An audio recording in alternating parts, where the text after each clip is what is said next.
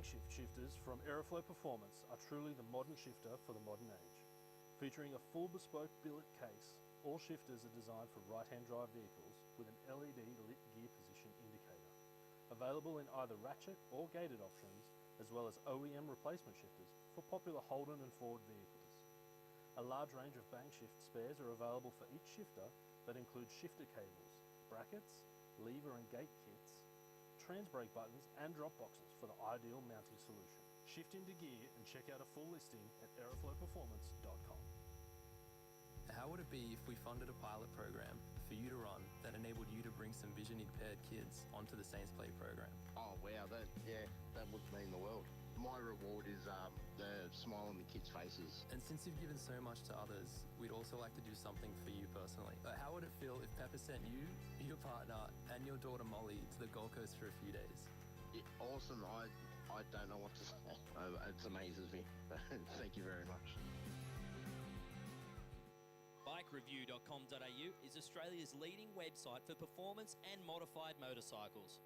BikeReview.com.au is the only motorcycle-focused website to feature motorcycle drag racing on a regular basis. And in the words of editor Jeff Ware, our involvement with Sydney Dragway is our way of putting back into one of our favourite sports. BikeReview.com.au. Bank said no to your home loan? Talk to us. Not a bank. Talk to Australia's real-life non-bank for home loans, car loans, personal loans. Pepper Money, the home of loan options.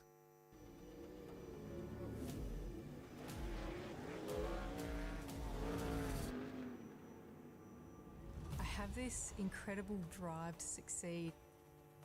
I've just got this ambition, I want to get on the podium. I think there's a lot of people that have an older mentality and don't think women belong in motorsport. And that's one thing I'd like to prove a lot of people wrong. It's you in the car and it's your ambition and your drive to win. As soon as that helmet goes on, that's it.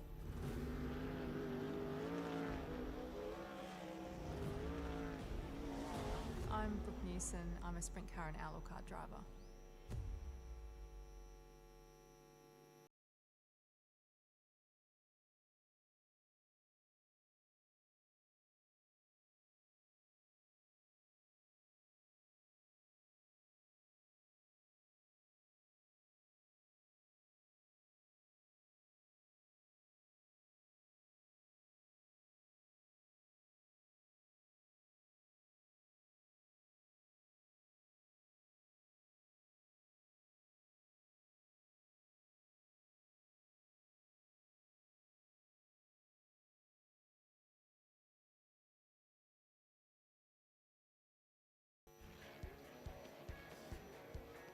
I've chosen to use VP racing fuels since I was a teenager racing motocross, which was 21 years ago now.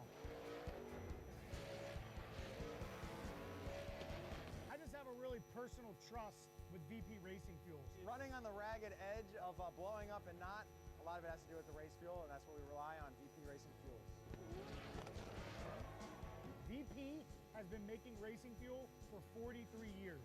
They're the official fuel of multiple top series globally. No matter where we are in the world, no matter what fuel we need, it's always consistent, it's always perfect and exactly what we're expecting and our tuners expecting. They support myself, my Drift Alliance bros, and for that, I'm extremely thankful.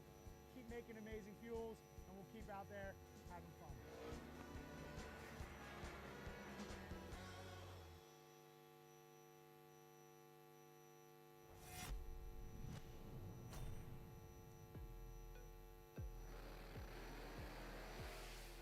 Drag racing is not just about the horsepower. There is also some cool science at play right here on the racetrack. These drag strips aren't just regular concrete. We treat it with a special kind of glue often referred to as traction compound. I usually twist my foot and it's This is designed to ramp up the traction of the track's surface. It's getting worse by the minute for us racers to go straight and fast.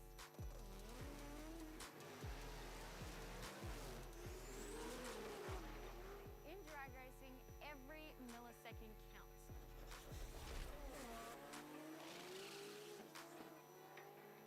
That's why the team teams adjust the car's setup to suit the track conditions.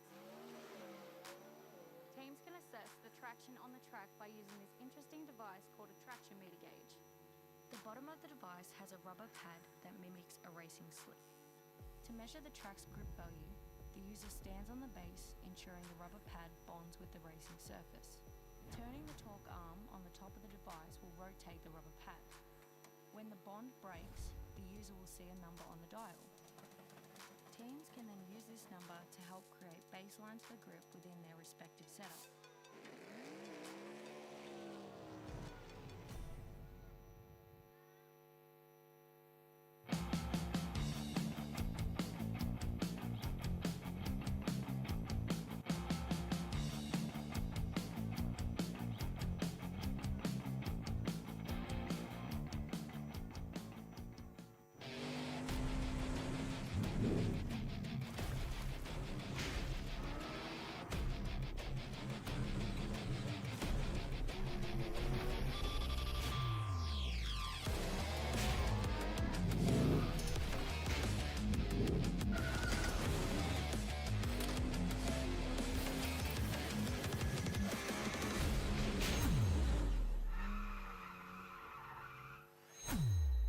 Putting a street car through to a race car, be sure to think of Aeroflow Performance. The ever-increasing range that started with just hose, fittings and fuel system components has grown to include boosted turbochargers, bang shift shifters, X-Pro ignition and electrical accessories, Bosch Motorsport products, fabrication parts, as well as driveline and engine components. With an exceptional distribution network and inventory, Aeroflow products are always within reach. With more to come in the future, be sure to keep an eye out at aeroflowperformance.com.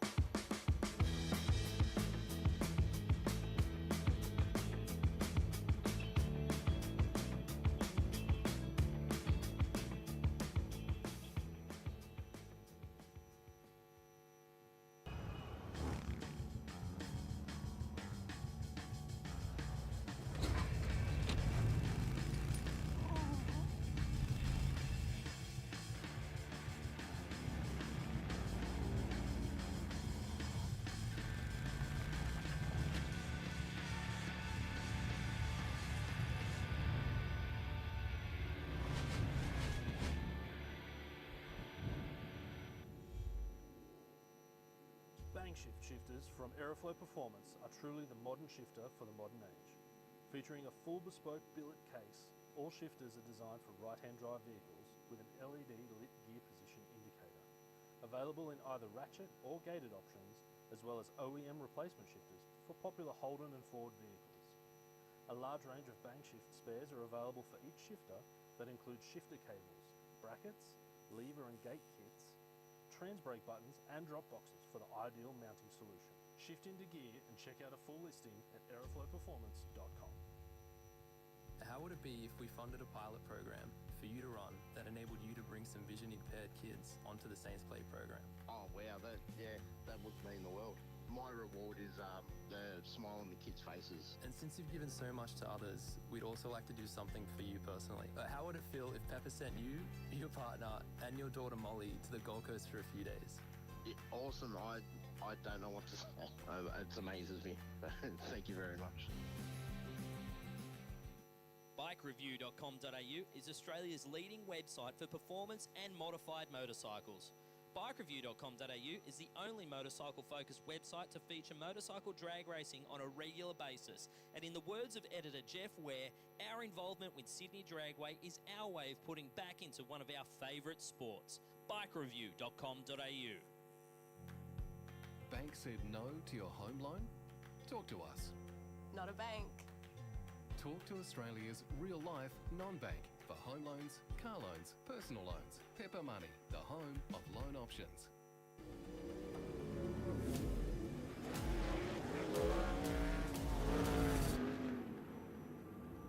I have this incredible drive to succeed.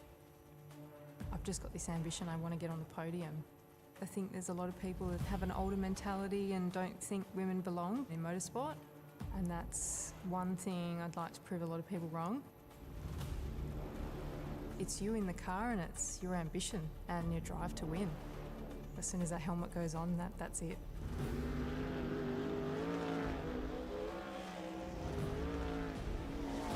I'm Brooke Newson. I'm a sprint car and outlaw kart driver.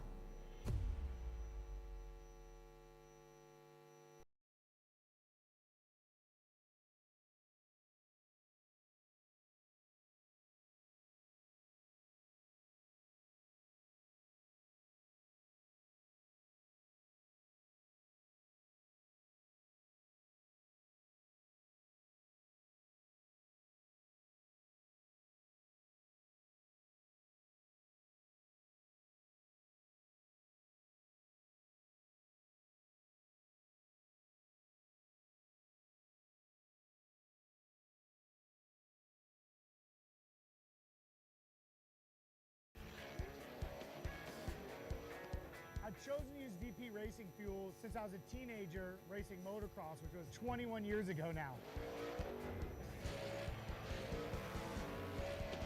I just have a really personal trust with VP racing fuels. Running on the ragged edge of blowing up and not, a lot of it has to do with the race fuel, and that's what we rely on, VP racing fuels.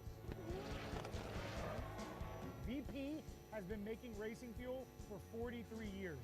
They're the official fuel of multiple top series globally. No matter where we are in the world, no matter what fuel we need, it's always consistent, it's always perfect and exactly what we're expecting and our tuners expecting. They support myself, my Drift Alliance bros, and for that, I'm extremely thankful. Keep making amazing fuels, and we'll keep out there having fun.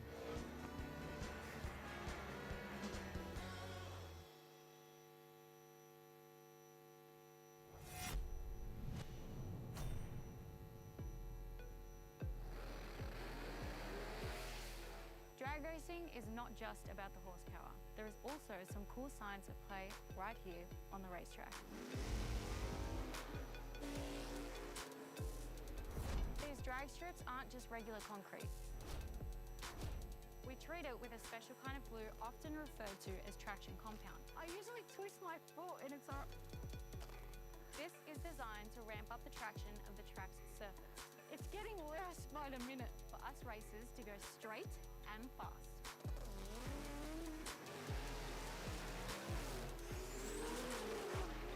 In drag racing, every millisecond counts.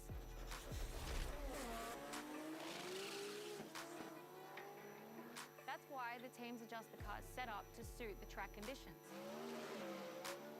Teams can assess the traction on the track by using this interesting device called a traction meter gauge. The bottom of the device has a rubber pad that mimics a racing slick. To measure the track's grip value, the user stands on the base, ensuring the rubber pad bonds with the racing surface. Turning the torque arm on the top of the device will rotate the rubber pad. When the bond breaks, the user will see a number on the dial. Teams can then use this number to help create baselines for grip within their respective setup.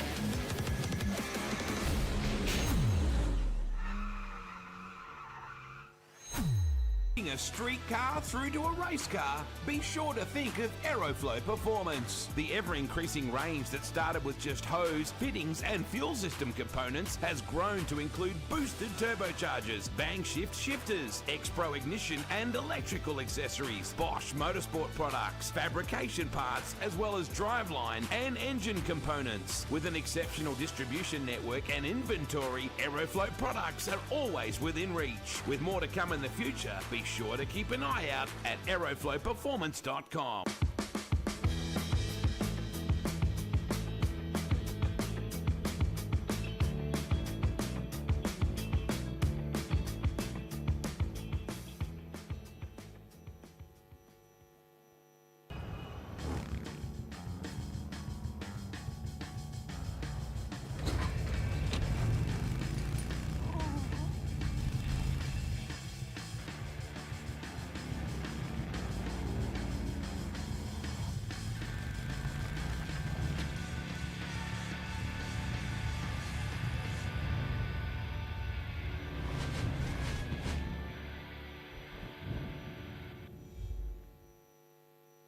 Bang shift shifters from Aeroflow Performance are truly the modern shifter for the modern age.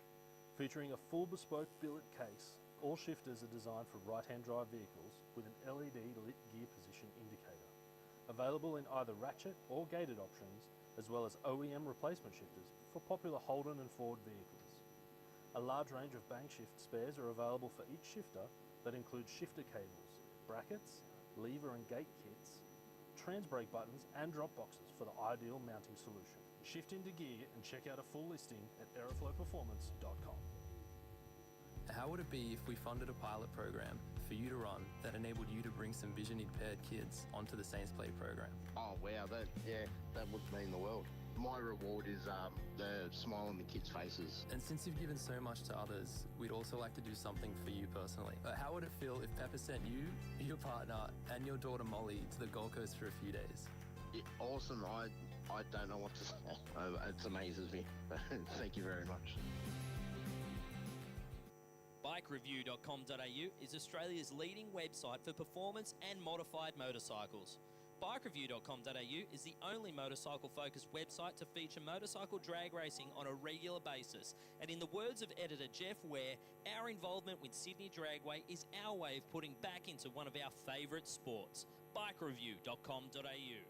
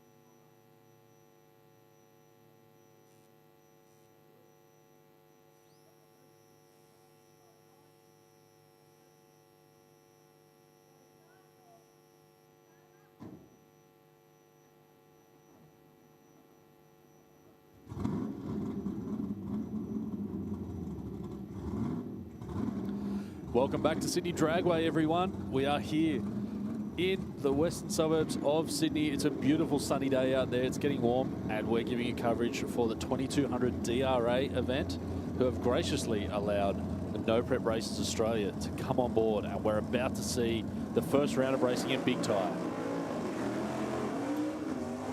Can hear the sounds of Nelson Granger in the lookout, Holden Ute, blown big block power, and Steve McAuliffe down there with the 69 Ford Capri, also big block power on board. These guys have had a few test runs, some qualifying runs earlier today, and everyone's just been getting their head around the setup, getting their head around the no prep surface here at Sydney Dragway. As you'll be able to see, unfortunately now you've got to look at my head. Thanks, Adam. But as you can see down on the track, when you go back to the live feed of the track, you'll see these big raw patches down the middle of the track, and it's basically, we've drugged the track this morning with the tractors, cleared everything off the top of it, make sure it's nice and clean, but then we haven't sprayed any VHT. So let's get back to this pair, because they're going to be an awesome race down here. Steve McAuliffe, Nelson Granger, big tyre, no prep racing, instant green. McAuliffe gets out first with the tyres in the air, and he's going to manage it. Granger looks like he's had a little bit of an issue. It's shut off. Jumped a little bit to the left there, but very clean pass for McAuliffe in the rocket lane. So it's great to see this no prep setup coming down. Johnny Abib and a bunch of the racers have gotten together to pull this off. Okay, yeah, Granger's had the car shut off on him, so he's going to be pushed off by the track team down there at the early exit gate. And then next guys down, we're going to have Rob Gallotta and Caleb Thomas, all the way from Tamworth, the Better Bar Racing guys. Once we get that gate closed back up there, the early exit, we'll get these guys through on their burnouts.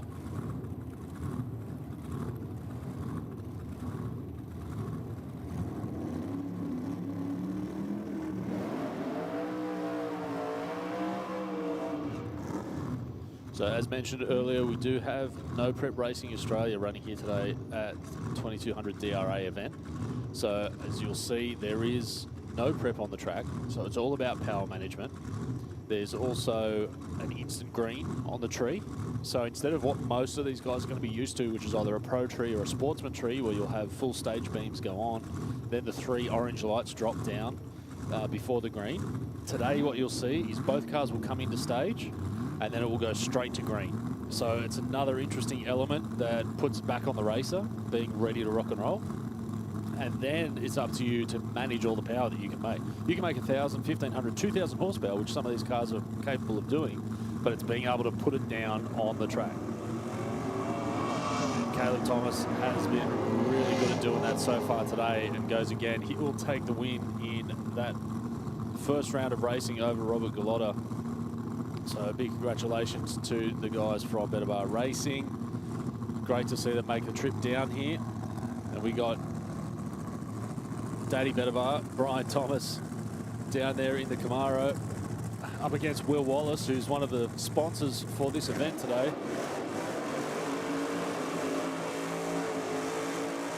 He's got that wild Tirana down there, Will Wallace. He's got a blown Chevy power underneath it. I think there's as many cubes as there are inches of wheelbase. But Will Wallace is behind the HVHM guys, Hunter Valley Heavy Maintenance. They are a big sponsor of the MPRA event today, putting their money where their mouth is, getting in behind the pot. Will's racing in big tyre, but he's also put money in for the pot for small tyre as well. So big effort from those guys. Had plenty of other contributors to this event, both for 2200 DRA and NPRA. Let's watch this pair come in. They're both edging towards the staging beams. You watch how quick this green comes on once they're both into stage. Brian Thomas did take home some silverware last night. A bit early on the gas for Will Wallace. He's handed the win to Brian Thomas, unfortunately. But a big win again for the Better Bar Racing team. So congratulations to those guys. As I mentioned, Brian Thomas was over the road with the Power Crews off street racing last night and did take home the bickies. So we'll see if he can't continue his form here today.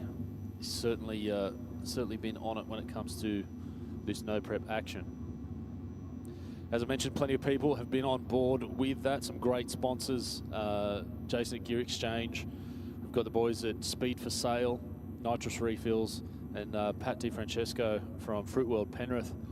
They've all contributed very generously to the pot for both big and small tyre in NPRA, and they've contributed two of those sponsors, Speed for Sale and Gear Exchange, have contributed generously to the 2200 DRA event. So next pairing here, Mark Daskalakis in that Tirana, spicy burnout from the LS powered Tori, and then we've got Elias Katsiaris down here in the Barra powered XD. It's a very healthy sounding Barra down there. That's been relatively quick today. They've been getting their heads around the no prep surface, which everyone has to. So it's certainly a few changes, but this is going to be some really exciting racing. You know, potentially some pedal fests. Just who can manage the power. So as you can see, there's a bit of back and forth between the two there, but it looks like the Ford will take the win in the rocket lane. So again, it's all about power management. How can you bring that power in? How can you can you put enough in to take enough out? It's a real level playing field when it comes to who's going to show up. It doesn't just mean the guy with the most power is going to win.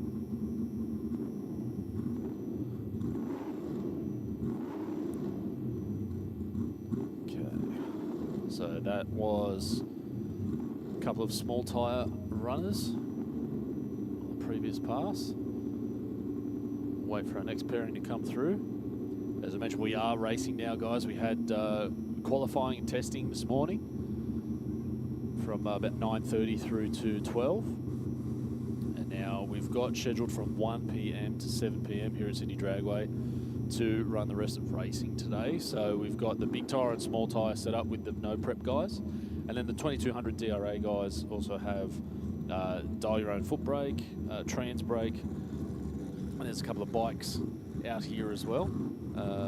So plenty of action here at Sydney Dragway, and we're really happy to have it on the live stream for everyone to follow along.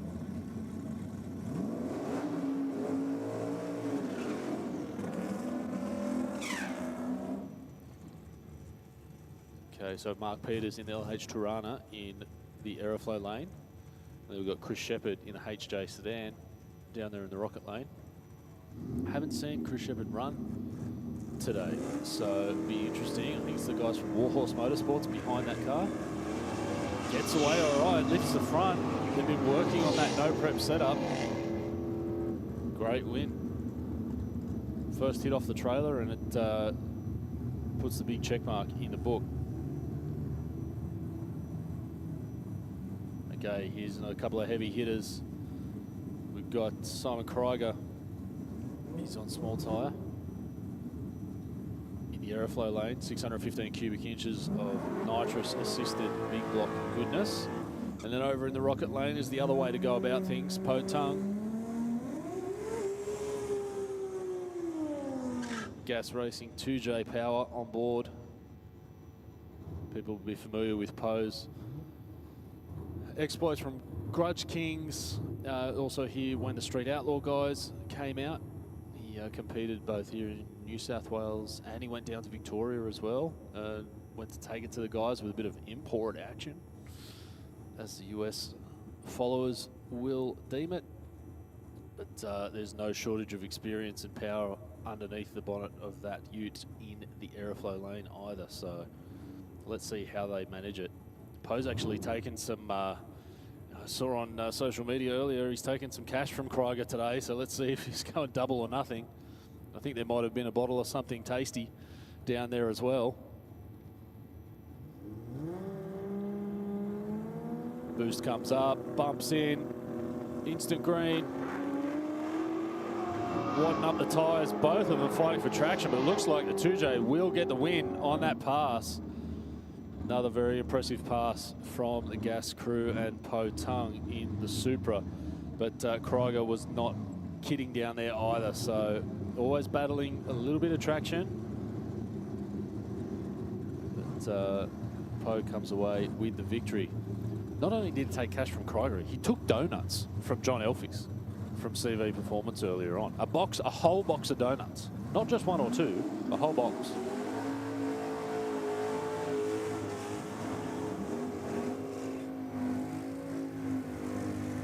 I think Po looked happier about the donuts than he did about the 500 cash from Krieger, so I don't blame him, to be honest. All right, speaking of John Elphys and CV Performance, they're back out here in the Rocket lane with the Commodore, again on small tyre. And we've got Adrian Morton in this beautiful Mustang in the Aeroflow lane. Really cool combination, 451 cubic inches, nitrous on board as well. He took a big swing at it earlier on and had a lot of steering to do. We'll call him a wheelman for his previous pass. He's pointing to the left a bit down there in that lane, so they might be just considering the way that the chassis is reacting. He's in full stage. Oh, he's just bumped through the light, which makes things a bit difficult. Oh, Elphys with a lot of wheel spin early on. And I a lot of limiter action. Morton seems like he's got his hands full when he's sending that car down the track. But Elfies will take the win on that one. A couple of cool cars that we don't normally see down here. Mark 1 Escort in the Aeroflow lane. Beautiful purple colour. And Dennis Saliba in the Rotten Olive. The Datsun down there in the Rocket lane. Barra powered. James Caltabiano, plenty of noise coming from that 454 LSX power plant in the front of the Escort.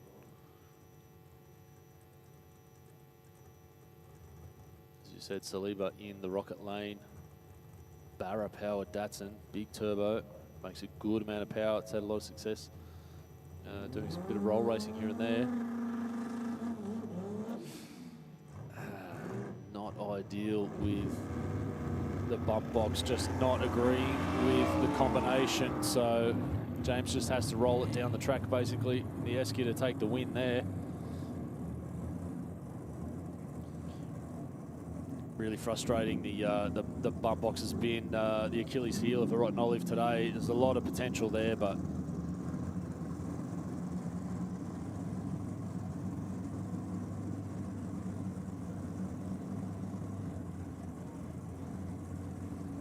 we'll see if they can't get it all figured out. Okay, Lippy Downer. No prep, small tyre. LJ Tirana. It's that Pro Stock hood scoop on the bonnet. We've got Nikola Maselkov in the XD Falcon. It's a very spicy Clevo on board with this Falcon.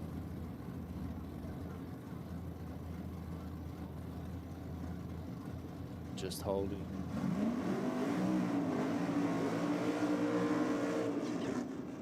Just waiting for the Datsun to make its way down around the big end of the track. It's not too far off from what I can see. Let's get Lippy and Nicola down. Yeah, a bit of a purge from Downer.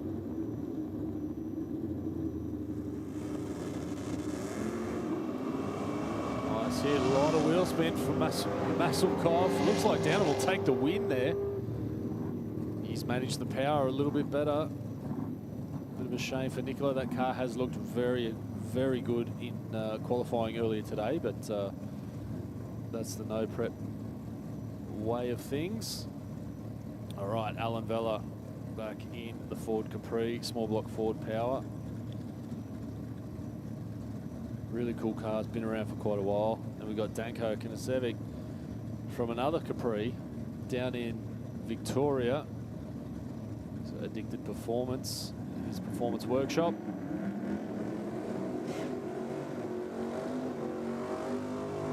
Both small block Ford, one turbo, one naturally aspirated. So again, we saw I think Danko's last pass in qualifying, and there was some power getting thrown to the ground in that car. So if they can manage it, this thing is going to be very fast. It's been extremely quick at previous events here at Sydney Dragway, traditional drag racing, but he's definitely getting his head around the no prep setup that we've got going on today. Bring up the boost, going to bump on in, get that instant green, see what's what. Crack of the tyre. Whoa, big bite out of the Kinasevic car. He's got to pedal it. Will it have enough at the big end? That is a wild ride for Danko Kinasevic in the Rocket lane. He managed to keep the nose in front of Alan Vella in the Aeroflow lane. Very impressive, significant amount of mile per hour on the big end there. All right, Paul Spatino, he's ended up with the bye run. So might take this opportunity to get a bit more data, have another hit. It has gotten a bit warmer out there, a few more degrees. The track surface is coming up.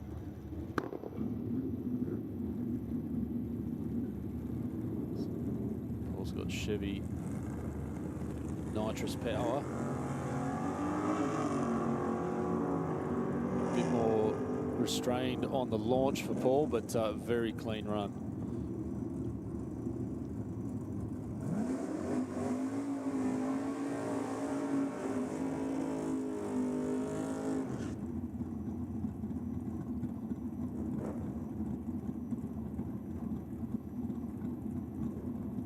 Okay, we can see Martin Stevenson down there in the drag van. Anyone that's been watching Sydney Dragway for the last couple of decades will be familiar with Martin and the van down there. He's obviously the man behind 2200 DRA. He's Power Plus Fuels, New South Wales. He's very committed. Shane Gillan-Christie, that LJ Tirana, every time it leaves the line, it wants to have a look at the centre. But he's got a nice, clean pass in that 6-0 bracket. He's towards the pointy end of that as well.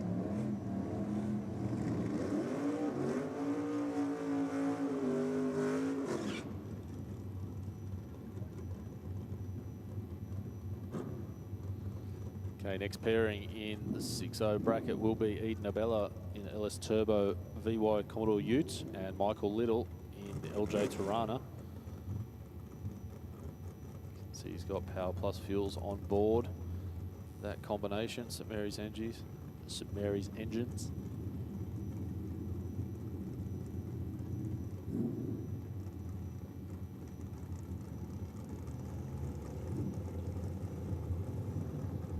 See Little just edging into full stage. Got that green.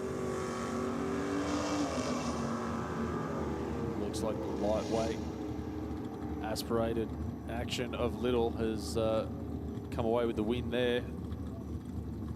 Abella was managing the power well, but just not enough in it.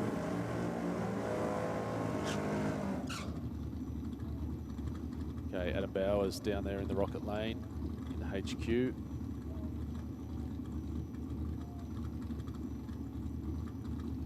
Some regular competitor here in the Super Street category at the Track Championships.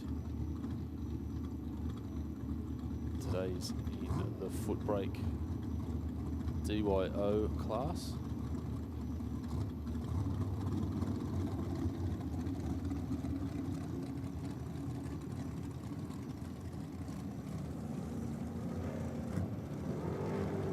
Data on the other racer in the Aeroflow lane. But,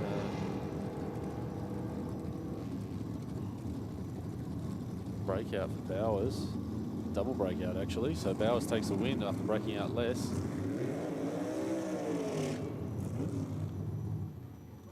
Next pairing in the trans brake category. We've got Sam Campbell in the XD Falcon, known as Wrecker. He's got all of that tyre hanging out the guards. I love it. And CJ Davies down there in the fed up front engine dragster.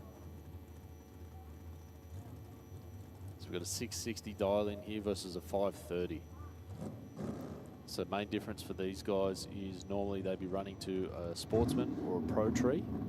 Still dial in, but we've got the instant green and no prep on the track. So just a little bit different. A few adjustments need to be made for them.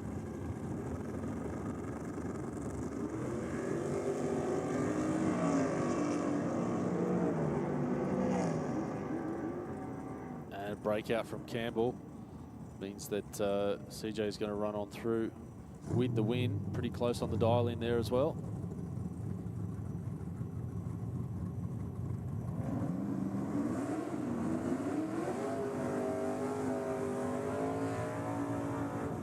Jim Bruce in the HQ Ute LS2 Turbo power plant up against Wayne Burke in the Cortina. So again, back to foot brake category for these guys. You will see the categories mixed up a little bit, but it's not the end of the world because the timing's the same. It's just whether or not the competitors are using a foot brake or a trans brake to release the car from the line. So we can run the pairing sort of as they present into the lanes, basically. Bruce bumped in, he's got some boost building. The green, bit of a hop from the tyres. Will it have the mile per hour? Looks like Wayne Berg left too early. So he has gifted the win to Jim Bruce, who was on a decent pass down there, so Wayne Burke will be upset with himself.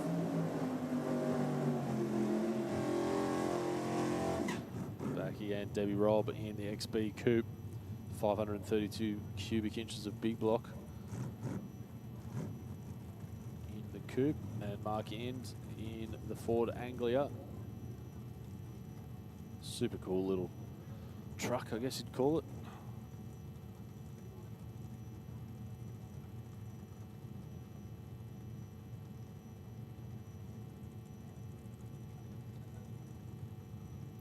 I think the Anglia is about as tall as the XB is wide. So, interesting combination. Debbie gets away. Pretty decent. She's broken out. I don't think that dial-in was correct. I think they put a 960, a quarter mile dial-in for the 8th mile. That's a bit of a shame with that one, but yeah, it is a bit of a learning curve, this event today, because we are running a little differently to what a lot of these races would be used to. Only covering the 8th mile as opposed to the quarter. Next pairing through here, we've got Peter Brown, his big block powered dragster. Looks like will be a single pass. Pete's been pretty well on the money all day today in his qualifying passes. And judging by the dial-in of a 496, he knows exactly where he's going. So Jeff Alston in that great looking Camaro, they've held him back. Looks like maybe the car didn't want to fire.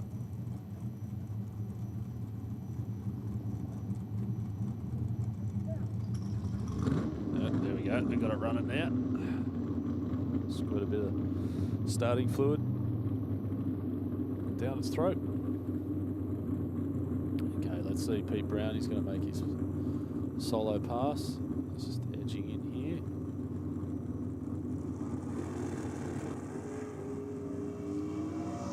Another clean pass from the dragster, as we've seen pretty much all day, but he goes a little quick.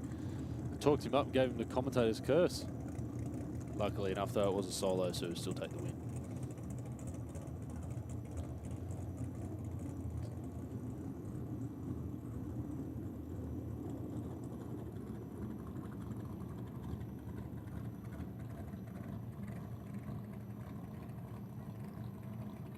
Just getting timing sorted out here because the Camaro's bumped back on pairing. Sean McPherson in the Ford Prefect. Super cool little car down there. LS Power in the front of it. And we've got David Hutchin in the Ford T-Bucket. Both been making pretty reasonable passes today. Hear the bite of the tyres in that T-Bucket after the burnout. Certainly make that car work well.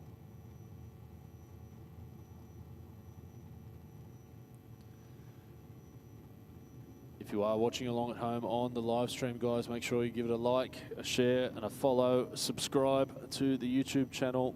Share those streams if you're on social media as well. Get them out there. We want more people to get their eyes on these dedicated races that you can see out here from 2200 DRA and No Prep Racing Australia. They've come here, they've committed, they've put their money where their mouth is to get this event off the ground. We can't wait to see more of this thing. So, and if you're liking what you're seeing, this type of racing and these cars and the combinations that we've seen out here, then let us know. Let the guys know. Make sure, you know, the relevant parties, 2200 DRA and NPRA, hear from you to say that you're enjoying it. Even if there's, you know, constructive criticism for anything out there. Feedback's good. Okay, McPherson takes the win there, a 721 on a 710 dial-in. Beating out David Hutchin on the reaction time with a 588 on 580. Next pairing, Warwick go. Jeep Trackhawk in the Aeroflow lane. Kevin Price in the HX Wagon. Hunter's Bull Pit. A lot of people are probably my age and older will know what that references to. Unfortunately, Warwick has gone through and left a cherry on the tree, so we'll hand the win to Kevin Price. He runs 7.666 on a 760 dial-in, so it's going to be hard to beat either way.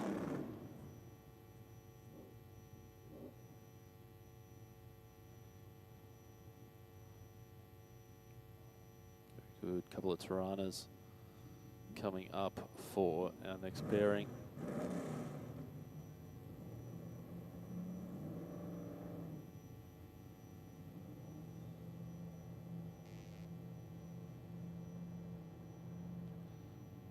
Just going to get those two previous cars down around onto the return road.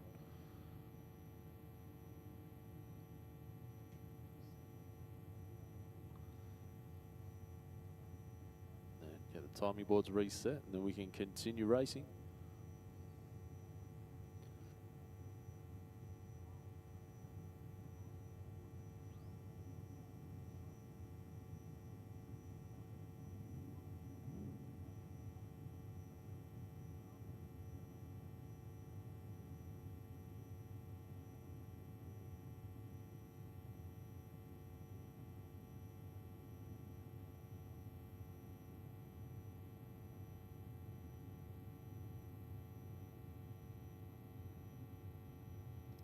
Here we are ready to keep going. Dale Ludlow in the Tirana in the Aeroflow lane. Alan Osti in the Tirana in the Rocket lane. Small block Chevy versus LS1 Power. We've got a 796 to a 710. So it's going to be close here. Ooh, looks like Osti's car wasn't too happy down there. It's a long way off. Bit too much idling sitting around, maybe waiting for the timing gear. But nonetheless, Ludlow will take the win on that one. Next pairing in foot brake, we've got Craig Warren in the VN Commodore and Ashley Vincent in the VE Commodore. Old school, new school. With a pair of V6 engines on board. While everyone loves big blown V8s and nitrous guns and big turbos and all that sort of thing, this pairing is actually a great example of how you can come to the drag racing, to the drag strip. You can take part in drag racing without a huge budget. These are regular street cars. You drive either one of those to work on Monday morning, turn the air conditioning on, cruise along in comfort, and then when it comes to Saturday, you can come on down here, jump off the highway, turn into Sydney Dragway off Ferris Road, and go racing. So you don't have to be intimidated by some of all these wild and super impressive builds that have obviously got a lot of coin spent on them. You can come out and you can enter into a class that suits what you've got.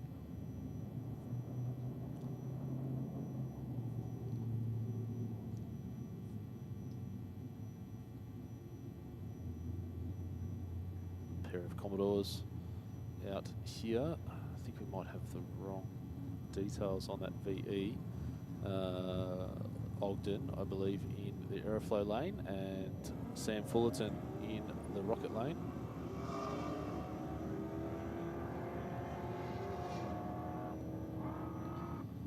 Yeah, the win will go to Fullerton. He's got a 741 on a 736 dial-in. Beats out. Close margin of victory, 400s. Okay, Joel Lucas back here in the XF Ute with Barra Power on board, up against Stephen Bryce in the XB Falcon 4-door. Lucas has been doing pretty well earlier today. He's been managing that power nicely.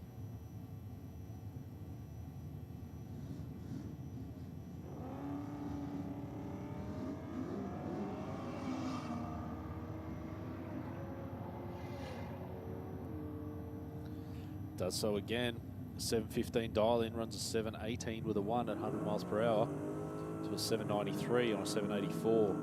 So again, a close margin of victory, but a win is a win. Okay, Joe Selby, the XY Falcon, up against Steve Davies in HJ Holden.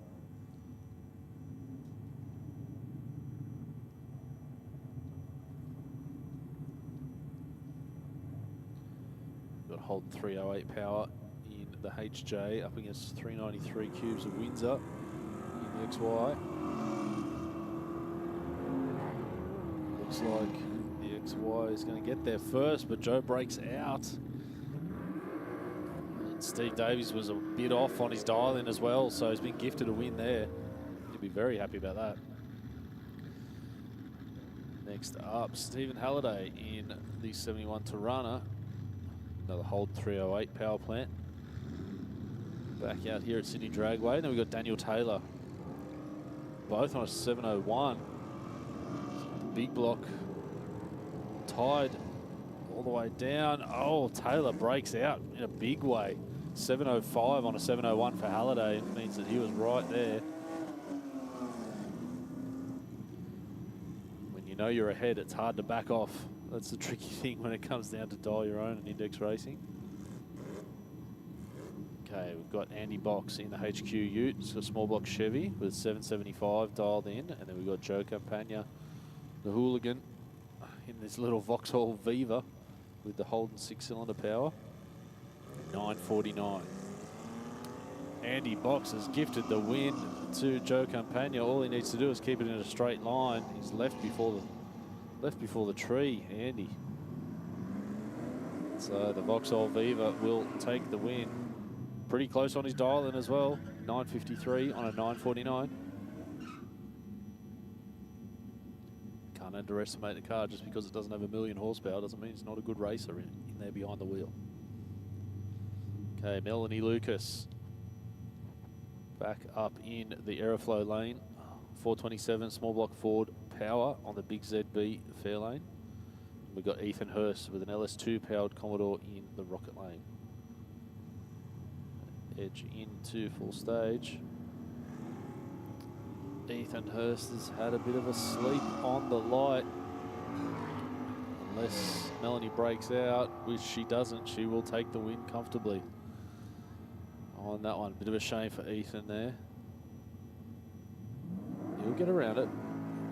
He'll figure it out. All right, Mark Elborn in the Power Plus Fuels backed HQ Ute, the 253 power plant. Then we got Stewie Howe, who normally will run a HQ Ute, but today he's got the family wagon out, the Territory. Looks like we might have a little bit of something up in the deep end of the track in the braking area.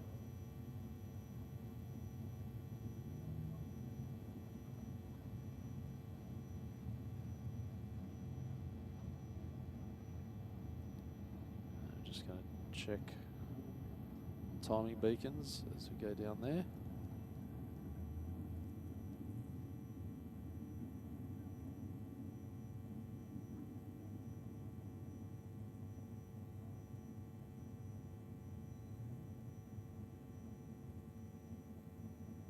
Just double checking.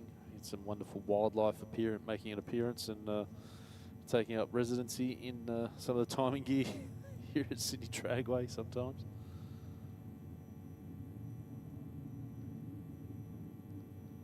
Looks like we're all good to go. We'll get Mark Elborn and Stuart Howe up into the staging beams. We've got an 804 for Elborn, a 1070 for Howe.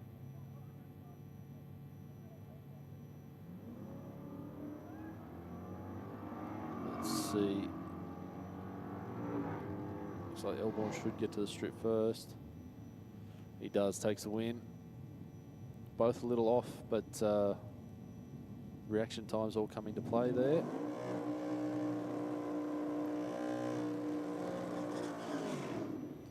Okay, Alan Stevenson in Tirana. 738 dial in with 308 powered Tirana.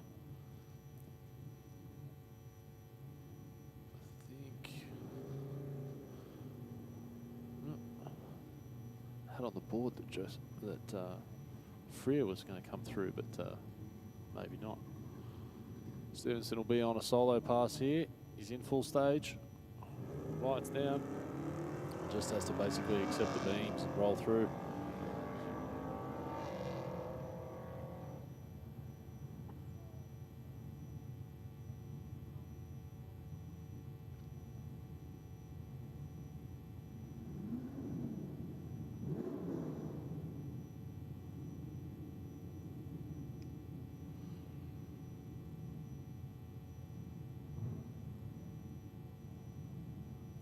Beautiful 32 coupe back out here from Troy Rolls.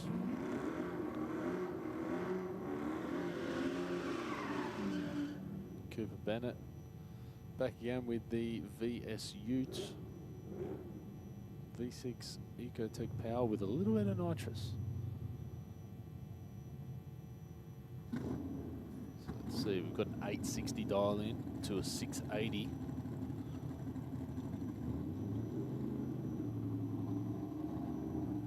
Trans brake versus foot brake. Okay.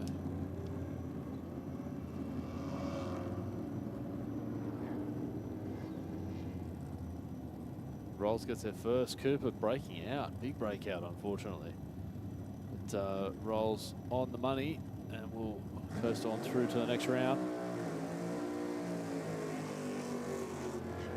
Paul Galea in that insane Porsche 928. I love the sound that that thing makes. The injection trumpets almost up to the roofline. That heavily modified Porsche. And then Ian Austin in the LJ Tirana in the Rocket Lane. Both in stage. Ian Austin, big twist and a kick off the line. Galea like a bat out of hell. Gonna get on down there. It looks like Austin gets the win. Gets there first. Has the reaction time. 200s. Margin of victory. Okay. I'll move on. Next pairing, Jake Muller in the VX Commodore up against Liz Close in the BA Ute. Close with a 950 dial in, and Muller with a 740. And don't forget, this is 8 Mile racing, guys. So we're not seeing a LS1 powered VX planning on running a 740 in the quarter.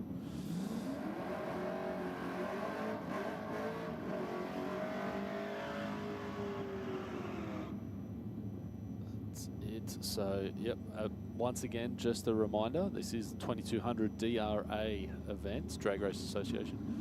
And in partnership, we also have the No Prep Races Australia, their first time here at Sydney Dragway. I think, if I'm not mistaken, it's the very first time a no prep style event has been allowed here at Sydney Dragway, which is awesome to see.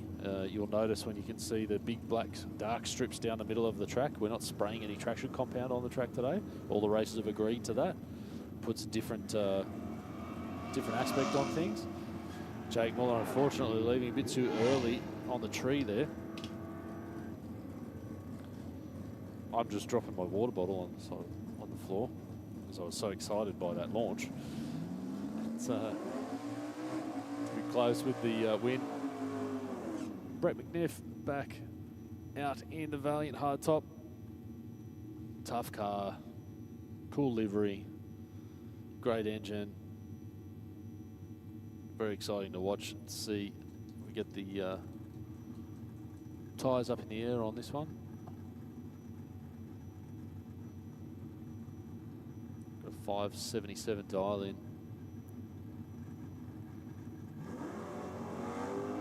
Tyres up. They've crossed a 576 with a 4 on a 77 dial in, so we'll still take the win being a solo pass, but good bit of data. He's close on the dial in. They'll go back and make an adjustment on that. All right, across into some two-wheeled action again with the motorcycle category here for 2200 DRA. Gareth Wilcox from Cessnock in New South Wales on the ZX14 Kawasaki. And then Mark Ackers on the Kawasaki GPZ 1100.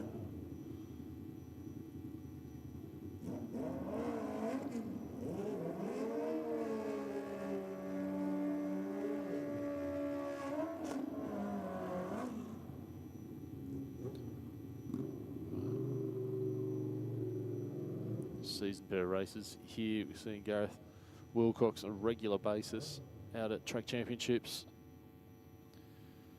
He's on board with the Digger Motorsports crew, Team Digger. Great bunch of guys that are supporting veterans from our armed forces. So Acker's out in front. He's got a 690 dial in. He's going to run a 7.0, but he's going to hand that win to Gareth Wilcox with 679 with a 3 on a 650 dial.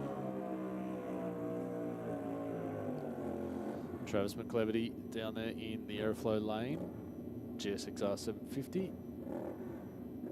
And then we've got Albie Davidson, who's one of the main men behind Team Digger and Digger Motorsport.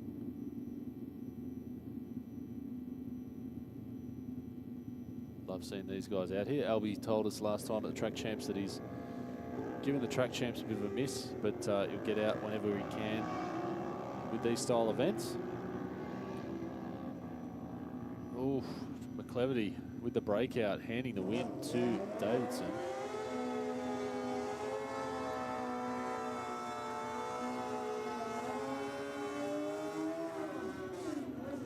You can hear the scream of that Yamaha R6 down there of Adrian Watson. It's got all of the RPM involved. Michael Riches pulls up in the Suzuki Hayabusa. So a big difference when you see these bikes leave the line. We've got a 570 to a 7-second dial in. So that means Adrian's going to leave before Michael here.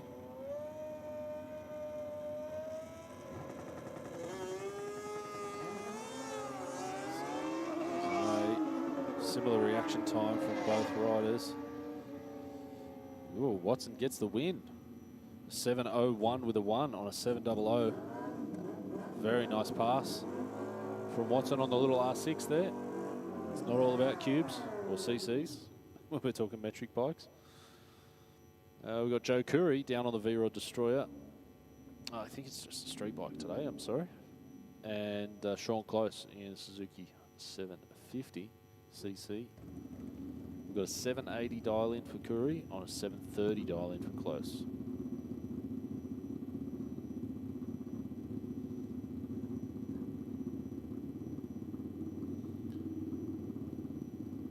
Close is in the stage now. Close has an advantage on the reaction time. It's close down the track. Close does get the win. 751 on 730 dial in to 786 at 7/10.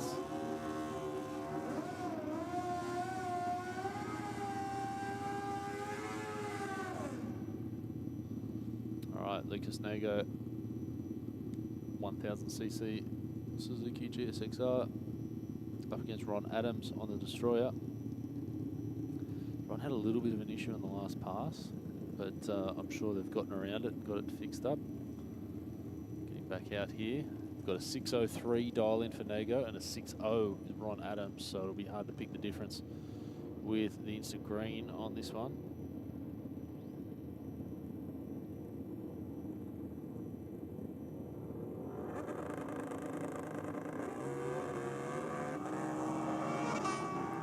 Gets away cleanly. He's definitely going to lead the way there, but a big breakout from Adams hands the win to Lucas Nago. I think Ron might have just enjoyed the way that that run was feeling and stayed right into it.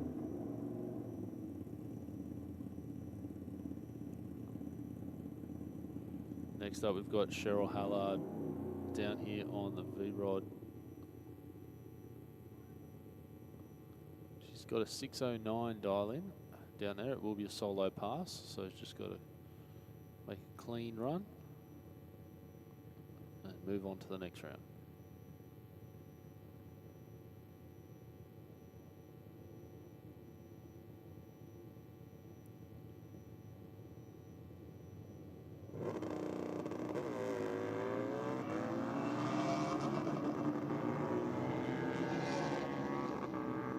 .607 with a 5 on the dial in and a bit of a miss shift down there for Cheryl. So I think the short track was probably a little bit better than she was expecting down there, which is good to see some progress happening for Cheryl, running faster. But nonetheless, as we mentioned, it is a solo pass, so she'll take the win and move on to the next round.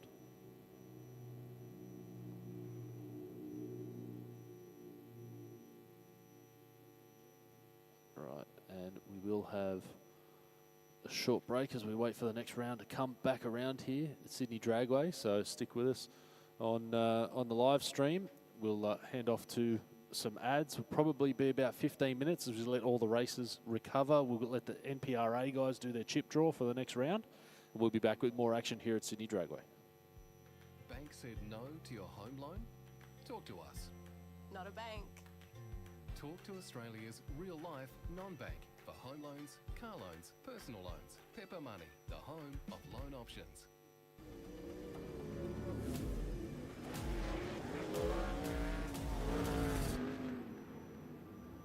I have this incredible drive to succeed. I've just got this ambition, I want to get on the podium. I think there's a lot of people that have an older mentality and don't think women belong in motorsport. And that's one thing I'd like to prove a lot of people wrong. It's you in the car and it's your ambition and your drive to win. As soon as that helmet goes on, that's it.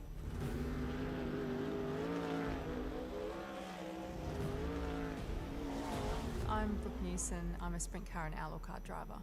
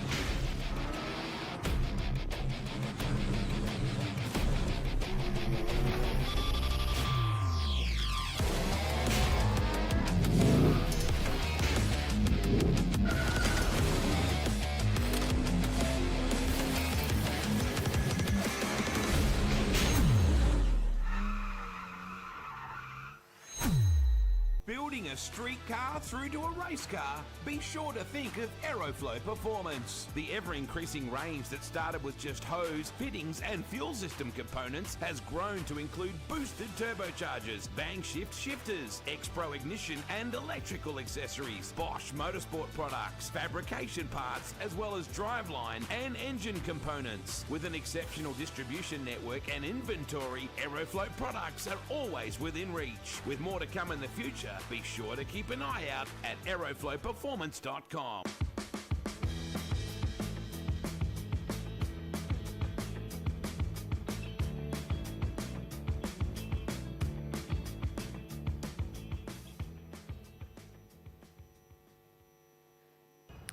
All right, and welcome back to Sydney Dragway, a 2200 DRA and NPRA event here today.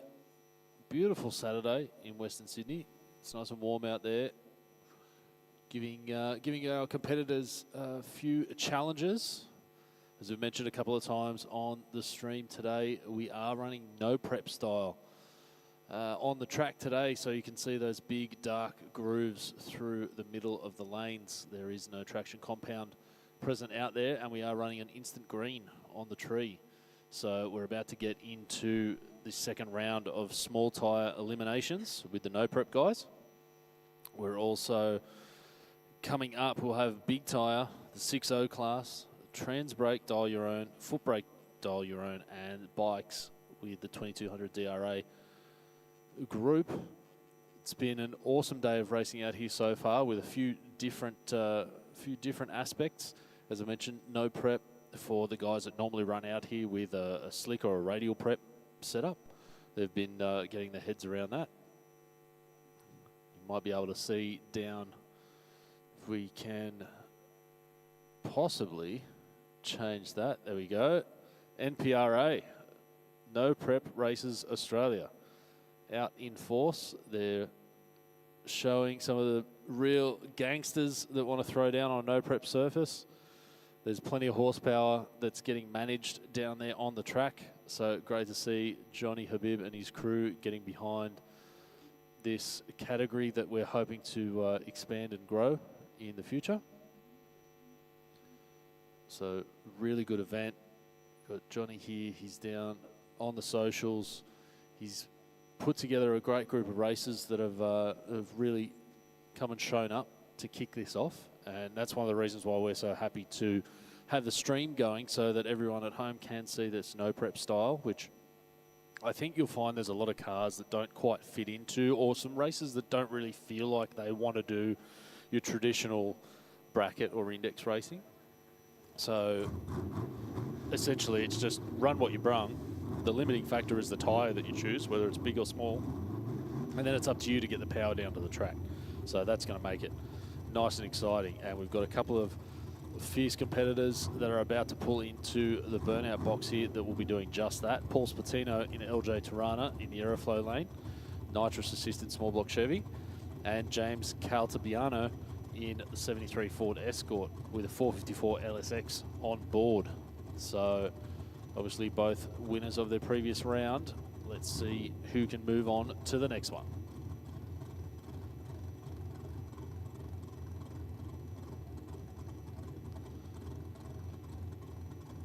We should also mention another big thank you to sponsors of all of the races today. So Power Plus Fuels, New South Wales, of course, with 2200 DRA. James Gear Exchange Services, who has backed both of the categories today, 2200 and NPRA. Also Speed for Sale, nitrous refills. Mick and Nathan have gotten on board with that. They've contributed to the pot for the NPRA guys and for 2200. We've got Pat DiFrancesco from Fruit World Penrith, who has contributed to the pot for NPRA. So plenty of people jumping on board there. Everyone's put their hand in their pocket, put the money where their mouth is. So we can all go racing and do something a little bit different. We've got real cars down here, steel body cars. There's no pro mods. Small tyres, obviously a pretty big field, but there's some absolute animals in the big tyre.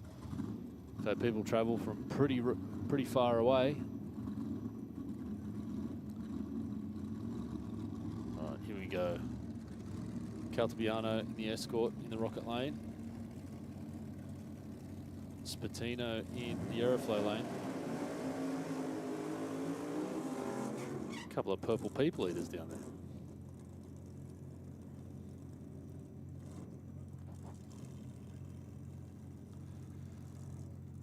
As we mentioned earlier, today it really is a run what you brung sort of situation, so it doesn't really matter what the engine is that you've got, it doesn't really matter the style of car. Both hit stage. Spatino gets the hit. There's a little bit of wheel spin from both. This is a close race, tied at the hip all the way down. Caltabiano gets the win. Five just dips under the sixes to a 6:17 for Spatino. Great race down there, and big congratulations to the Caltabiano guys. The crew is pumped up. Next pairing, Ilias Katsiaris in the Ford XD with Barra Power, and Danko Kinasevic. He's come up from Hallam in Victoria.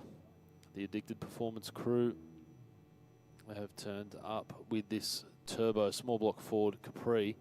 He's an absolute animal. He had his hands full in the last pass, battling some traction and whatnot. It's a very fine line, trying to figure out how much to take out, how much to leave in, how fast to bring it in.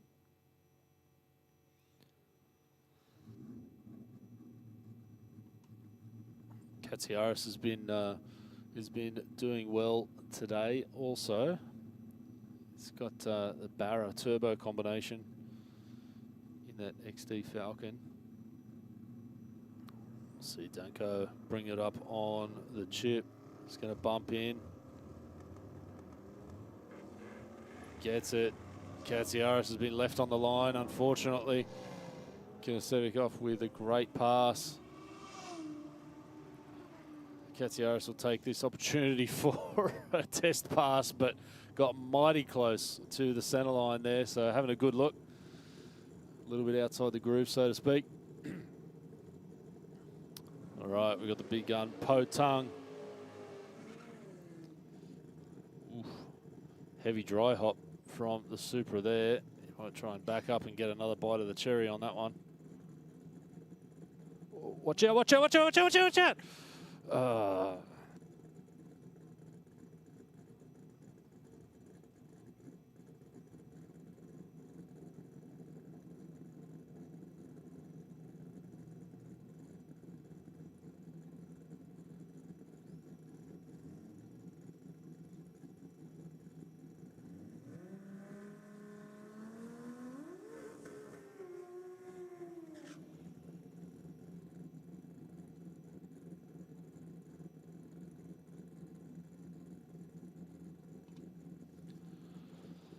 All right, Po Tung back in the Supra.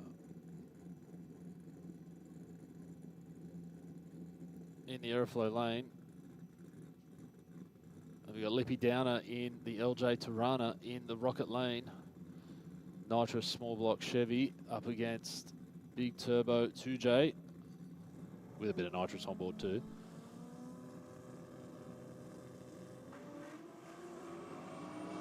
Bit of wheel speed from both cars there. That's a good race. Looks like Po Tung will take the win again. Moving on.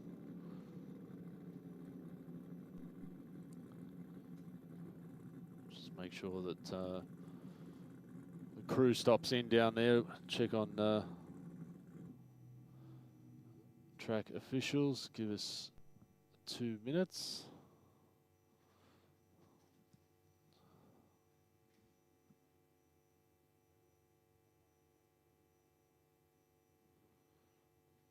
Just organising some of the next races, so we're just going to jump across to some ads, but we'll be right back with the rest of round 2 here at PRA and 2200 DRA.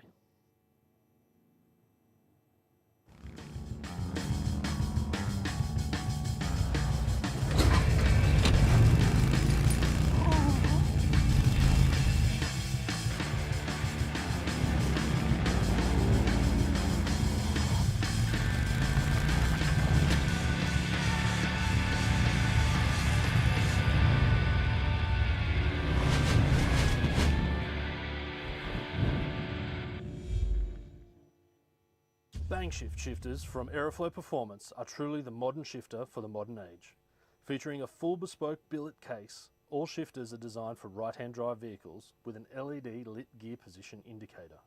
Available in either ratchet or gated options, as well as OEM replacement shifters for popular Holden and Ford vehicles. A large range of Bang Shift spares are available for each shifter that includes shifter cables, brackets, lever and gate kits, trans brake buttons and drop boxes for the ideal mounting solution. Shift into gear and check out a full listing at aeroflowperformance.com. How would it be if we funded a pilot program for you to run that enabled you to bring some vision impaired kids onto the Saints Play program? Oh wow, that would mean the world.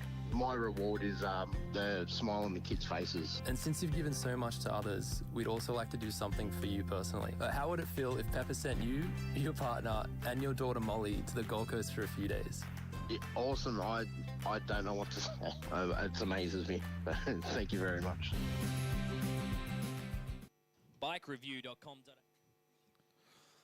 Okay, next pairing coming up. Looks like we've got John Elfies down there in the VT Commodore, and then we'll have Chris Shepherd in the HJ sedan.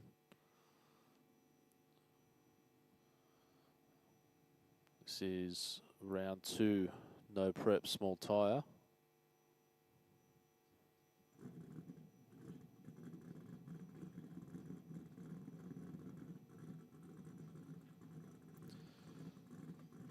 So should have both races moving forward. Yep, there we go.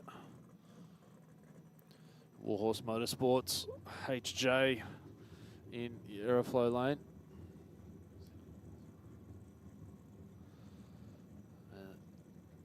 CV Performance Commodore in the Rocket lane.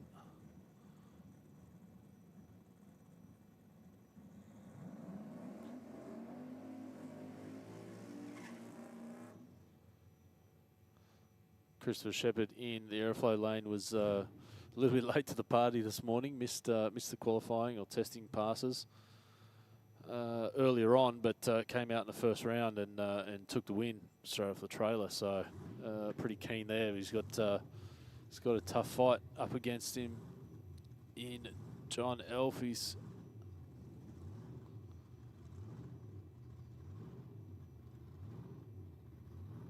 No shortage of horsepower available in either combination, I believe. Well over 1,000 horsepower in both. But as we've been saying all day, the key to no prep is managing all of that power. Both bumped in, deep stage for Elfies. Looks like Shepherd's out at the moment. He's steering the thing. Elfies gets the win though. Nicely run, a lot of power on board. Chris Shepherd had his hands full trying to keep that thing in the middle of the track. So great race there. Caleb Thomas in the Chevy Camaro, Better Bar Racing. He's got the buy on this pass, so they're going to take the data. You should never give up the opportunity to get some data when you're talking about no prep racing. Track's constantly evolving. The air is changing. Temperature up and down. So you need to get as much as you can. He's got the big tyre under that 400 cube big block Chevy.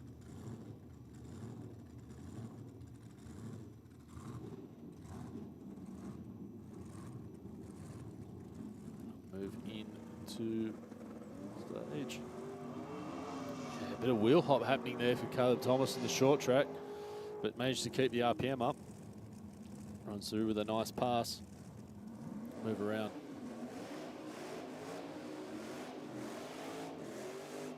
See Big Daddy Brian Thomas down there. He's the other half of the Better Bar Racing crew. And Steve McAuliffe in the Ford Capri in the Rocket lane. Really well presented big block powered unit.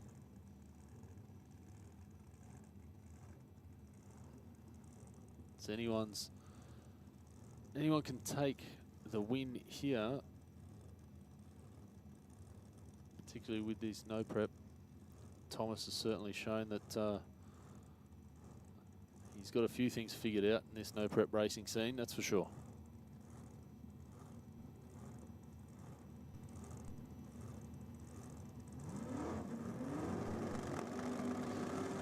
Real early leave for McAuliffe, unfortunately, hands the win. Ooh, had something come off that car as well. Luckily, didn't interfere with Thomas's pass. So, even though he was gifted the win, Thomas didn't miss the opportunity to send it. So good pass. We'll get that bit of debris cleaned up there. I think it might be similar colour to that Capri that just went down the track. Part of the exhaust, no doubt.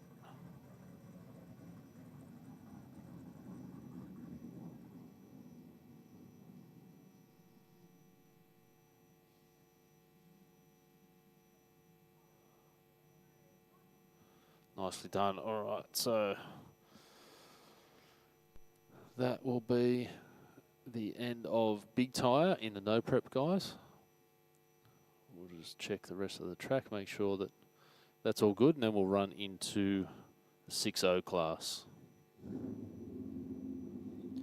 So round 2 of racing here at the 2200 DRA. Chicago shootout style race, but with an instant green.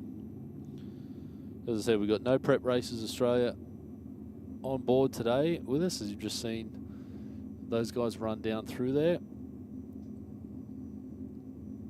which is very generous of the 2200 DRA guys to allow those guys to be involved today.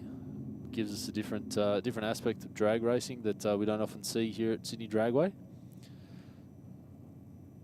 And we've got Eden Abella in the LS Turbo powered ute and Martin Stevenson in the Power Plus Fuels drag van. Martin really one of the driving forces behind 2200 DRA, organiser of this event. So had a bit of figuring out to do traction wise earlier today. Both of these races have. Looks like they've got their heads around it this time. This will be a close one. I think you might find that the ute gets there first, and it does. Eden Abella takes the win in round 2 over Stevenson in the drag van.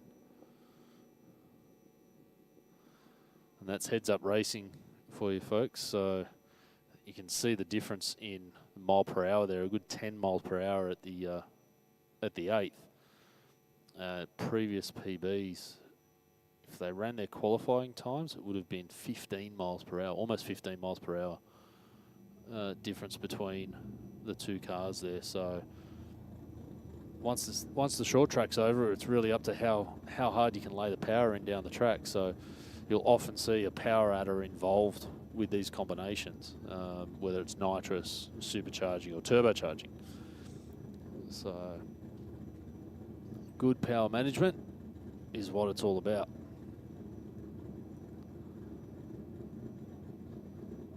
Okay, you can see the HM support truck down there. Hunter Valley Heavy Maintenance.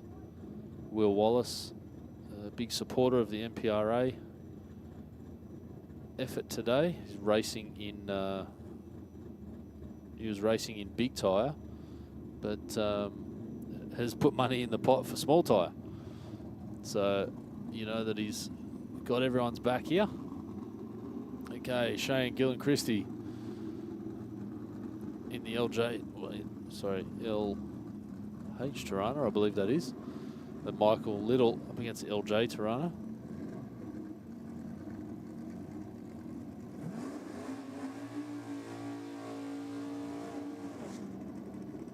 Shane in the black Tirana has had his hands full on the launch today. Solid little burnout for Michael Little. He's made his way down from Forbes in New South Wales.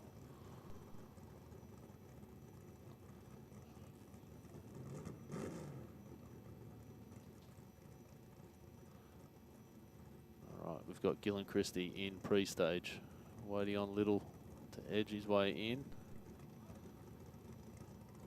Gonna bump in. Remember, we're instant green, so no orange lights first.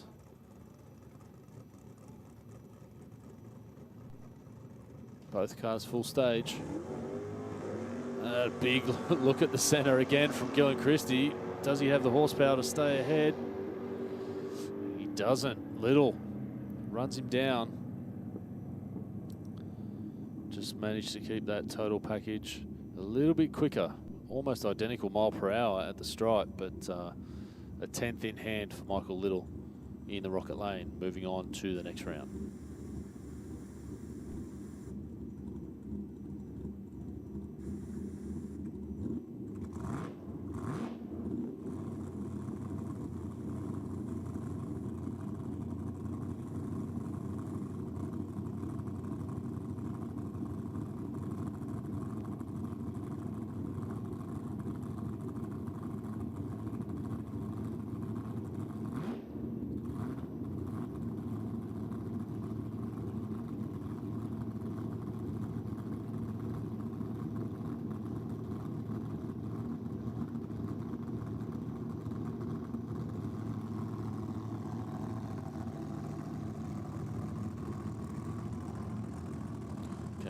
Another pass for Big Tyre. This might be some grudge racing happening here. Which is cool to see. Luckily, we've been managing time really well. The races have been here where they need to and getting through the passes. So these guys come down and spend good money to get here to Sydney Dragway. We want to give them all the opportunity that they can to make some passes on this track that we've got down here in this beautiful facility. So let's see, Will Wallace can make a cool lick in the Tirana. Appropriate number plate on there, never late. with that combination, I can't imagine you would be.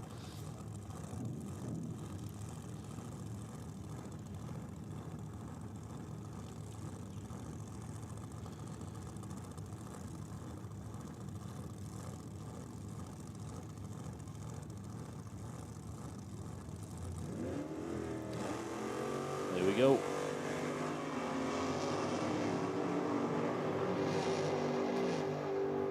Pretty tidy pass from Wallace there in the Rocket Lane. So managed to run through full power in the 8th, which was good to see.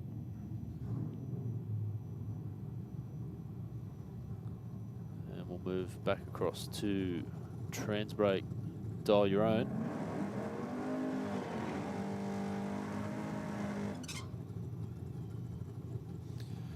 Sean McPherson back out in the Ford Prefect, and Andrew Heinrich in that nitrous-assisted Holden 308 VP Commodore, I think it is, VN, excuse me.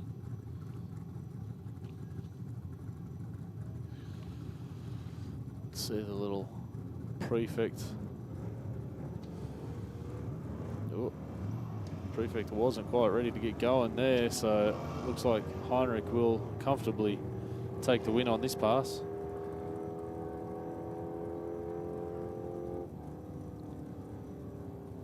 See Adam Bowers in the Aeroflow lane. Let's get the HQ Holden back out again, and Mark Ind in the Ford Anglia.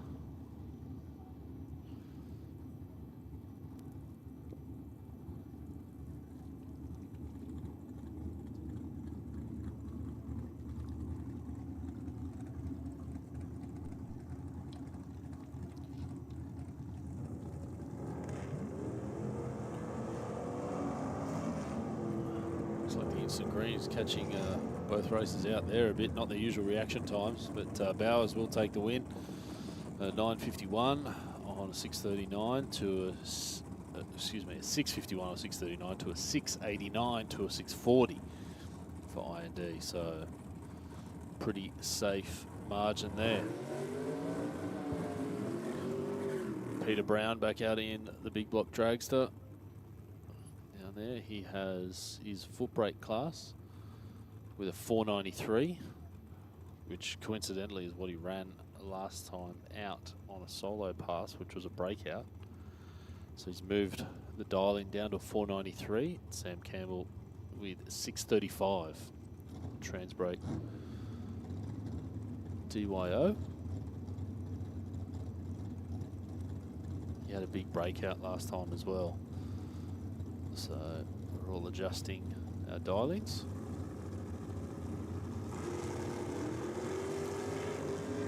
Stays away. Lee Brown is on a mission pretty comfortably with 498 with a 3 to a 637. Reaction time was a lot to do with it there.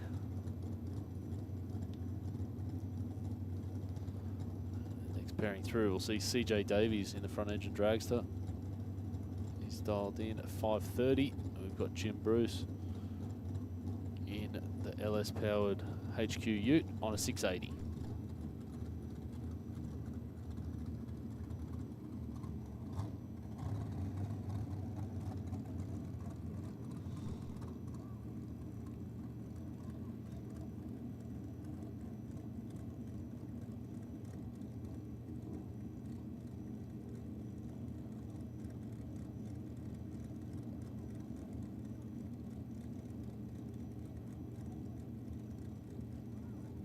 Waiting on Jim Bruce to come into the burnout box. Nope, looks like they might have had a bit of an issue there, so they're going to send CJ on a solo.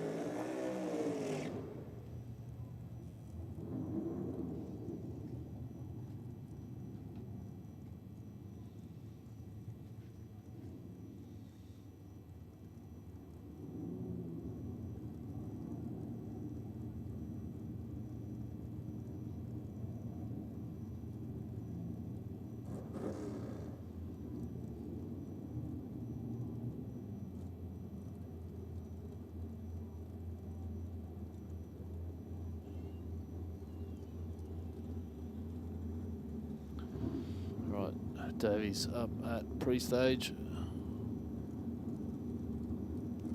Full stage. He's going to go on a solo, so he does take the win.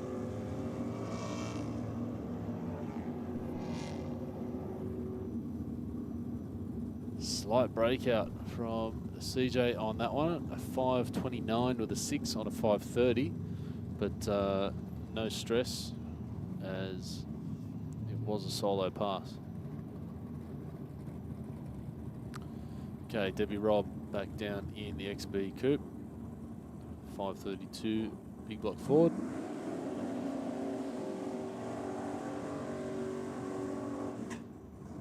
And we've got Wayne Burke. That 408 Windsor powered Cortina.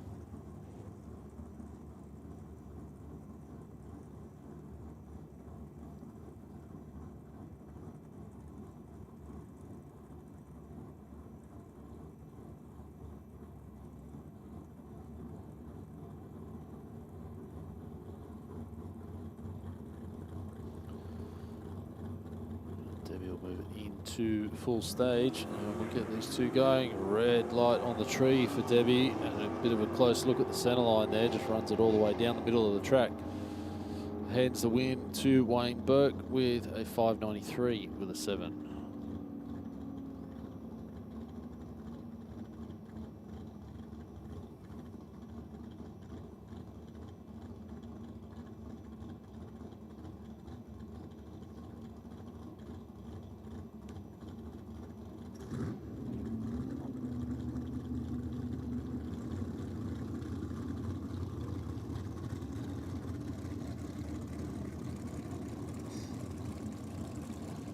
Next up, we've got Jeff Alston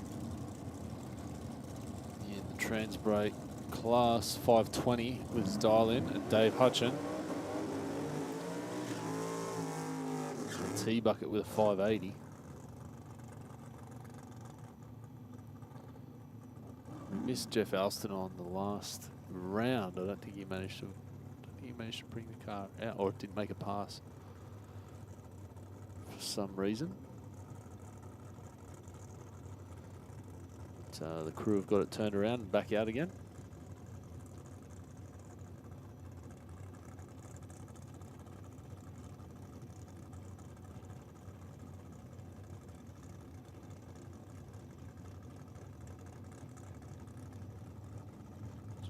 Hutchin to get the car back in forward gear and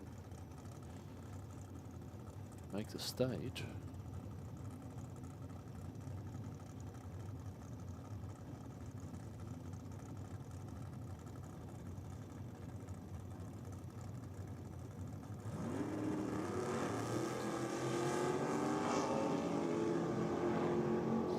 Close at the stripe there, but Alston does get it 530 with a 5 on the 520 to a 590 with a 4 on a 580.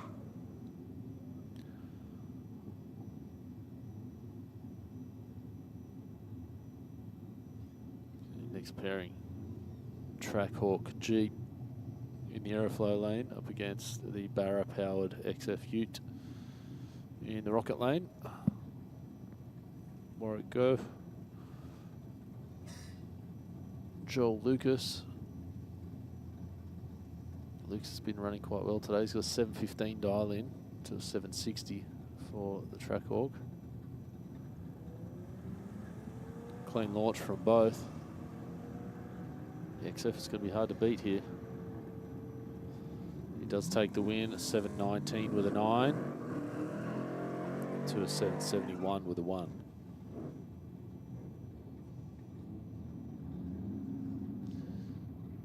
Now we've got Kevin Price and Steve Halliday, both in the foot brake class. We've got a 760 to a 701, so you'll see Price leave early.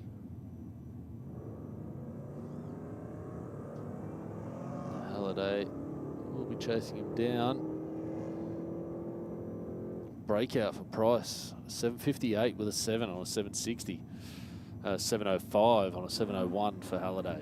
So nice pass for Halliday there. Bit of frustration for Kevin Price.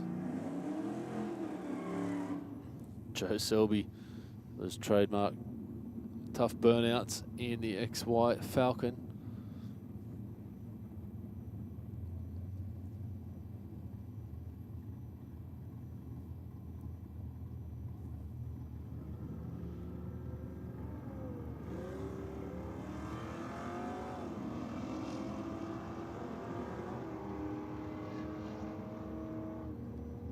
Joe Selby with the win, a 743 on a 741 to an 836 on an 830. Okay, next pairing, Alan Stevenson in the Tirana up against Joseph Freer in the 2J powered Cressida. Big fan of this car. I think it's a bit of a dark horse in this foot brake category.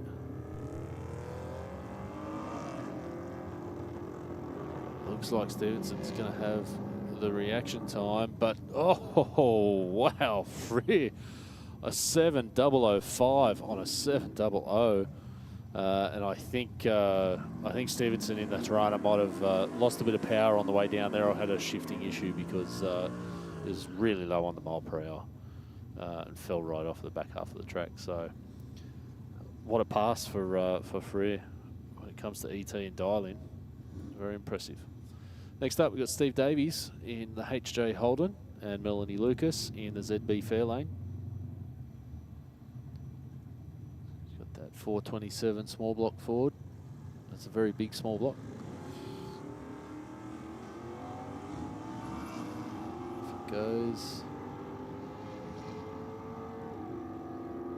Oh, breakout for Melanie. She's, I think she was close to getting the nose in front and was in front and just stayed into it a little bit too long, but hands the win off to the Aeroflow lane. Next up, we've got Ian Austin in the 400 cube small block Chevy Tirana up against Sam Fullerton. And a very good morning / afternoon to our viewers from Finland tuning in on the live stream there. Really thank you very much for joining us down here in Sydney.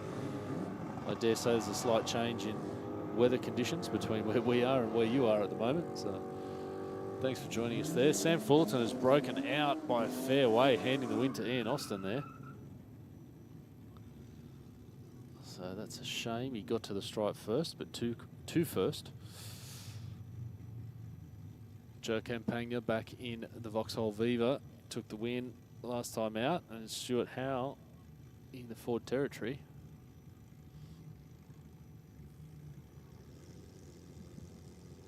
If you want to see run what you brung, this is a good example.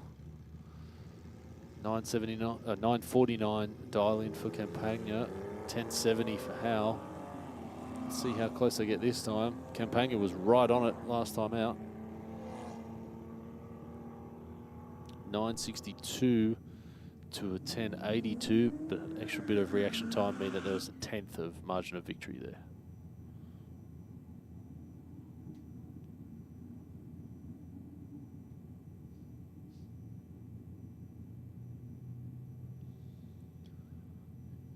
Next pairing will be Dale Ludlow in the Tirana and Ashley Vincent in the VE Commodore.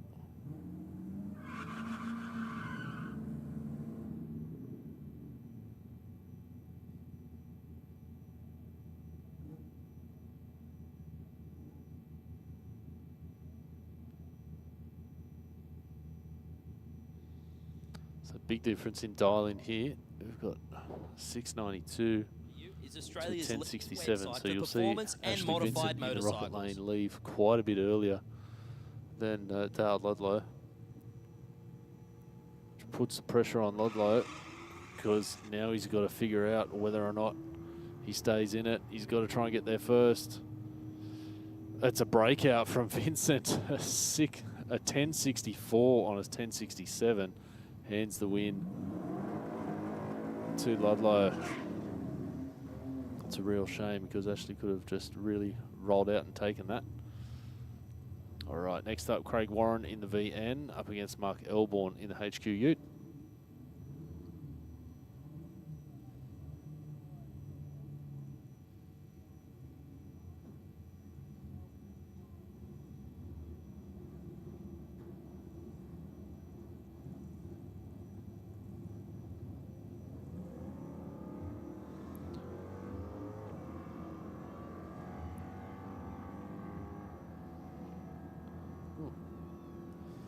All right, Craig Warren takes the win at 10.17 with a 2 on a 15. Bit of an upset there, I dare say, against Mark Elborn. Okay, Troy Rolls back in the 32 Coupe. And Ethan Hurst in the Commodore. LS Power on board with his early gen Commodore.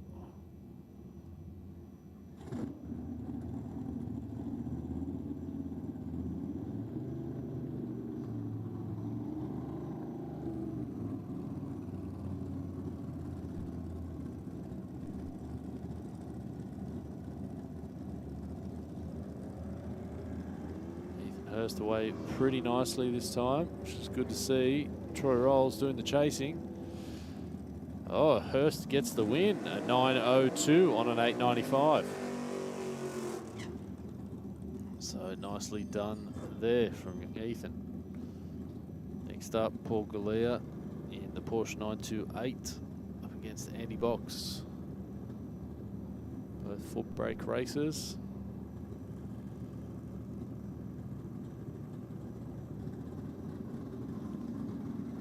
775 for Andy Box, 560 dial in for Galea. I think Box might get there first. Oh, just pipped on the line there. Nice run from Paul Galea, 568.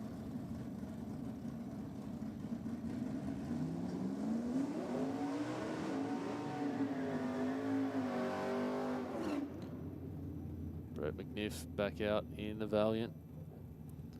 Liz Close in her Falcon Ute.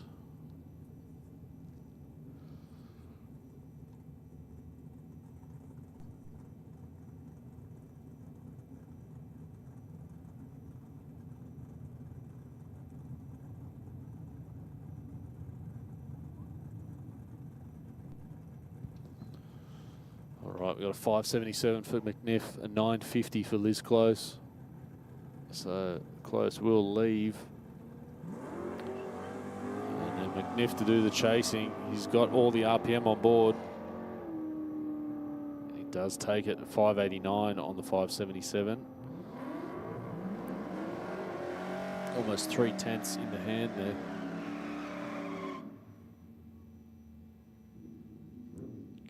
to a couple of Commodores. We've got Cheryl Ogden in the VE Commodore in the Aeroflow lane. She's got a 782 dial in, and then Jake Muller in the VX Commodore in the Rocket lane has a 740 dial in. So you'll see Cheryl just leave a little bit before Jake, and then they get to battle it out down the track. Who stays in it, who rolls out, who gets there first? Okay, a breakout from Cheryl Ogden. She stayed in the gas.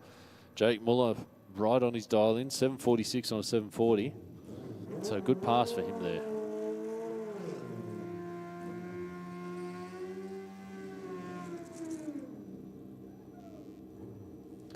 Okay, Mark Ackers, GPZ 1100.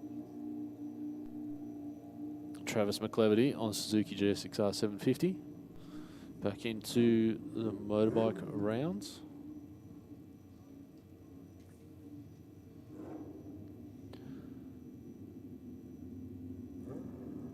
Got a 7.0 versus 645.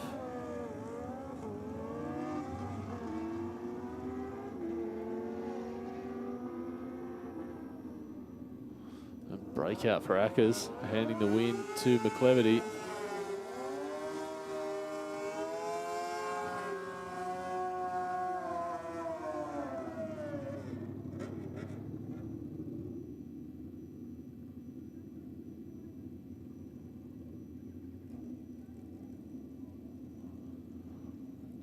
Next pairing, Adrian Watson on the Yamaha R6, Sean Close on the 750cc Suzuki. Got a 7.0 to a 735, so Close will leave just before.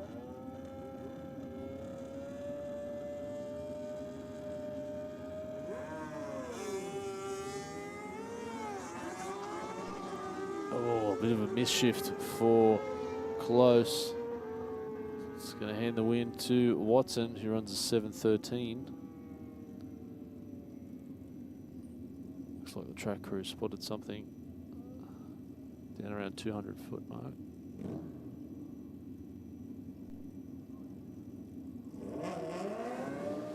Okay, next up, Michael Riches and Albie Davidson. No strangers to Sydney Dragway track.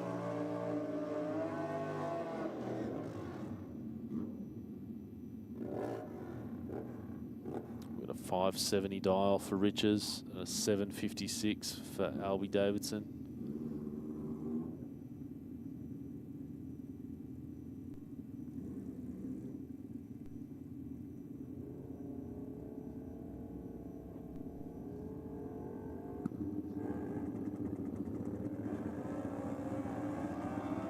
Close on the reaction time between the two. Davidson breaks out by 0.02 of a second, and a breakout by Riches as well, but closer on that one. Gareth Wilcox up against Lucas Nego.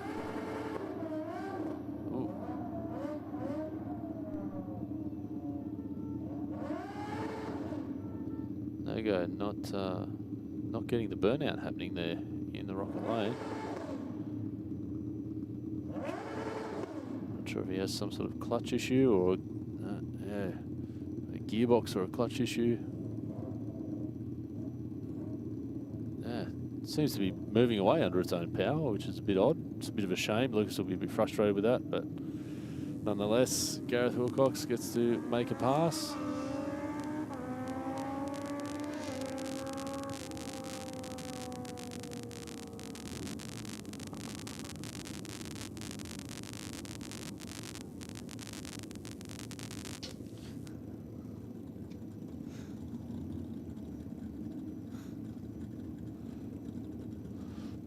Okay, next pairing, Joe Curry and Cheryl Beddoes. I'm sure that name was different earlier today.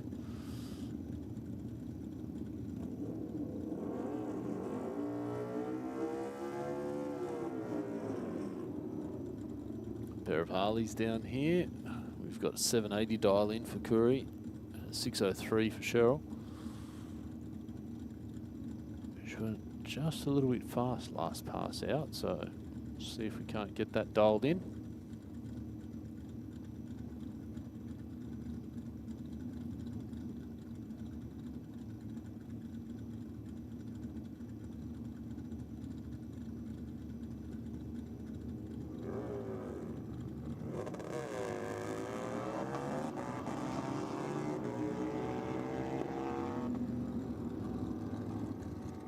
So it rolls through for 6:08.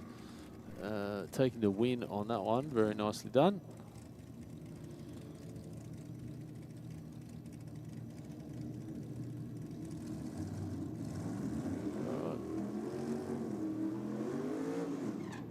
Looks like just a Grudge style but solo pass for Paul Spatino down here. He's getting the opportunity to get another pass in.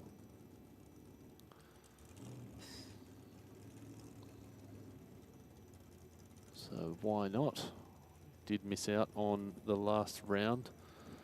So if you made it out here to the track, you might as well take every opportunity to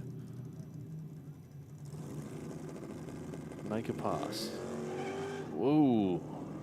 Tried to have a swing at it on that one, so see what they could make happen, but a little bit too much for the track today. So just to recap, guys, it is the 2200 DRA event today, also featuring No Prep Races Australia.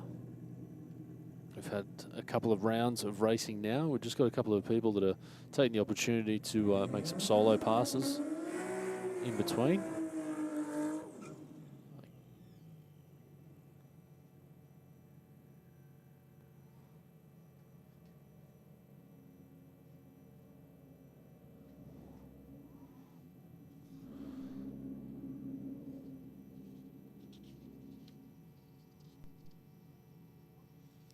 Got the Rotten Olive, as it's affectionately known, little Datsun 1600 with a big turbo Barra combination in here from Daniel Saliba.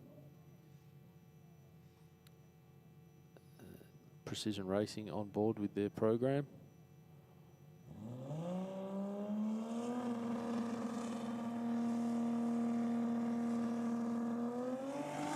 Managed to figure out the bump box on that one, and a bit more of an indication on how that car should have been running earlier today. So real shame, a couple of gremlins bumping Daniel through the beams, but good to see that they've got that figured out, and we'll be able to get a bit more of a representation time, or representative time I should say, on that car. Probably make a couple more passes. All right, so that is the end of round 2. We'll go back. We'll let everyone do the chip draw for the NPRA guys. The rest of the 2200 DRA guys will get their cars turned around, and we'll be back out here at 3:30, so around 20 minutes time. In the meantime, we'll run some ads, and we'll see you back here at Sydney Dragway. BikeReview.com.au is the only motorcycle-focused website to feature motorcycle drag racing on a regular basis. And in the words of editor Jeff Ware, our involvement with Sydney Dragway is our way of putting back into one of our favourite sports. BikeReview.com.au. Bank said no to your home loan? Talk to us. Not a bank. Talk to Australia's real-life non-bank for home loans, car loans, personal loans. Pepper Money, the home of loan options.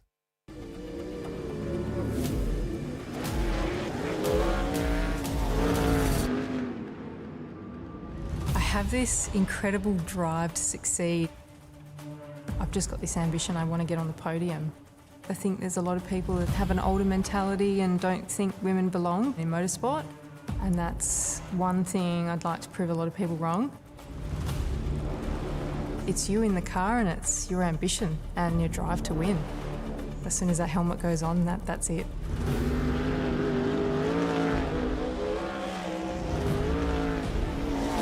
I'm Brooke Newson. I'm a sprint car and outlaw kart driver.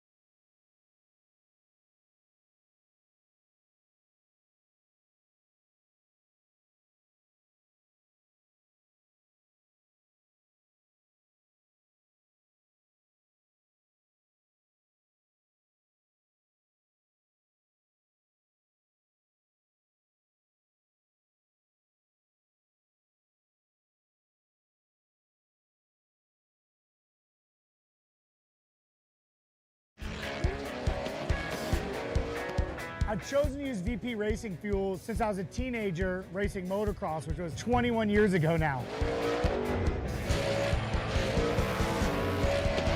I just have a really personal trust with VP racing fuels. Running on the ragged edge of blowing up and not, a lot of it has to do with the race fuel, and that's what we rely on, VP racing fuels.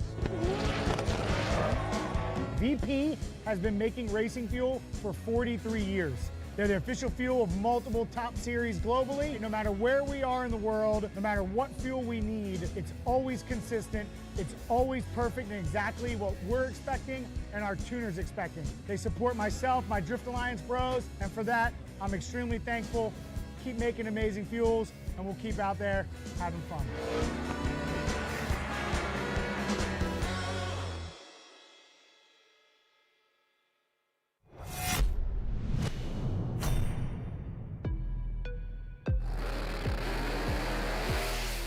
Drag racing is not just about the horsepower. There is also some cool science at play right here on the racetrack. These drag strips aren't just regular concrete. We treat it with a special kind of glue often referred to as traction compound. I usually twist my foot and it's alright. This is designed to ramp up the traction of the track's surface. It's getting worse by the minute for us racers to go straight and fast.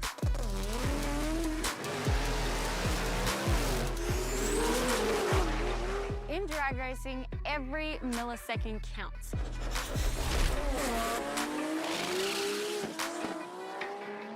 That's why the teams adjust the car's setup to suit the track conditions. Teams can assess the traction on the track by using this interesting device called a traction meter gauge. The bottom of the device has a rubber pad that mimics a racing slick. To measure the track's grip value, the user stands on the base, ensuring the rubber pad bonds with the racing surface. Turning the torque arm on the top of the device will rotate the rubber pad.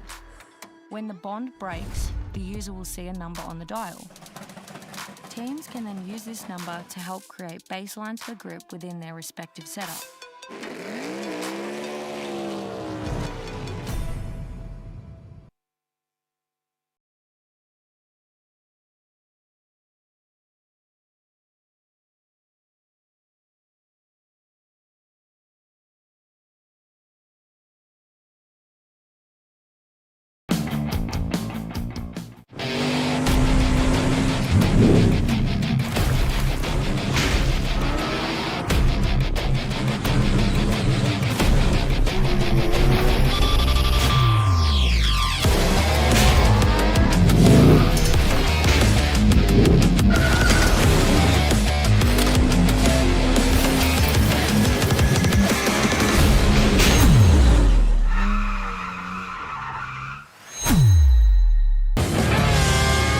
Building a street car through to a race car? Be sure to think of Aeroflow Performance. The ever-increasing range that started with just hose, fittings and fuel system components has grown to include boosted turbochargers, bang shift shifters, X-Pro ignition and electrical accessories, Bosch Motorsport products, fabrication parts, as well as driveline and engine components. With an exceptional distribution network and inventory, Aeroflow products are always within reach. With more to come in the future, be sure to keep an eye out at aeroflowperformance.com.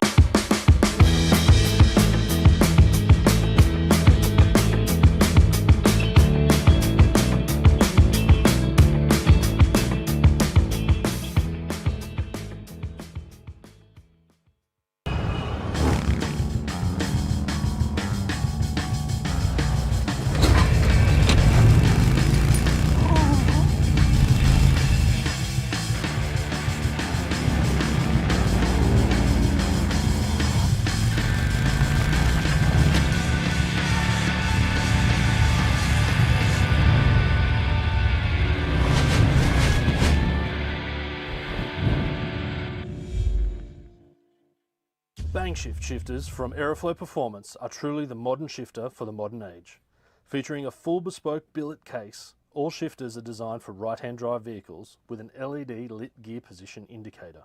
Available in either ratchet or gated options, as well as OEM replacement shifters for popular Holden and Ford vehicles. A large range of bank shift spares are available for each shifter that includes shifter cables, brackets, lever and gate kits, trans brake buttons and drop boxes for the ideal mounting solution. Shift into gear and check out a full listing at aeroflowperformance.com.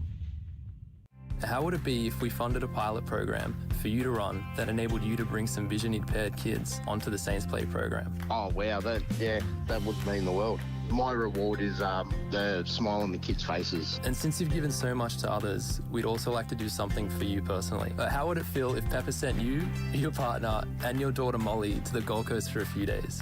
Yeah, awesome. I don't know what to say. It amazes me. Thank you very much. BikeReview.com.au is Australia's leading website for performance and modified motorcycles.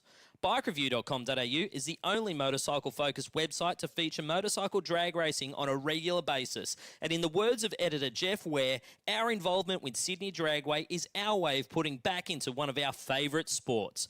BikeReview.com.au. Bank said no to your home loan? Talk to us. Not a bank. Talk to Australia's real-life non-bank for home loans, car loans, personal loans. Pepper Money, the home of loan options.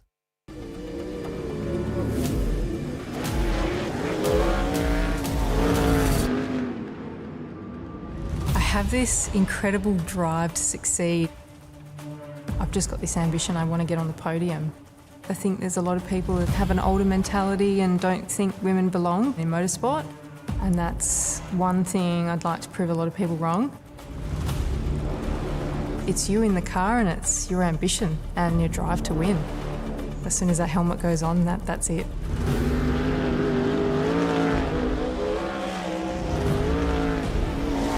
I'm Brooke Newson. I'm a sprint car and outlaw kart driver.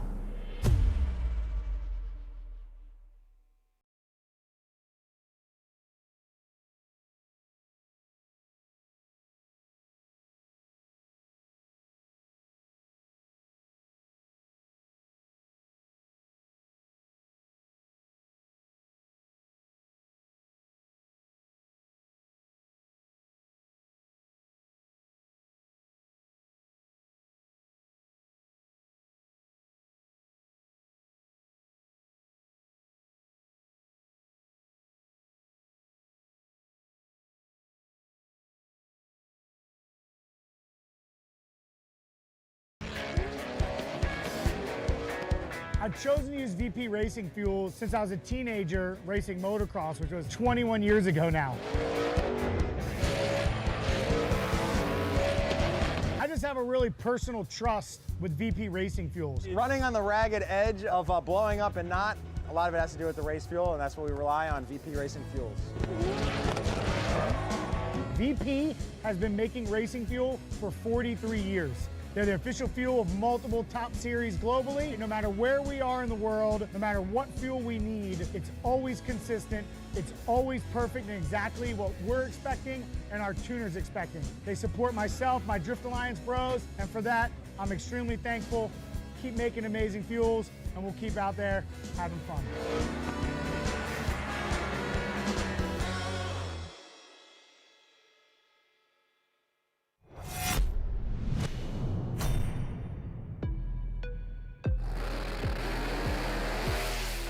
Drag racing is not just about the horsepower. There is also some cool science at play right here on the racetrack. These drag strips aren't just regular concrete.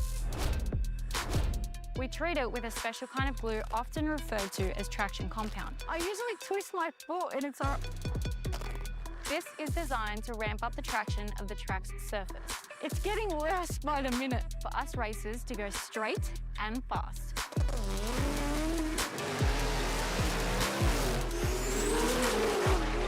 In drag racing, every millisecond counts.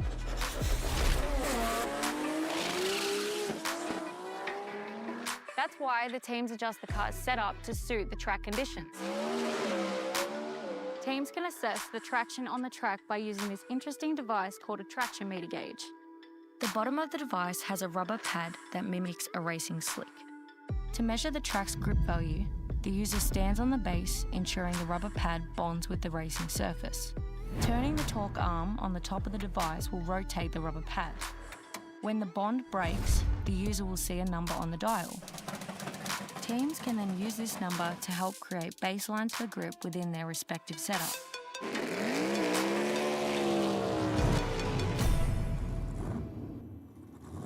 Okay guys, we're back here, 2200 DRA and No Prep Racing Australia. This is round 3 and we've got Better Bar versus Better Bar. Caleb Thomas, Brian Thomas, father and son up against it here in round 3. We'll see who can take away the bickies, who gets the bragging rights at dinner tonight. These guys have made a good trip down from Tamworth. A pair of Camaros.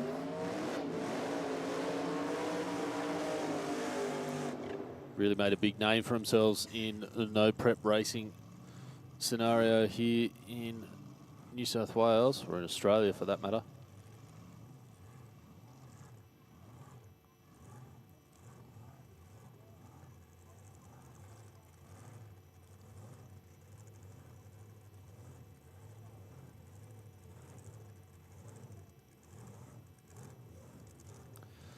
We've got Caleb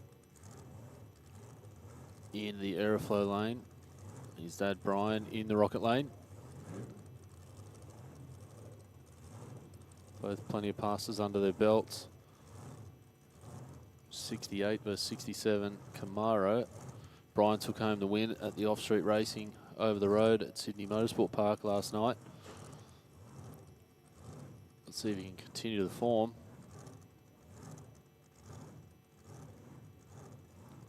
Surging into stage.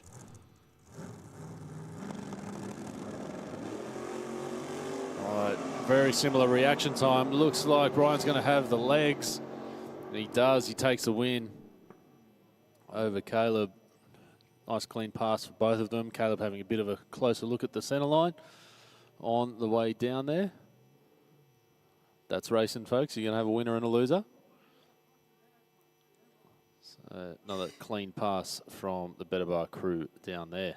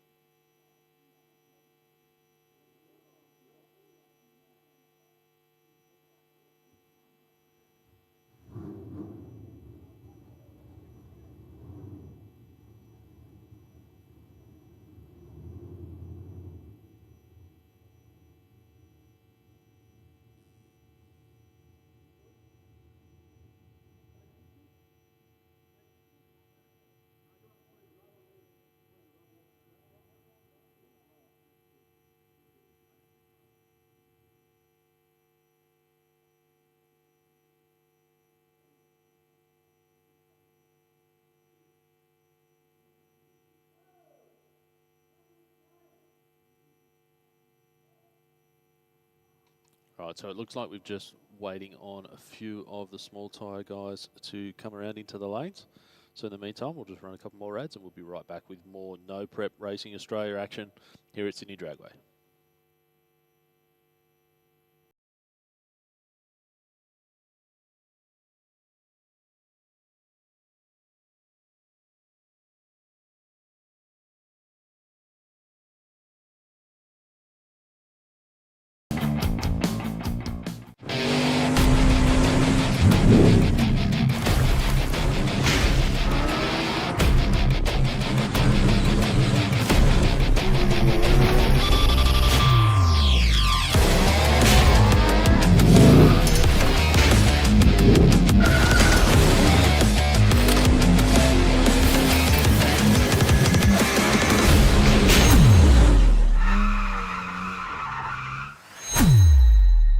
a street car through to a race car, be sure to think of Aeroflow Performance. The ever-increasing range that started with just hose, fittings and fuel system components has grown to include boosted turbochargers, bang shift shifters, X-Pro ignition and electrical accessories, Bosch Motorsport products, fabrication parts, as well as driveline and engine components. With an exceptional distribution network and inventory, Aeroflow products are always within reach. With more to come in the future, be sure to keep an eye out at aeroflowperformance.com.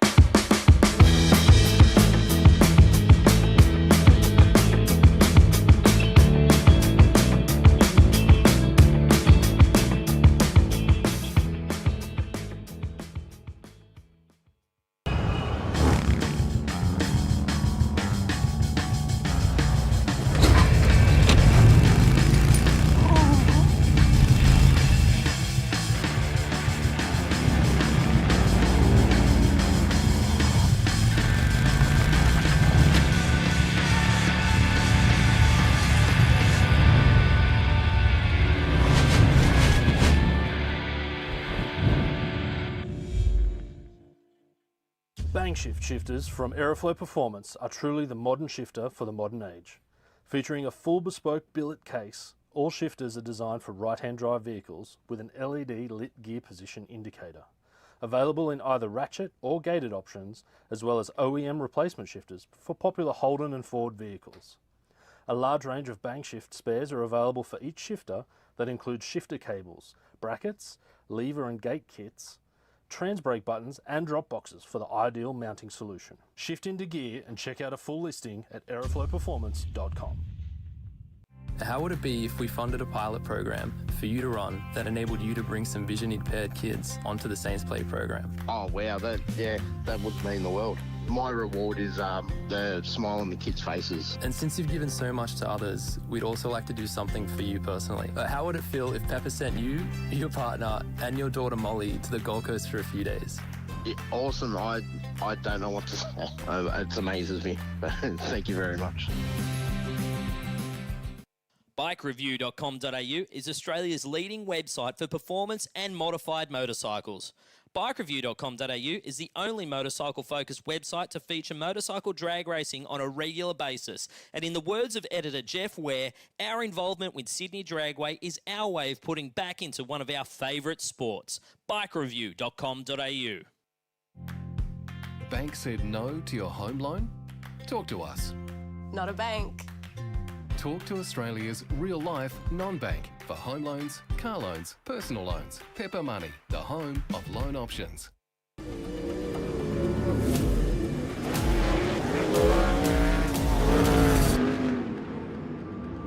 I have this incredible drive to succeed. I've just got this ambition, I want to get on the podium. I think there's a lot of people that have an older mentality and don't think women belong in motorsport. And that's one thing I'd like to prove a lot of people wrong. It's you in the car and it's your ambition and your drive to win. As soon as that helmet goes on, that's it.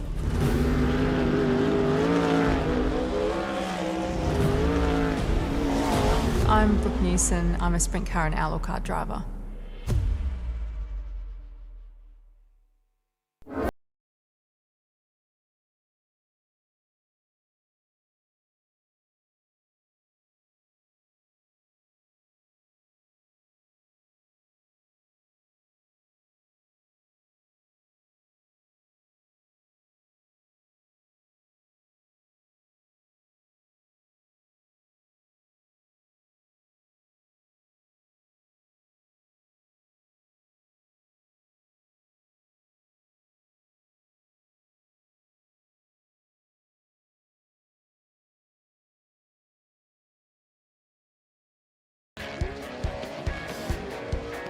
I've chosen to use VP racing fuel since I was a teenager racing motocross, which was 21 years ago now. I just have a really personal trust with VP racing fuels. Running on the ragged edge of blowing up and not, a lot of it has to do with the race fuel, and that's what we rely on, VP racing fuels. VP has been making racing fuel for 43 years. They're the official fuel of multiple top series globally. No matter where we are in the world, no matter what fuel we need, it's always consistent. It's always perfect and exactly what we're expecting and our tuners expecting. They support myself, my Drift Alliance bros, and for that, I'm extremely thankful. Keep making amazing fuels, and we'll keep out there having fun.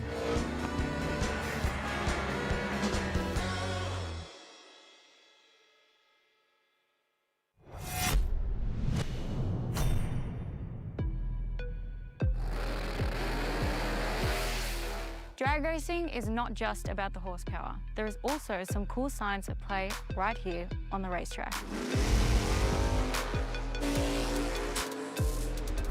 These drag strips aren't just regular concrete. We treat it with a special kind of glue often referred to as traction compound. I usually twist my foot and it's all... This is designed to ramp up the traction of the track's surface. It's getting worse by the minute for us racers to go straight and fast.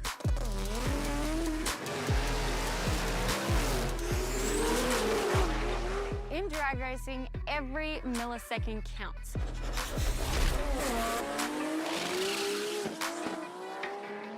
That's why the teams adjust the car's setup to suit the track conditions.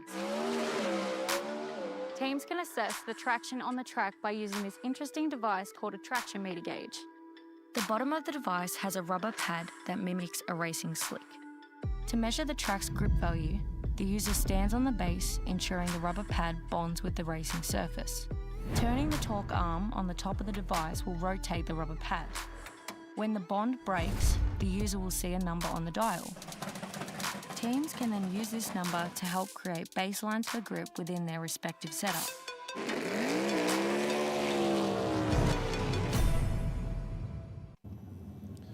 Okay, continuing on here with small tyre, round 3, No Prep Races Australia, in conjunction with 2200 DRA event here at Sydney Dragway. We've got John Elfies up against Danko Kinisevic. Should be a tough battle, this one. Plenty of horsepower on the table. It's all about getting it down. Arguably, Kinisevic's got the weight advantage, but is a little bit of extra weight more of an advantage for getting the traction that you need. It's all about who can manage the best.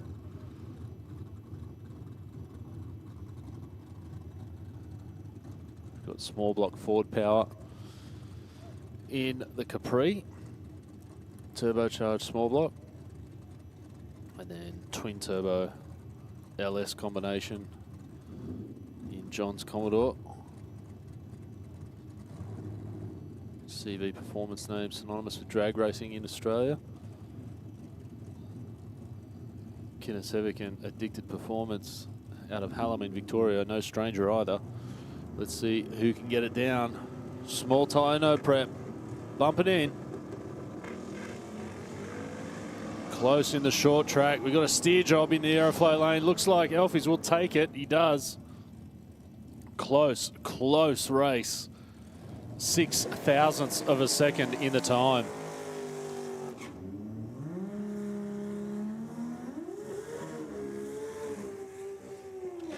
Okay, another interesting combination. Two very different ways to skin a cat out here. James Caltabiano in the Mark 1 Escort with a 454 LSX on board. Po Tung, gas racing, 2J powered Supra. It's got plenty of horsepower potential in this thing. 2,000 horsepower capable combination.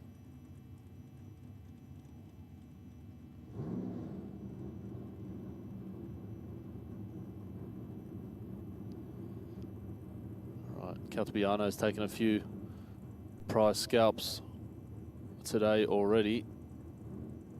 This is going to be a tough one for him because Poe's been doing exactly the same thing in the other lane. He gets away. Looks like the green, instant green. That's a big celebration for the crew down in Caltabiano's lane. It's almost as if Poe didn't get the car up on boost to get it to stage properly.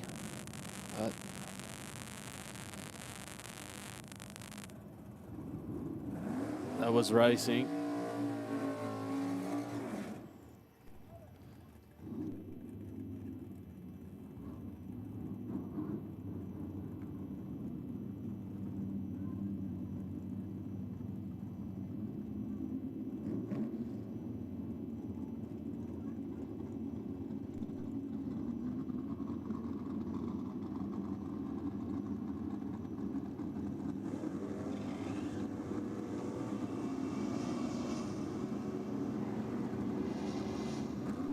Big hit from Shane Gillichrist off the line there. He will take the win over Eden Abella.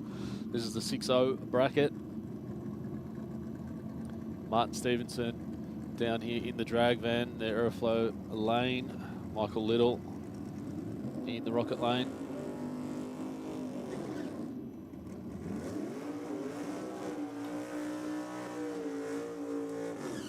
Both tough races here.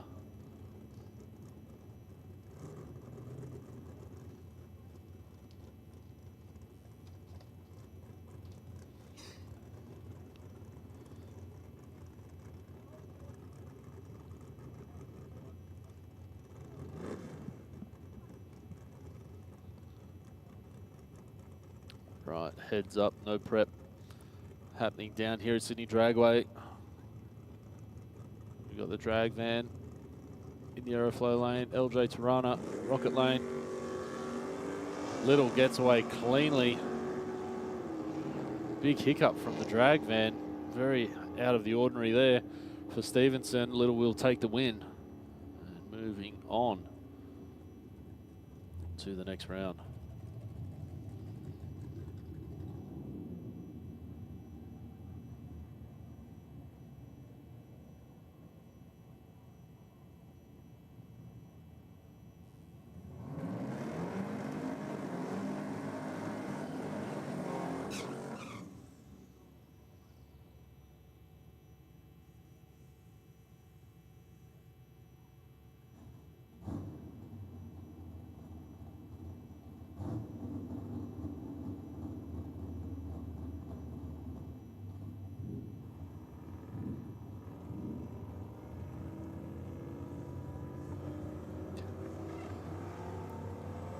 Okay. Jim Bruce, the LS2 Turbo Ute, is going to put it back on with the mile per hour in the back end and take the win over Andrew Heinrich. Nitrous Holden 308. Nice pass there. We're going to roll through a bunch of cars coming up here. Got CJ Davies in the trans brake category in the Aeroflow lane. Up against Peter Brown in the foot brake category. We've got a 530 dial in from CJ to a 494 for Pete Brown. He's just been honing in on that dial in all day.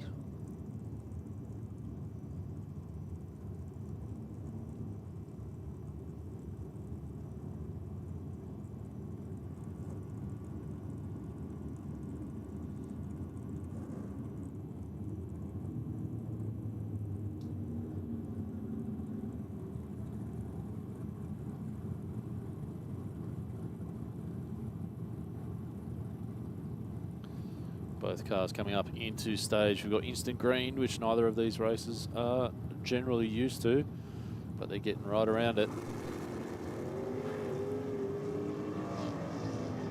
Close, 4/10 reaction time for these races. Pete Brown will get the win, a 499 on a 94 dial in to a 535 on a 30 dial in. Very close margin of victory. Okay, Adam Bowers this time in the Aeroflow lane up against Debbie Robb in the rocket lane. 596 to a 639.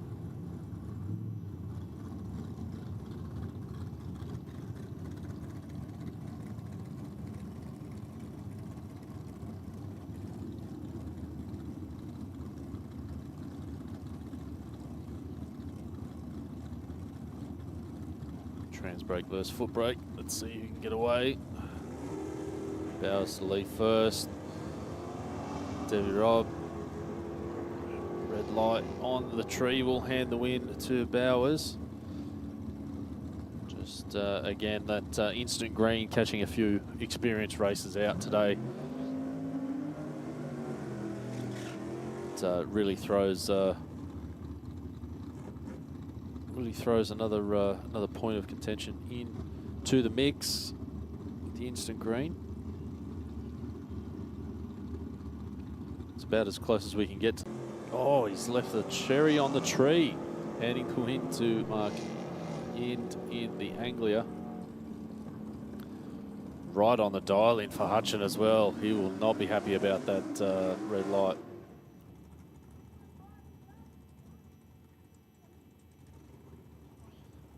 Next up, Sam Campbell in the XD Falcon and Wayne Burke in the Cortina.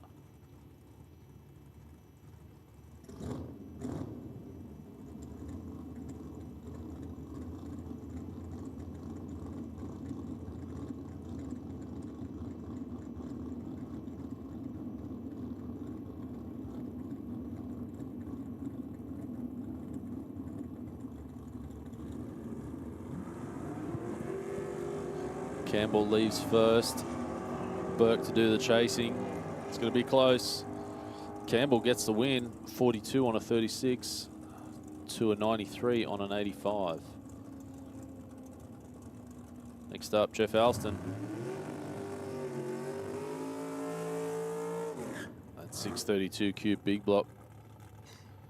Singing the song of its people in the burnout.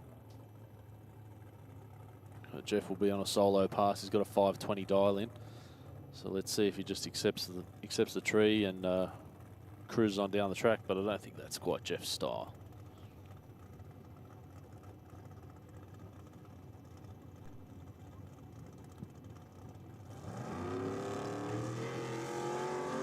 Definitely not.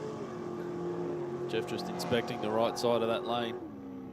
Rolls through at a 5:34 with a 3 at 133 miles per hour.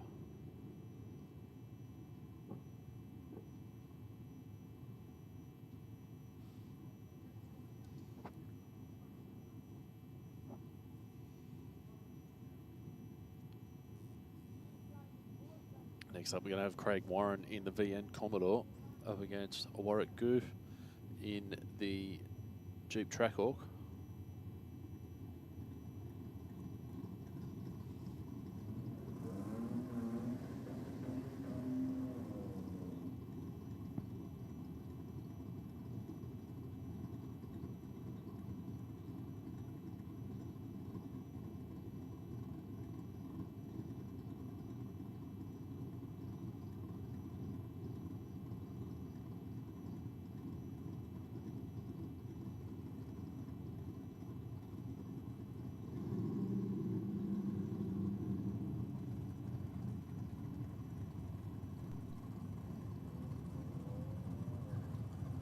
Craig Warren leaving a good 2.5 seconds before the Trackhawk there. 10:15 dial into a 770.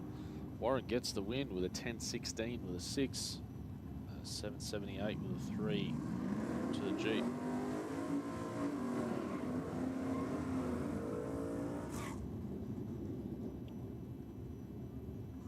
Stephen Halliday in the Tirana Aeroflow lane, 7:01. So Melanie Lucas, 7:30 in the big ZB fair lane.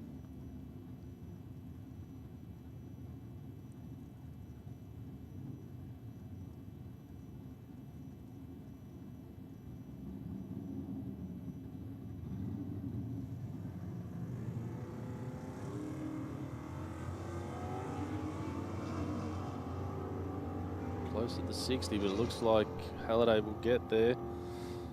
And he does. We've got Lucas on a breakout again. Pretty close for Halliday. 7:02 on a 7:01.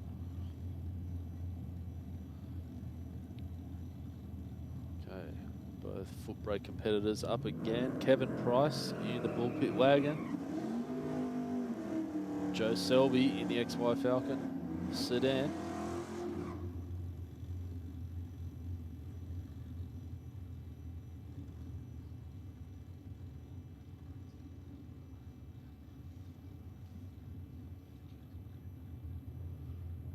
we go, both in full stage. We've got the instant green coming up. There it goes.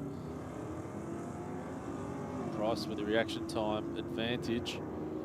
60-foot advantage to Selby, but Price holds it out. 767 on a 760 to a 743 on a 41.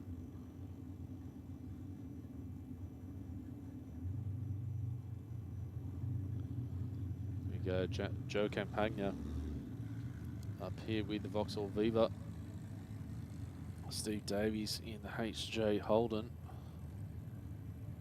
Campagna's taken a couple of scalps with his consistency today.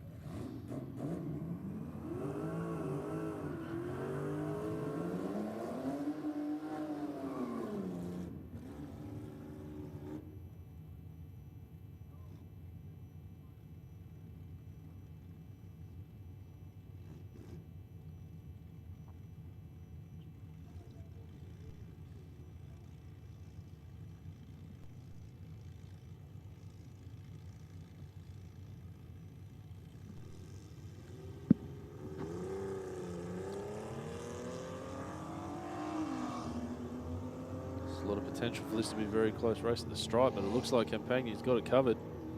And he breaks out, 9.37 with a 5 on a 49 dial-in. So, a bit of a change there. As the day progresses, the weather changes quite a bit, so the tune-ups can vary, particularly on carburetor cars. Sometimes that can catch you out. A lot of potential for a good race here. Joel Lucas in the XF Ute, Barra powered. Ford Barra versus Sam Fullerton in the Calais LS Power. Battle for the ages here. Blue versus red. 6 turbo versus 8. 7.15 for Lucas and a 7.10 for Fullerton. And a bit of a cough there on the short track. That gives the win to Lucas. 7.22 with a 6 to a 7.50. Barra wins that battle. Ashley Vincent back out again, the VE Commodore, with a 10.63. Jake Muller is going to have to wait a solid 3 seconds with his 740 dial-in, which yet again puts the pressure on the car leaving second.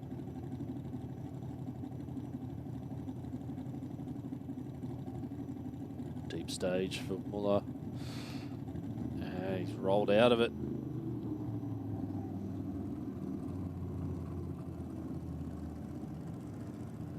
He's going to have to take the pass. The VE Commodore will take the win.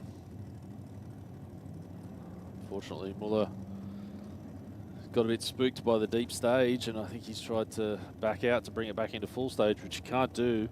It's forwards only once you've taken the staging lights.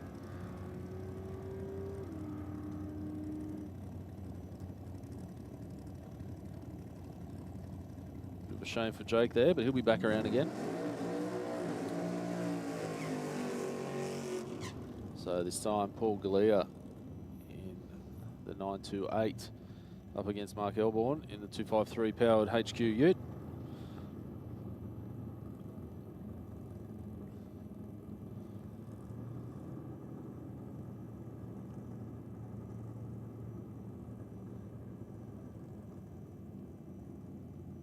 With a 560 dial for Galea and 8.1 for Elborn.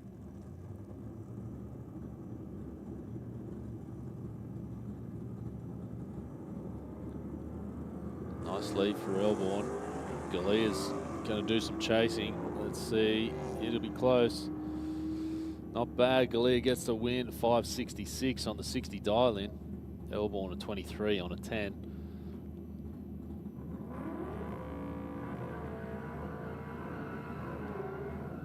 Okay. Got Cheryl Ogden down there in the rocket lane, the VE Commodore, and Ethan Hurst, the VL Commodore, in the Aeroflow lane.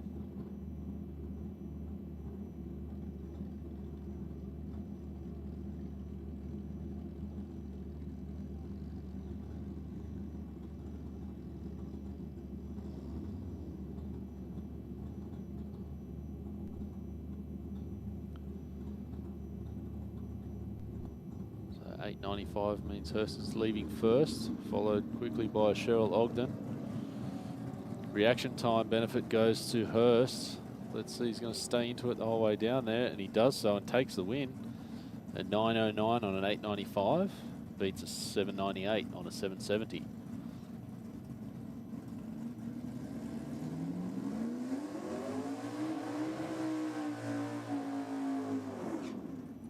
Brett McNiff back out again in the Valiant. This time up against Stuart Howell in territory. This is going to be quite a wait, 5 seconds difference. We've got a 1080 dial in for Howell to a 577 dial for McNiff. I'll say it again, I always feel like leaving second puts a lot of pressure on that driver.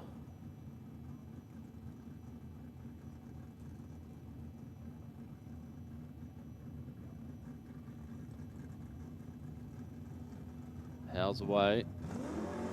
McNiff starts chasing. He's going to get there. And he does quite smartly. He backed out of it once he knew he was catching quick enough. 6.03 on a 5.77.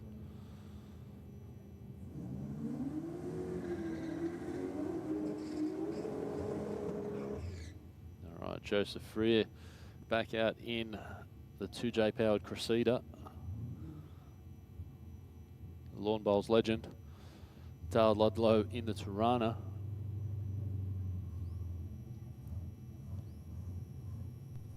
Let's see who can get it real close on the dial in here. 690 versus 692, so they're going to leave almost at the same time. There we go. Who's going to run to the dial? Is Ludlow going to? He does, runs in it. Joseph Freer was a little bit conservative on that pass. Ludlow runs a 6.99 on the 92.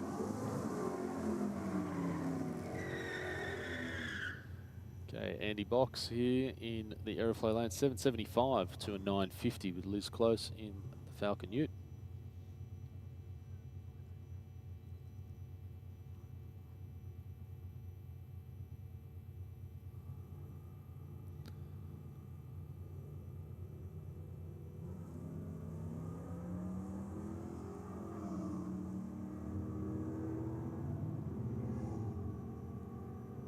Close gets there first, 9.62 to a 7.75. Big reaction time bonus there, so Close will take the win by 400ths of a second. Cooper Bennett in the VS Ute, nitrous assisted, V6, up against Ian Austin in the LJ Tirana.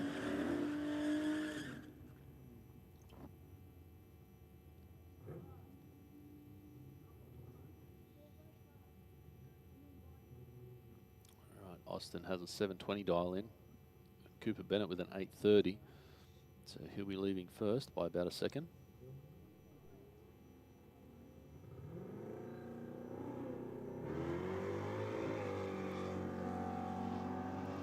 Austin's got the reaction time benefit here. It looks like he might just pip him to the post.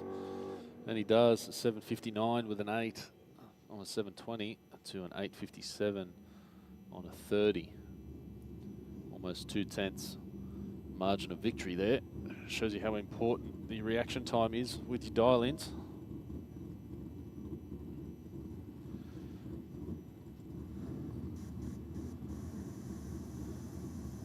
Okay, next I think we may have some Grudge passes going on. Yep, we can see Krieger back down there in the Street Ute.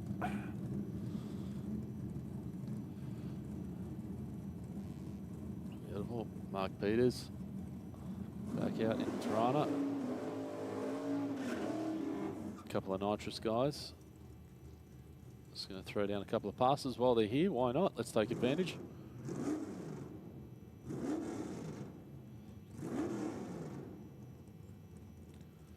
Krieger just lost out to Po Tung, I believe, in the round 2 of eliminations. But with no lack of trying, that's for sure.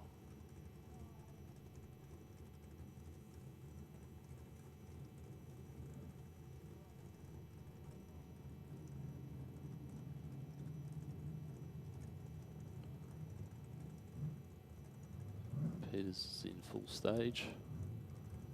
Krieger coming forward.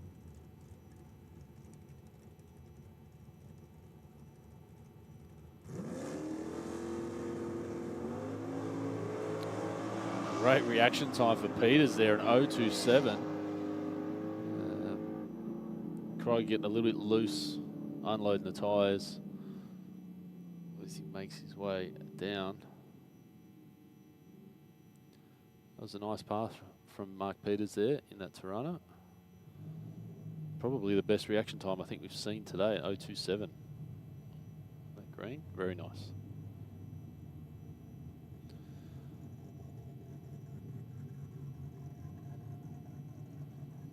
I think I can hear the sound of a big turbo Barra. That is the Rotten Olive, Daniel Saliba down there in the 1600.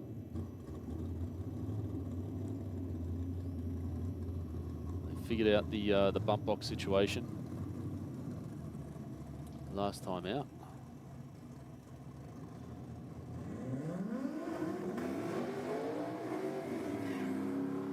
Solid burnout from the 1600. We got Lippy down there in the little LJ, LC Tirana.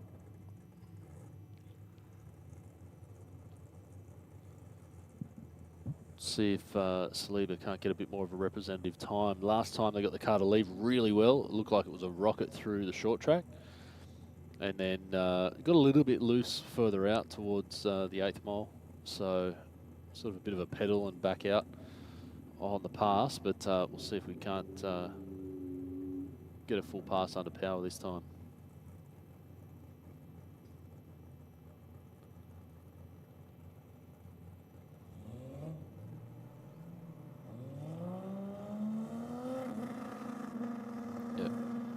Nice little bump in there, nice short frequency. Lifts the wheels, Saliba steering it really nicely. Throws the chute just after the 8th mile. That was a very nice pass. Very nice pass. I'd say with that sort of mile per hour, 140, there's probably a bit more in it as well. So great opportunity for testing. Great data for those guys. All right, back into the motorcycle rounds for 2200 DRA. Sean Close in the Aeroflow lane on the Suzuki 750 up against Travis McCleverty, also on a Suzuki GSXR 750. Got a 735 dial for Sean Close and a 645 for McCleverty.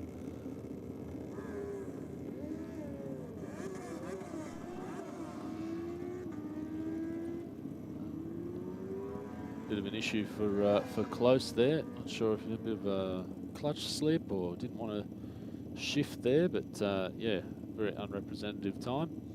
We'll hand the win to McCleverty, 7:31.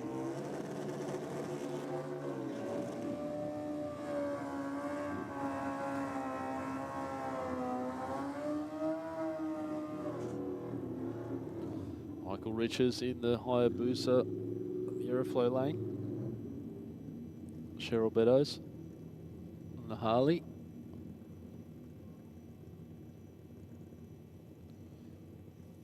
So 569 for Riches to a 603 for Beddoes. Beddoes been running pretty close to that 6.0 mark today.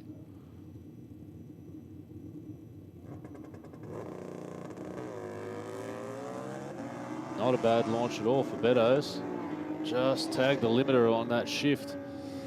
So 569 with an 8 for Riches. Right on the money with the dial in there, and he'll take the win on that pass.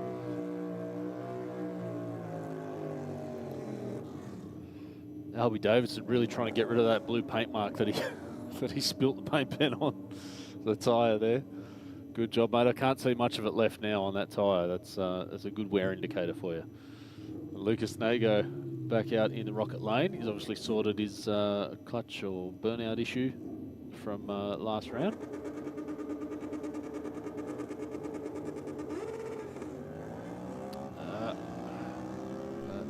It's not been happy about it on the launch. Davidson goes through a 773 on a 751 dial in. Nago, unfortunately, has to back out.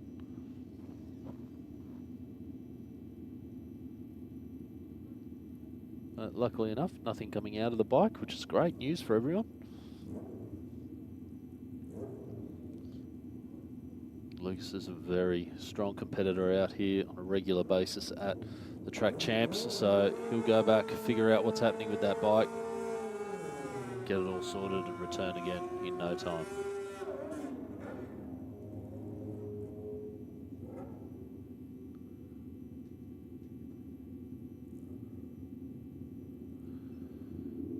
Good bit of sportsmanship there from a fellow racer, getting a push back.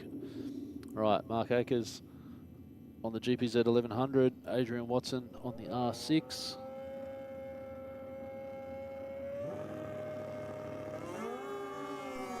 Watson has the slight edge on the reaction time. Very close here. Takes the win. 7:008 on a 7:00 dial. A 7:02 on a 6:90 for Akers. So really nicely run from Watson there. And we'll have the last bike through. Be Joe Curry on that Harley.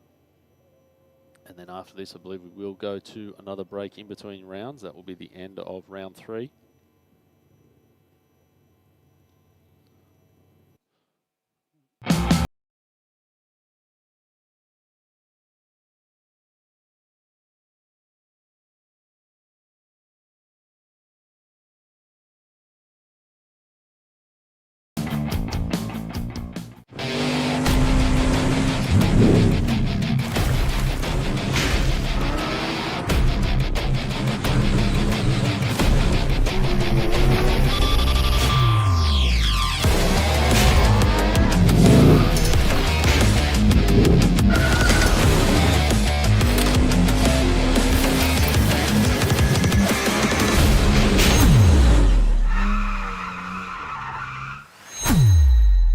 A street car through to a race car, be sure to think of Aeroflow Performance. The ever-increasing range that started with just hose, fittings and fuel system components has grown to include boosted turbochargers, bang shift shifters, X-Pro ignition and electrical accessories, Bosch Motorsport products, fabrication parts, as well as driveline and engine components. With an exceptional distribution network and inventory, Aeroflow products are always within reach. With more to come in the future, be sure to keep an eye out at aeroflowperformance.com.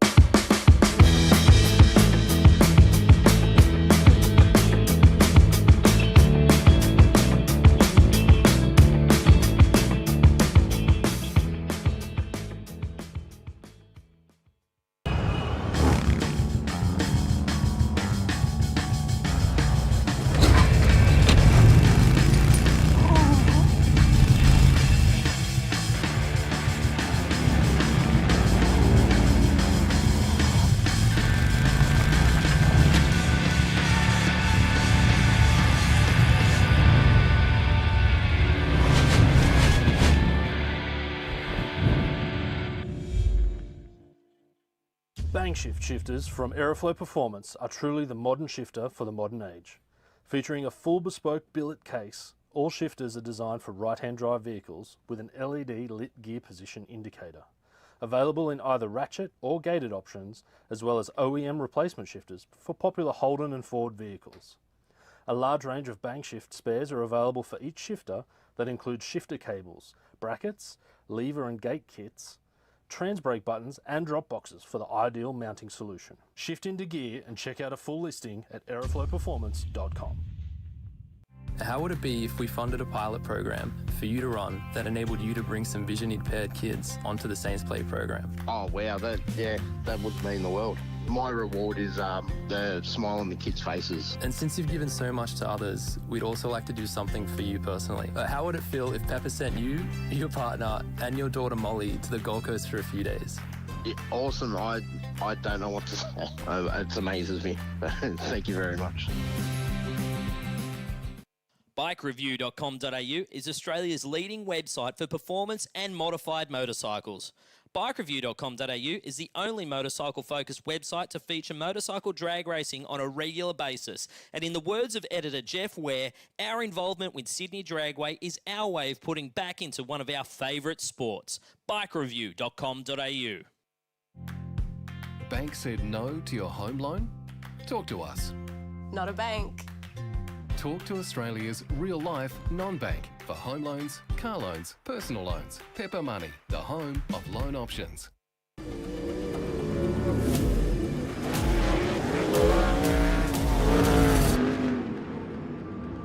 I have this incredible drive to succeed.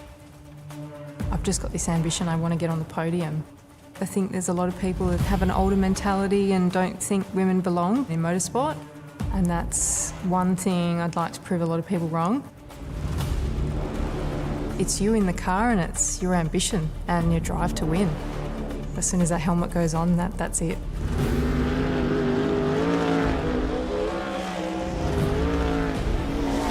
I'm Brooke Newson. I'm a sprint car and outlaw car driver.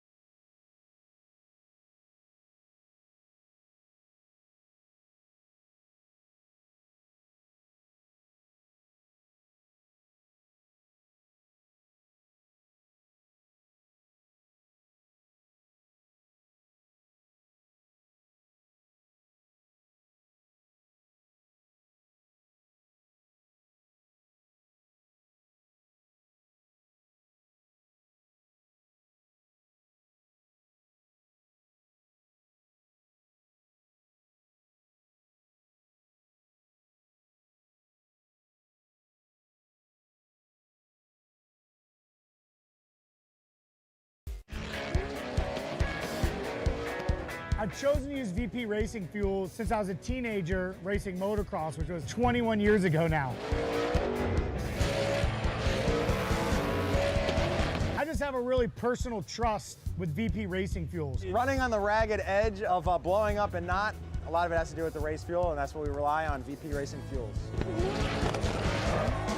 VP has been making racing fuel for 43 years. They're the official fuel of multiple top series globally. No matter where we are in the world, no matter what fuel we need, it's always consistent, it's always perfect and exactly what we're expecting and our tuners expecting. They support myself, my Drift Alliance bros, and for that, I'm extremely thankful.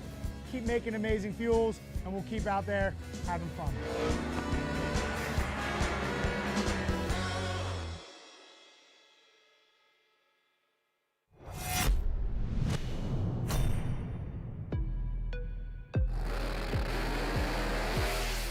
Drag racing is not just about the horsepower. There is also some cool science at play right here on the racetrack.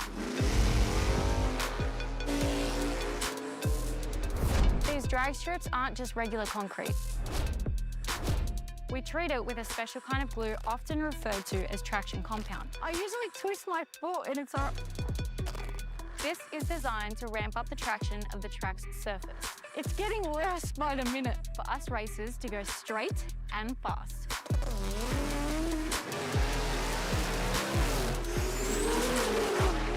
In drag racing, every millisecond counts.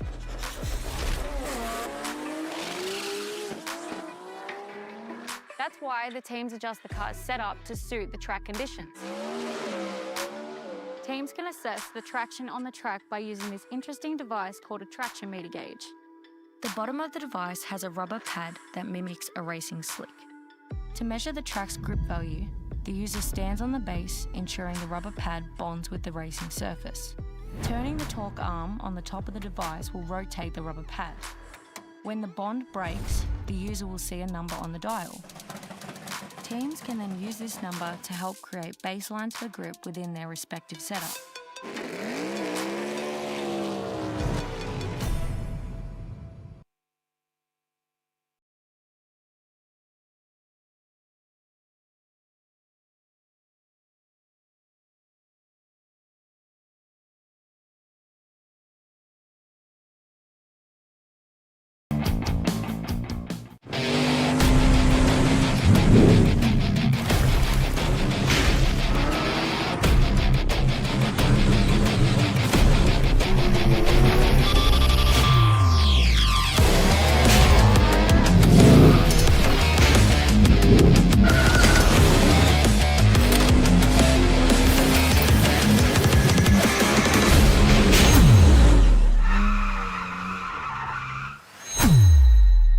Street car through to a race car, be sure to think of Aeroflow Performance. The ever-increasing range that started with just hose, fittings and fuel system components has grown to include boosted turbochargers, bang shift shifters, X-Pro ignition and electrical accessories, Bosch Motorsport products, fabrication parts, as well as driveline and engine components. With an exceptional distribution network and inventory, Aeroflow products are always within reach. With more to come in the future, be sure to keep an eye out at aeroflowperformance.com.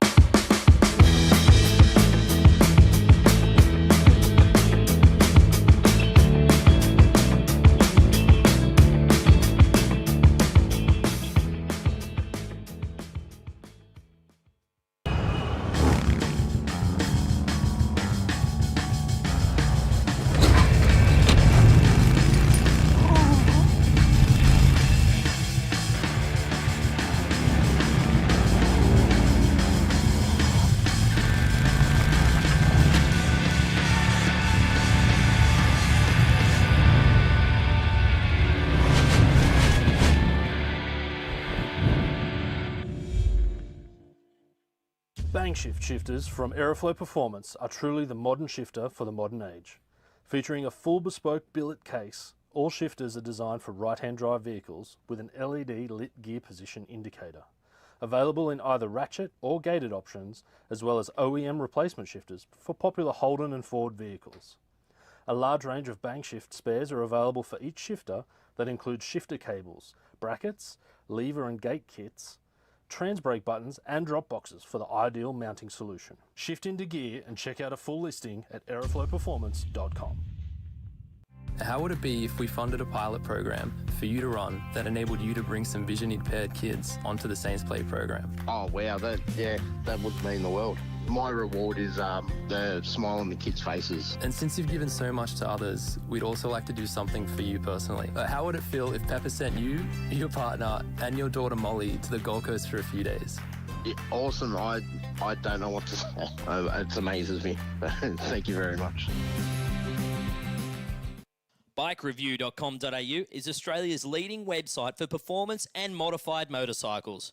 BikeReview.com.au is the only motorcycle-focused website to feature motorcycle drag racing on a regular basis. And in the words of editor Jeff Ware, our involvement with Sydney Dragway is our way of putting back into one of our favourite sports. BikeReview.com.au. Bank said no to your home loan? Talk to us. Not a bank. Talk to Australia's real-life non-bank for home loans, car loans, personal loans. Pepper Money, the home of loan options.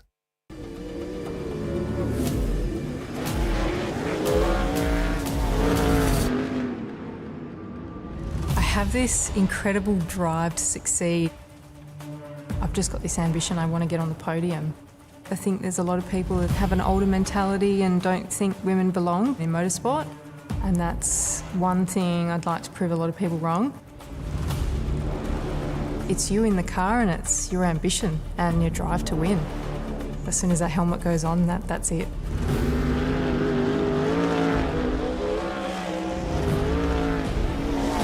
I'm Brooke Newson. I'm a sprint car and outlaw car driver.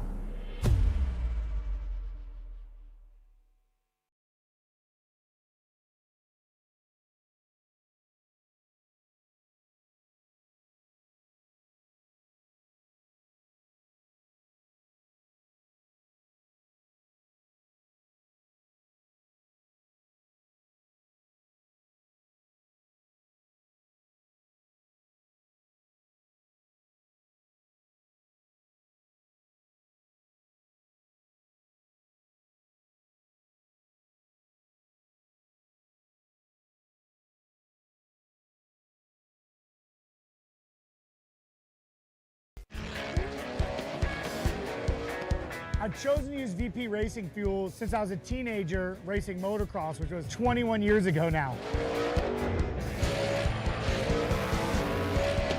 I just have a really personal trust with VP racing fuels. Running on the ragged edge of blowing up and not, a lot of it has to do with the race fuel, and that's what we rely on, VP racing fuels.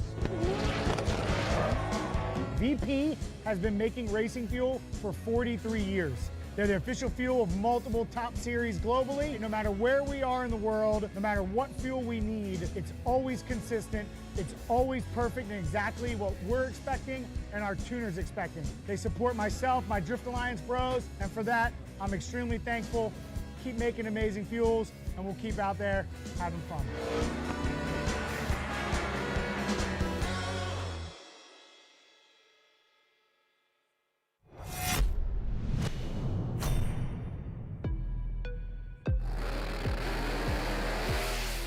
Drag racing is not just about the horsepower. There is also some cool science at play right here on the racetrack. These drag strips aren't just regular concrete. We treat it with a special kind of glue often referred to as traction compound. I usually twist my foot and it's all... This is designed to ramp up the traction of the track's surface. It's getting worse by the minute for us racers to go straight and fast.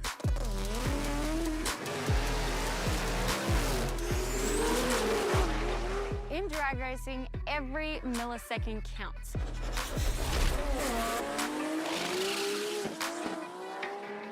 That's why the teams adjust the car's setup to suit the track conditions. Teams can assess the traction on the track by using this interesting device called a traction meter gauge. The bottom of the device has a rubber pad that mimics a racing slick. To measure the track's grip value, the user stands on the base, ensuring the rubber pad bonds with the racing surface. Turning the torque arm on the top of the device will rotate the rubber pad. When the bond breaks, the user will see a number on the dial. Teams can then use this number to help create baselines for grip within their respective setup.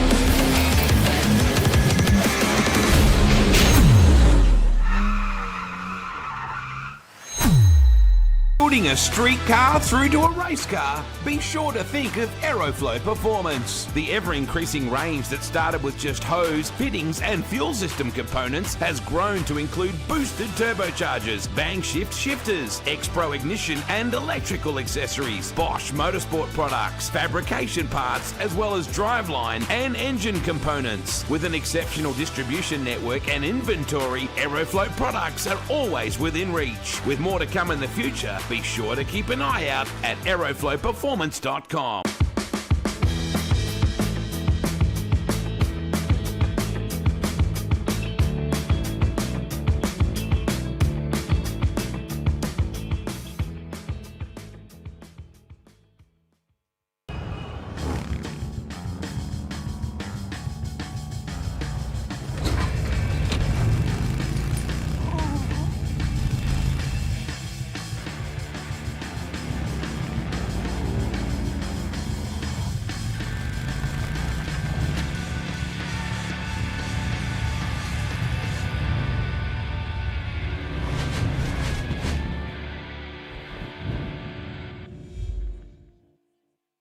Bang shift shifters from Aeroflow Performance are truly the modern shifter for the modern age.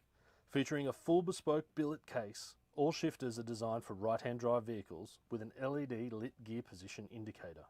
Available in either ratchet or gated options, as well as OEM replacement shifters for popular Holden and Ford vehicles.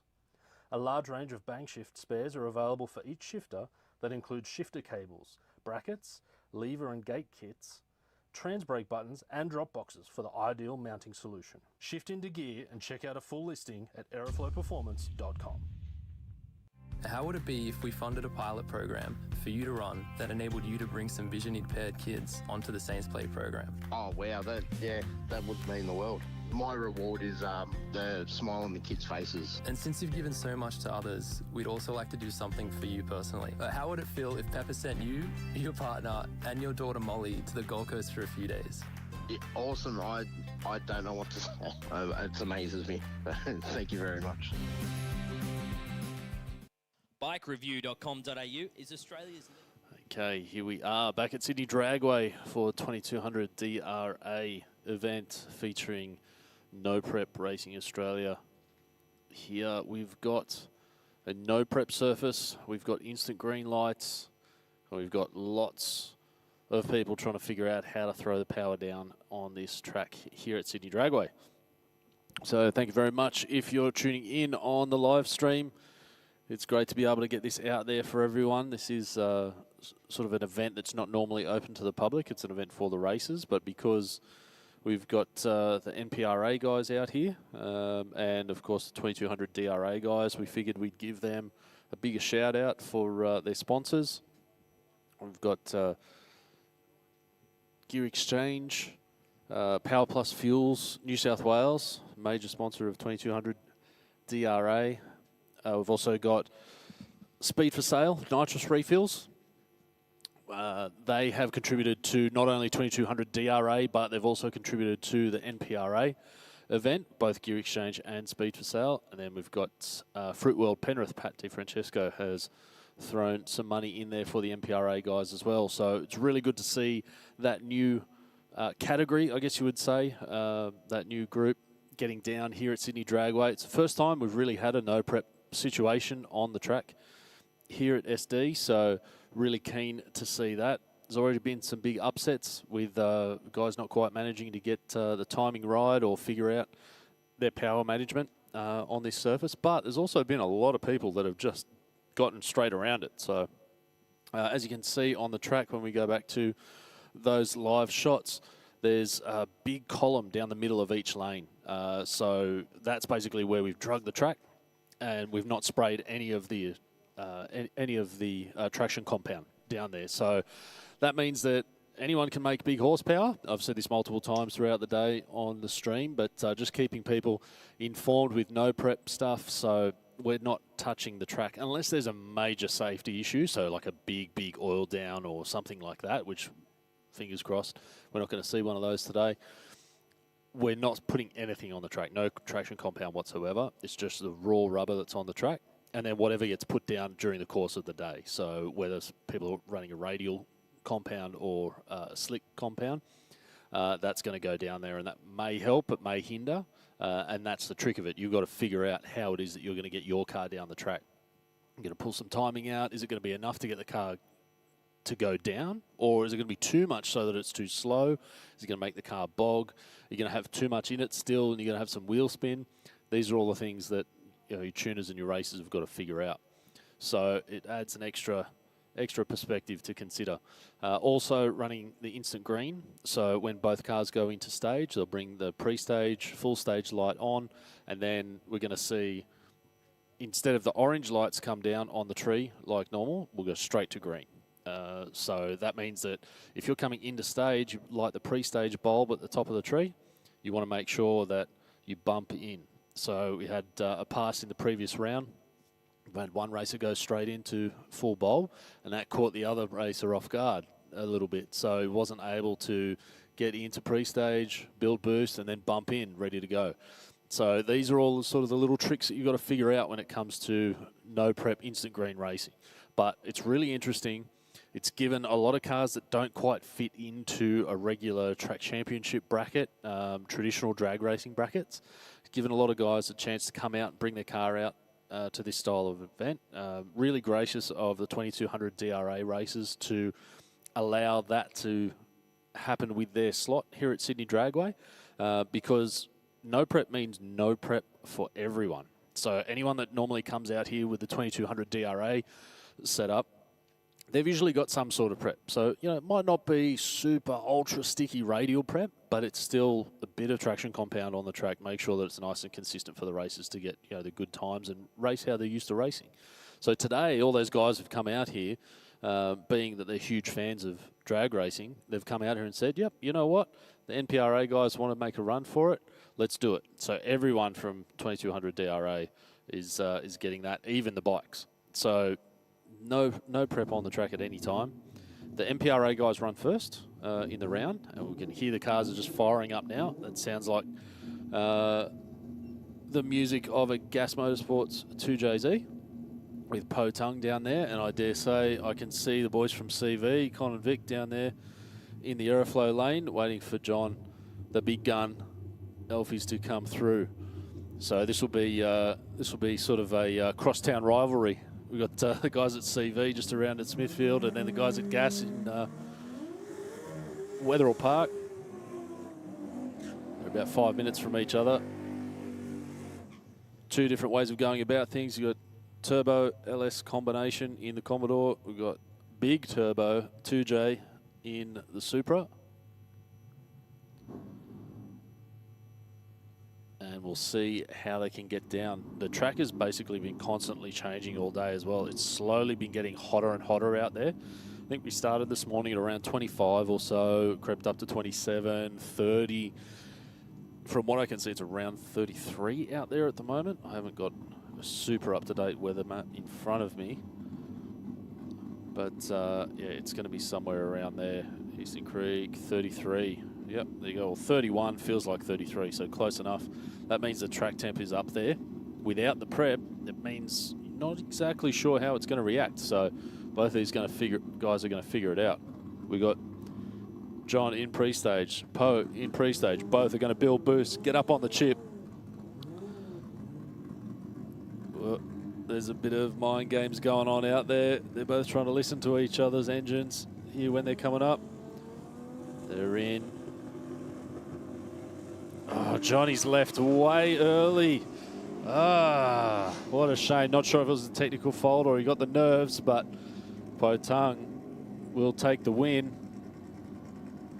There was plenty of power on board with Elfie's Commodore there as well, so black tracked the entire 8th mile.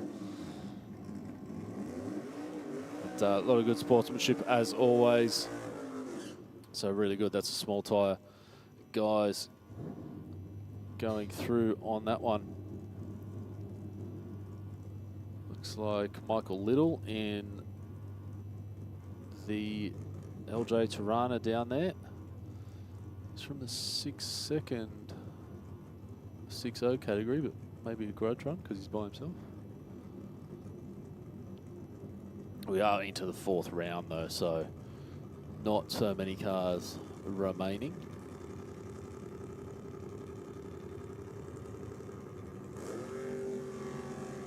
Not bad, lifts the wheels off the ground for Little in the Tirana.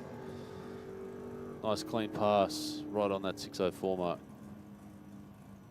So he must have got the bye on that round.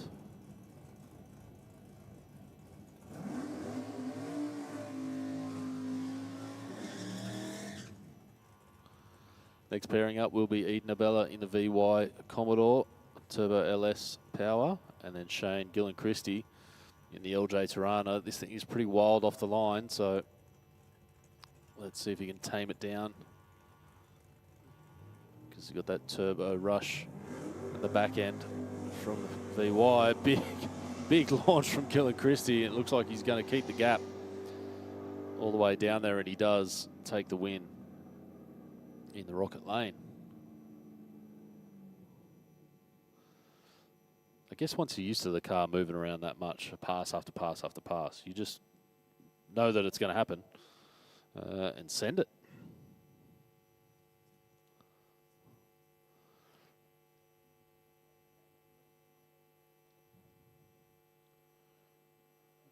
Nice. Looks like we might have trans brake and foot brake cars coming out for the next pairings.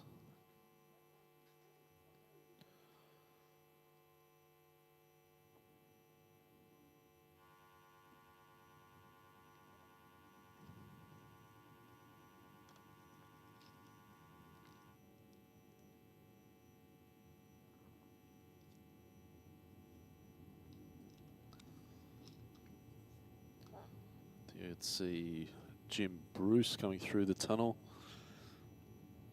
in the HQ Ute.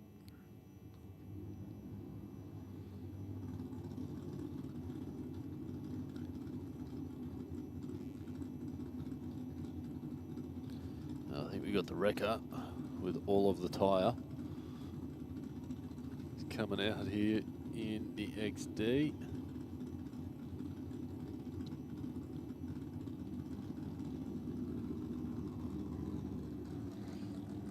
Jim Bruce pulls up into the burnout line. Alongside him comes Sam Campbell.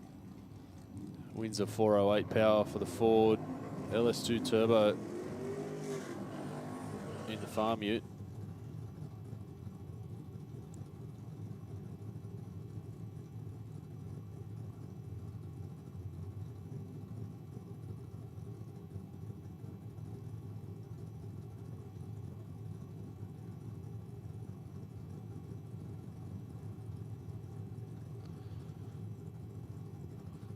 So the track officials looking after our drivers down there, just making sure that Sam Campbell's passenger door is closed. Big bump in from the Turbo Ute. It gets out, but big chase from Campbell there. Will he get him? He breaks out. A 639 on a 640. Oh, he crossed the line first.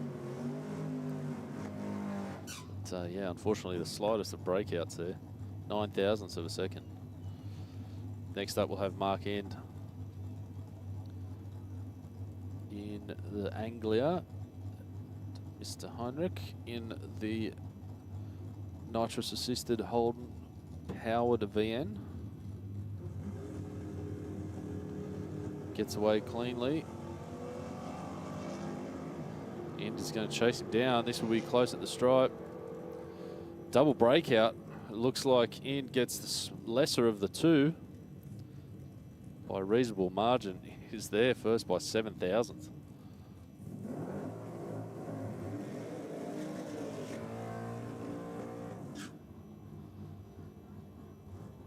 All right. Adam Bowers up against CJ Davies.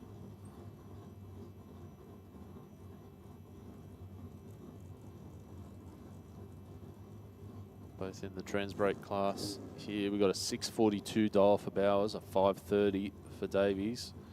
He likes that 530 dial in. He's been there all day.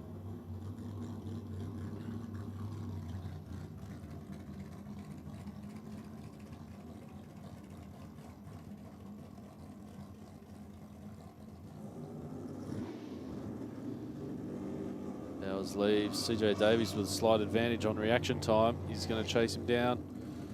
And it is the win for Davies, a 535 with a 1 to a 647 with a 4.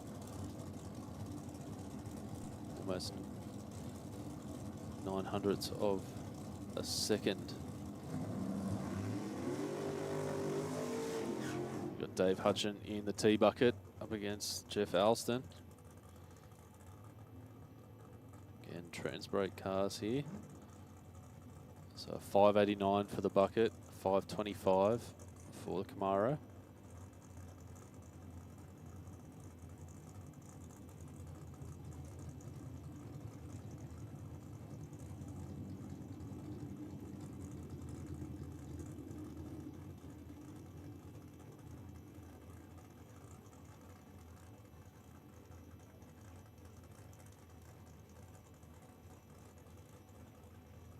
Alston's up in pre-stage.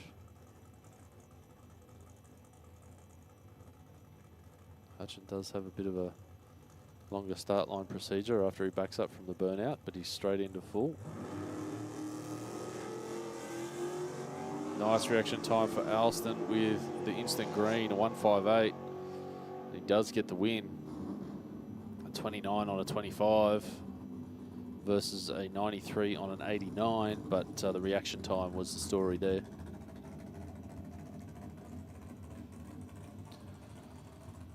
Okay, next up we've got Peter Brown. We'll round out the trans brake class. In the big block powered dragster.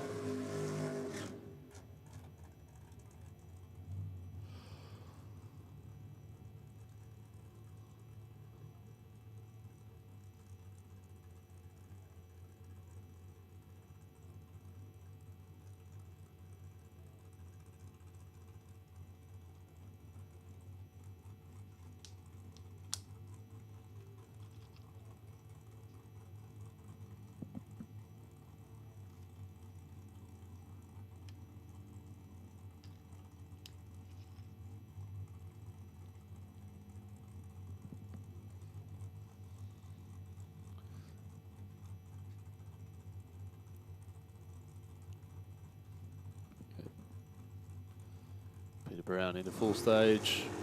That green light. Bit of wheel spin this time for Brown in the dragster. He crosses for a 497 on a 94 dial in.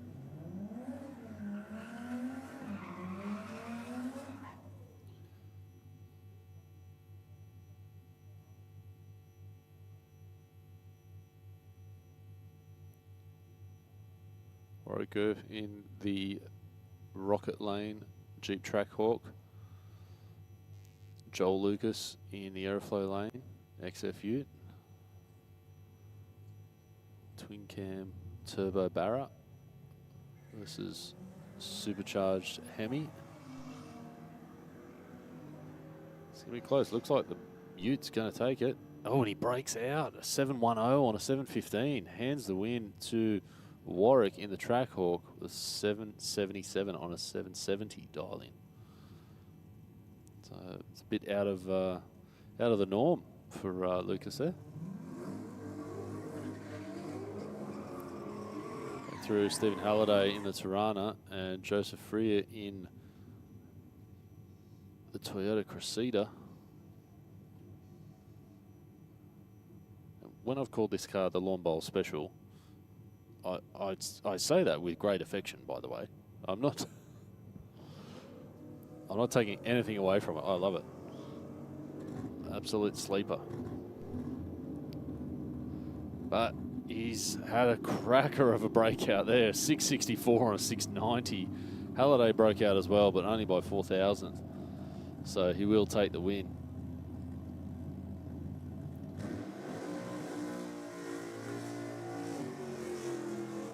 No mistaking the sound of that. Porsche 928. Paul Galea down there up against Craig Warren. There's certainly, you would think that Warren is outgunned here as far as the equipment is concerned, but he has been right on the dial in all day. That 10.15. Previous run was a 10.16. Galea's been right around it as well. He has a reaction time benefit. He's got a 5.60. Oh, I've put the commentator's curse on Warren on that one. He's gone a 10.11 on a 10.15. He knew that 928 would have been coming home quick smart. So next pairing, Melanie Lucas in the ZB Fairlane's got a 720 dial in. Kevin Price a 760. Seems like wise for Melanie to drop that dial in because she has had a couple of breakouts unfortunately today. So she's lowered that dial into 720. Price still on the 760. He gets away with 690.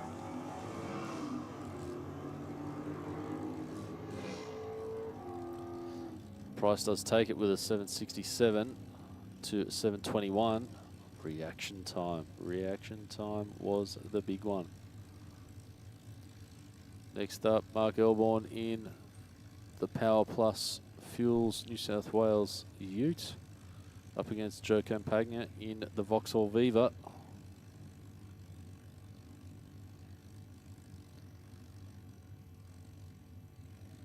Crew just checking out the aeroflow lane there.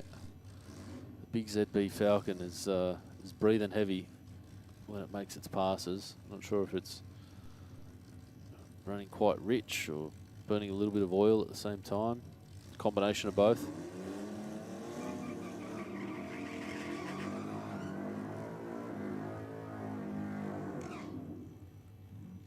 Solid burnout from Elborn.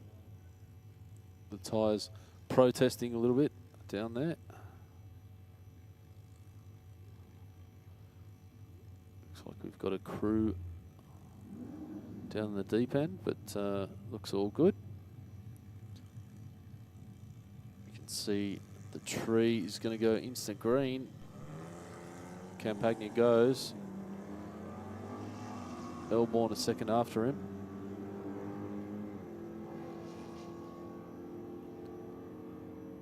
.819 is a breakout for Elborn. Joe Campagna does take the win with a 10.0 on a 9.34.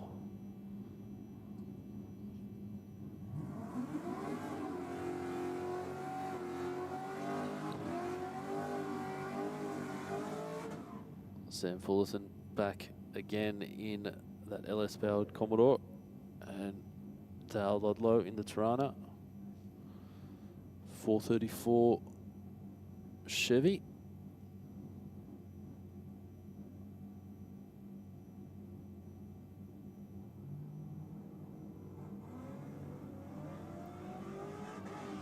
They're away.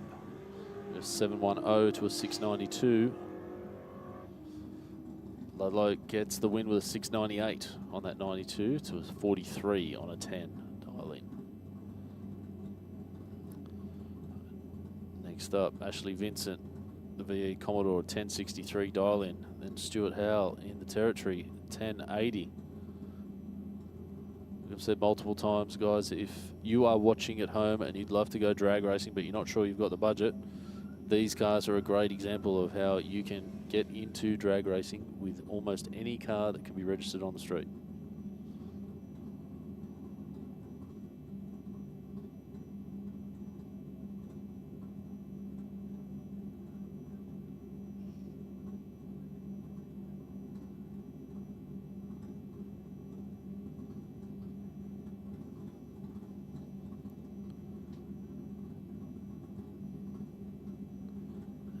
way. Vincent gets the slight edge on the reaction time.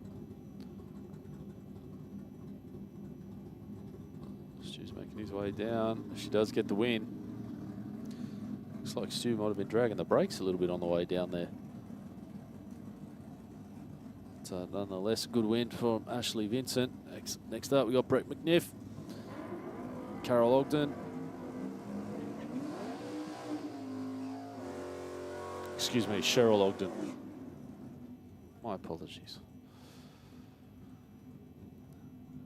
Okay, both foot brake cars. Very different ways of going about things, as we've seen all day today. We've got a 580 dial in for McNiff, a 772 for Ogden.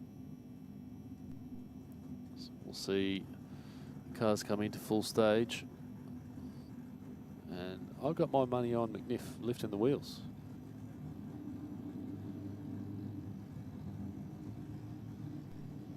Let's have a closer look. Pre-stage, full stage.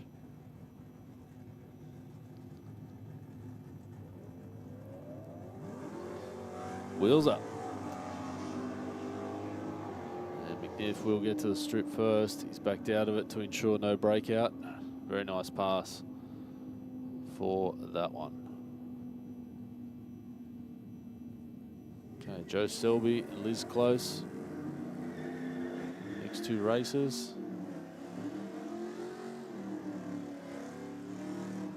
Close sticking with that 960 dial in. And Selby at 742. For now, another solid burnout for Joe Selby there. Smoke him if you got him. Oh, red light on the tree for Selby. Hands the win to Close.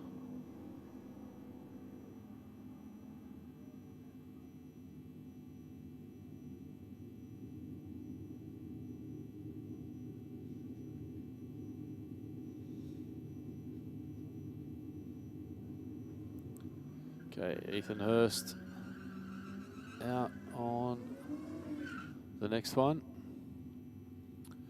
Yep, if you're following along on the stream, if you noticed, we've got Psyop Gypsy's just pointed out that there are not many bums on seats. No, you're right, Psyop, and we are hoping that the no prep guys will drag in a new sort of crowd, or a crowd that's interested in seeing something different. But today wasn't actually open to the public for spectators, which is the reason why we've got the stream. Normally the 2200 DRA guys, they're their own drag club. They hire the track. They run their own, don't really run their own show, but they run their program the way that they like to do it.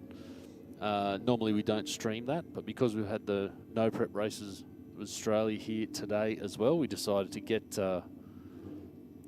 it out there for everyone to have a look at, create a bit of enthusiasm behind the NPRA style, show a lot more spectators, but also more racers that might want to come and take part in that thing. You know, Sydney Dragway just doing something a little bit different down here today. So big thanks for everyone that's been tuning in.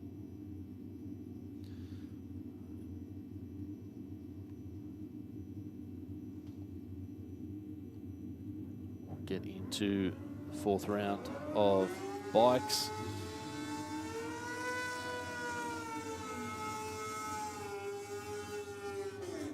Adrian Watson with that Banshee-like scream from the R6. He's got the 7.0 dial in. Travis McCleverty on the GSX-R 750 has a 650 dial. Let's see how close they can get.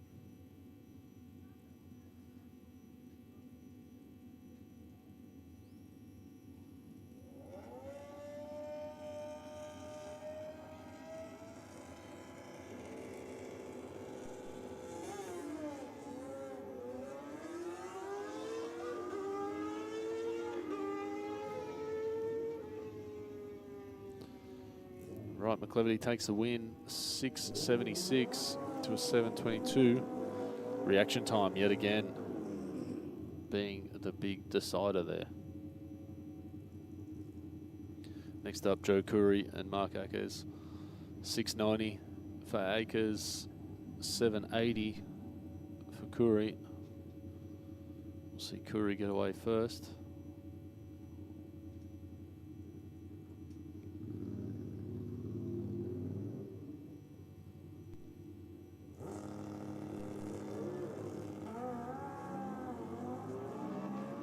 Reasonable launch for Curry, but Akers is chasing him down on that GPZ 1100. Breakout for Curry by the smallest of margins, and a great pass from Akers on the GPZ Kawasaki. Next pairing, Sean Close and Albie Davidson.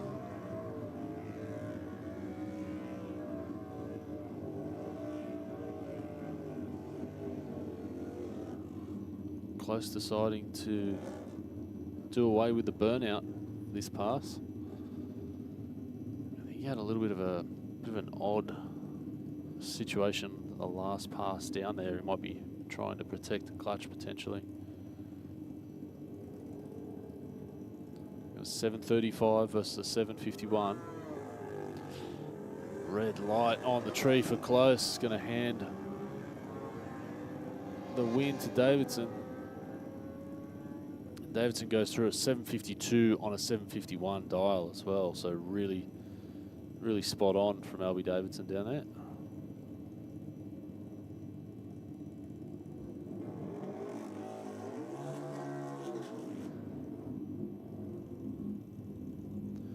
Lucas Nego back out at the line. Cheryl Beddoes in the rocket lane.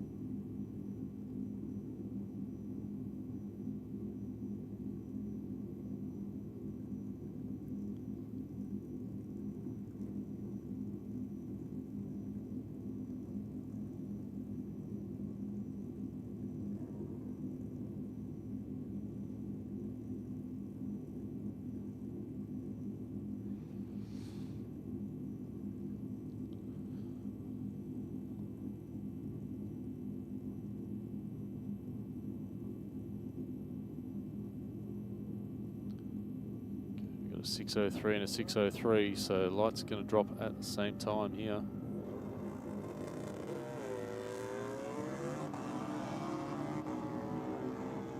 He's simply backed out. He did have that issue earlier on in the other lane, so Beddoes 608 on a 603 dial in.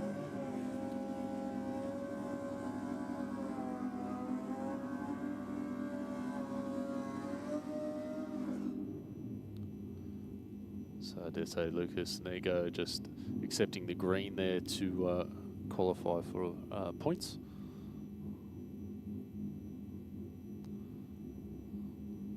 Michael Riches with the bye run here. He's got a 569 dialed in.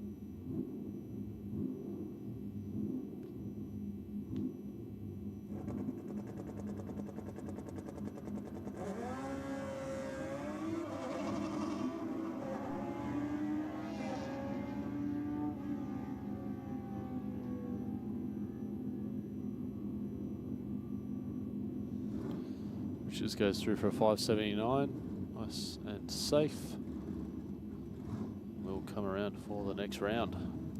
Right, so we should have a couple of Grudge passes here by the looks of things.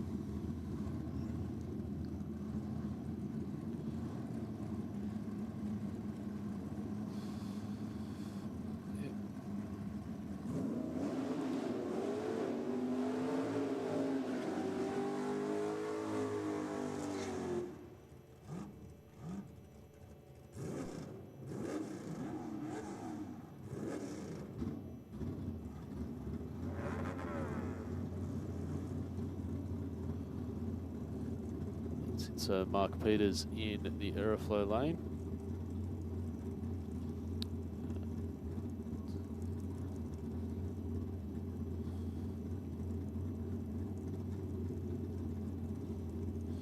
Adrian Morton in the Rocket lane.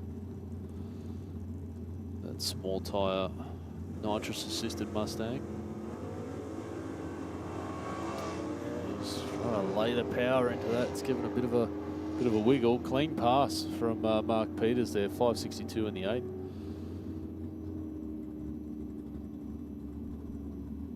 $670 for Morton there, struggling with traction.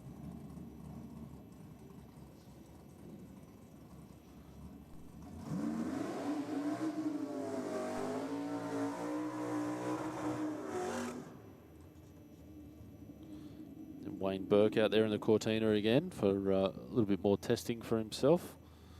While we've got the track open, we might as well.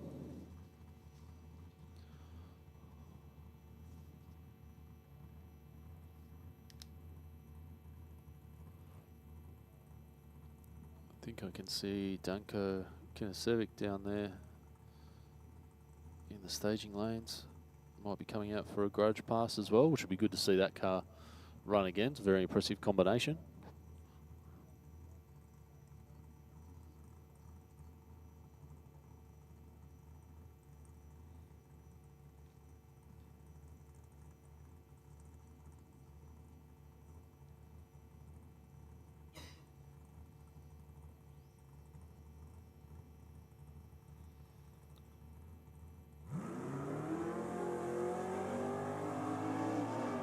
Nice wheels up launch from the Cortina down there. Crosses through at 593 in the 8th. Pretty clean pass.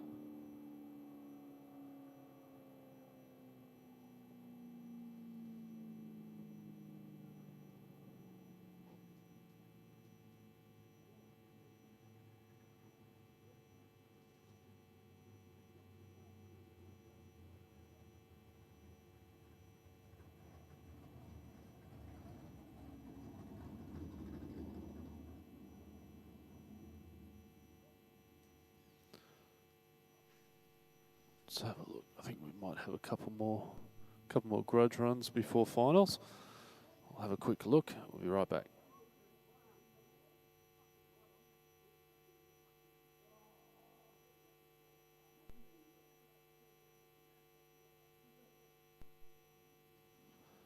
Yep, so as we thought, looks like we'll have one more run. I think the crew are just getting Danko Kinasevic and his Capri ready down there in the staging lanes. He'll do a Grudge pass. And then after that, we'll have a 15-minute break before we come back for the finals.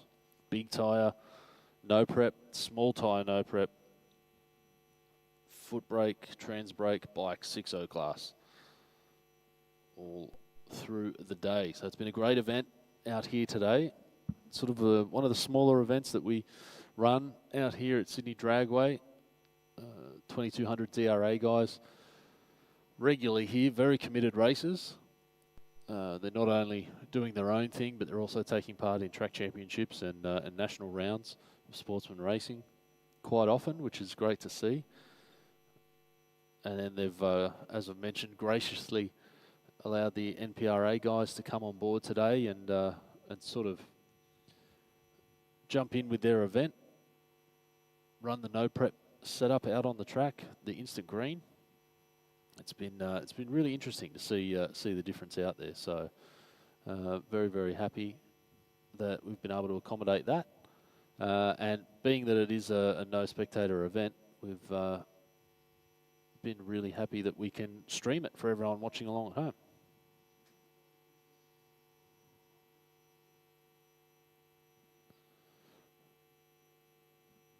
We can see there live. That is. Let's not put any pressure on him, Adam. You know? Gone live out to thousands, tens of thousands, millions of people watching on the Sydney Dragway stream out there. What? Don't laugh. The commentator slightly exaggerating numbers? Never. I'll not hear it. Danko and his crew, i.e. family, making sure that he's all strapped in. Safety is of the utmost importance, especially when you're about to throw quite a bit of horsepower down the track on a no-prep surface. So very important.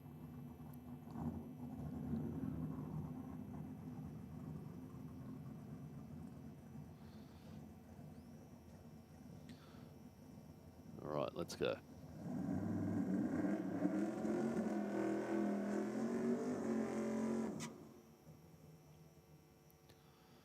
Nice burnout there. Good little chirp from the tyres just at the end. So got a good bit of bite in them.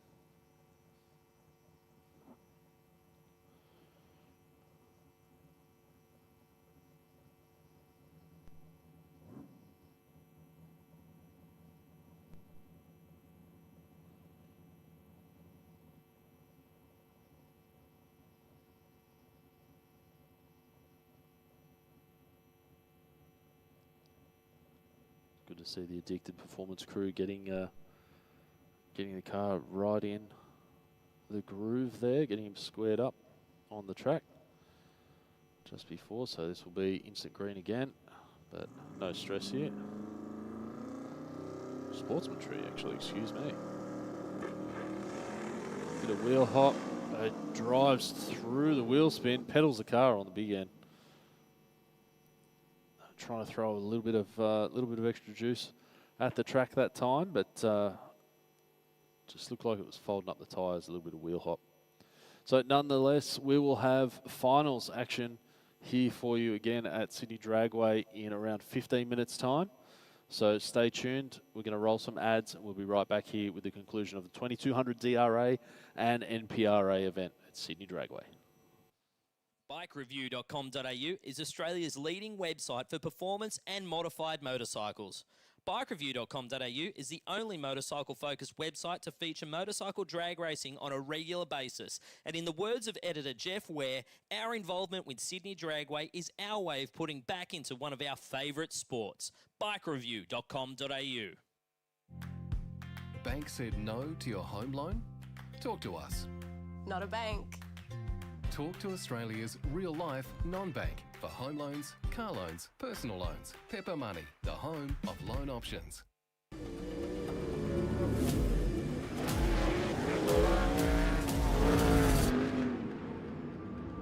I have this incredible drive to succeed. I've just got this ambition, I want to get on the podium. I think there's a lot of people that have an older mentality and don't think women belong in motorsport. And that's one thing I'd like to prove a lot of people wrong.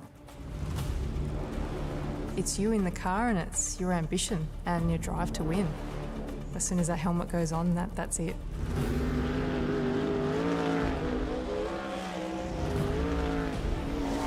I'm Brooke Newson. I'm a sprint car and outlaw car driver.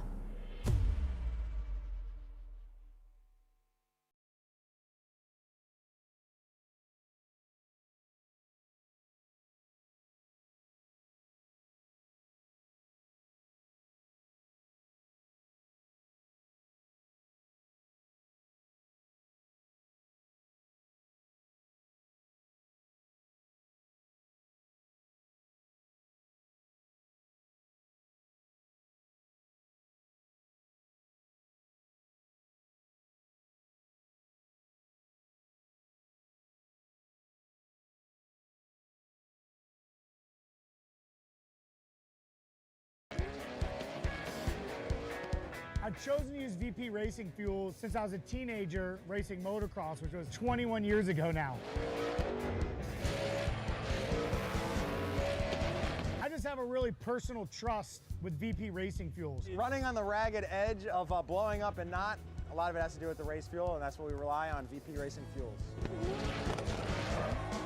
VP has been making racing fuel for 43 years.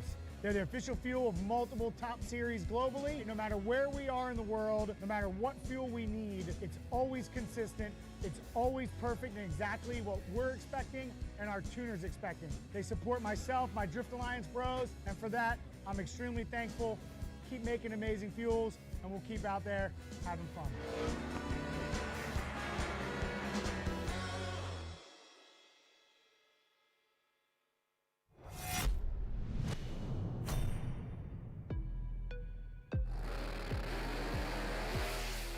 Drag racing is not just about the horsepower. There is also some cool science at play right here on the racetrack. These drag strips aren't just regular concrete.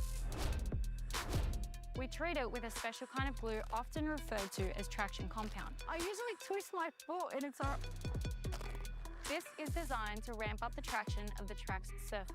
It's getting worse by the minute for us racers to go straight and fast.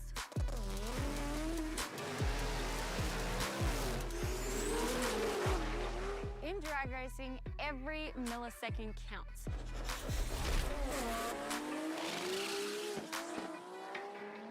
That's why the teams adjust the car's setup to suit the track conditions.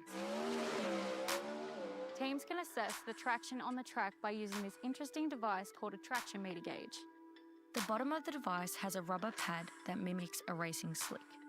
To measure the track's grip value, the user stands on the base, ensuring the rubber pad bonds with the racing surface. Turning the torque arm on the top of the device will rotate the rubber pad. When the bond breaks, the user will see a number on the dial. Teams can then use this number to help create baselines for grip within their respective setup.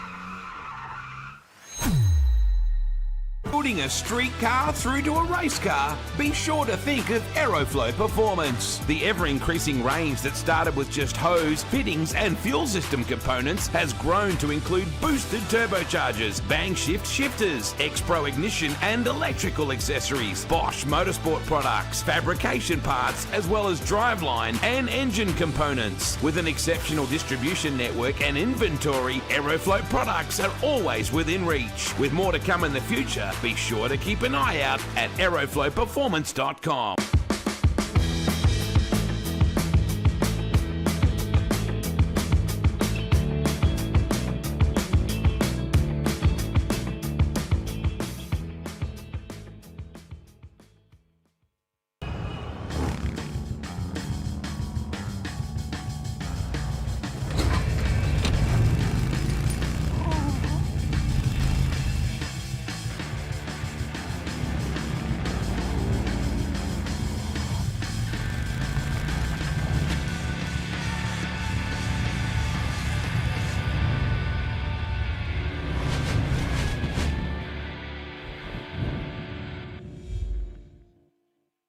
Bang shift shifters from Aeroflow Performance are truly the modern shifter for the modern age.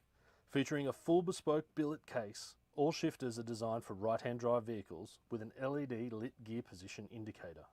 Available in either ratchet or gated options, as well as OEM replacement shifters for popular Holden and Ford vehicles. A large range of bang shift spares are available for each shifter that includes shifter cables, brackets, lever and gate kits, trans brake buttons and drop boxes for the ideal mounting solution. Shift into gear and check out a full listing at aeroflowperformance.com. How would it be if we funded a pilot program for you to run that enabled you to bring some vision impaired kids onto the Saints Play program? Oh wow, that would mean the world.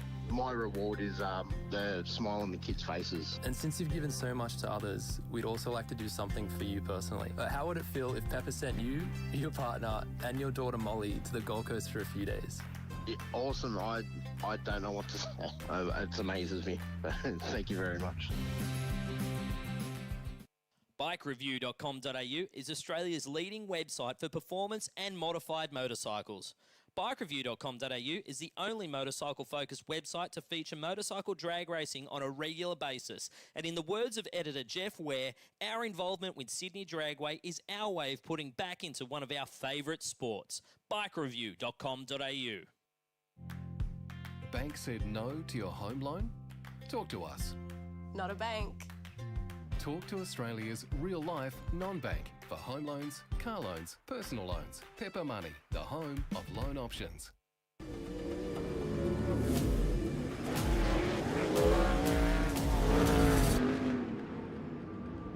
I have this incredible drive to succeed.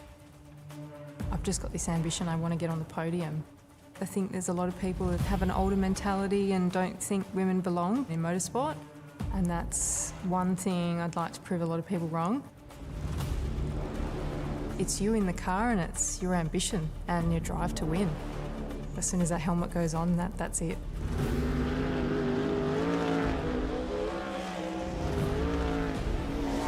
I'm Brooke Newson. I'm a sprint car and outlaw car driver.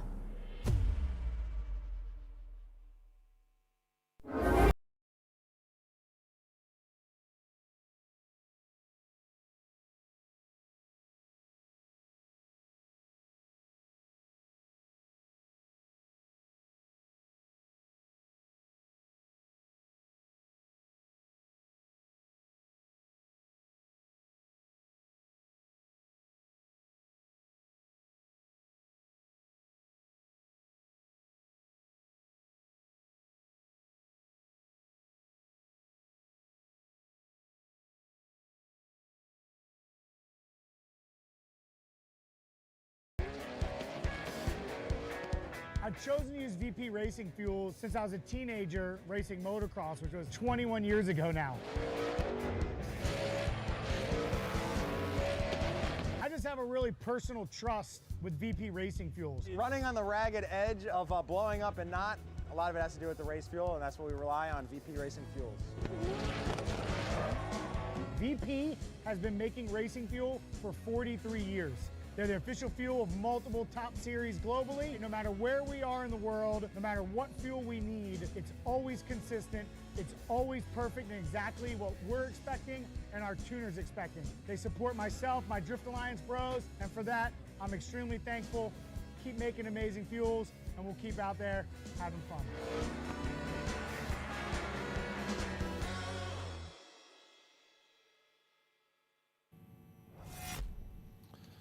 And here we are, finals time.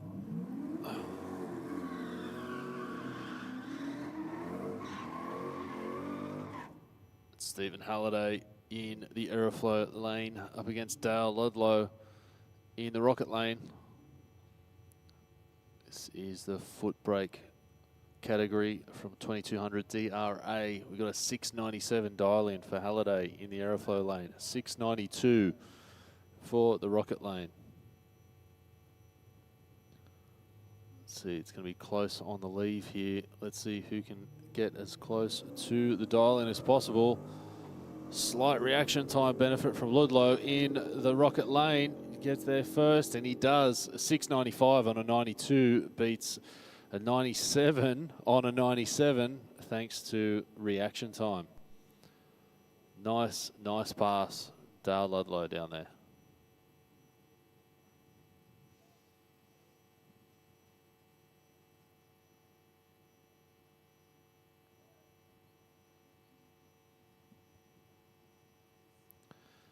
Next pair, we've got the Transbrake crew. Jeff Alston in the Camaro up against Peter Brown in the Dragster. A 525 in the door car to a 495 for the Dragster. Pete Brown's been right on his dial in all day. It's going to be hard to beat.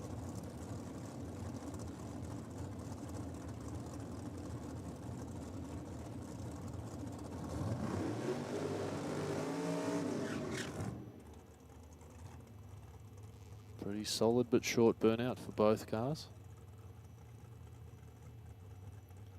I don't have the cubes on the Dragster, but I dare say it's not quite 632 that Alston's packing in the Camaro. But where the Dragster has the big advantage here is in the short track, the 60-foot time.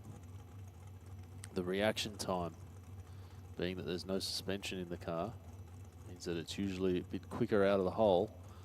But the big horsepower of that 632 in the Camaro can always mean that the back half of the race is much closer.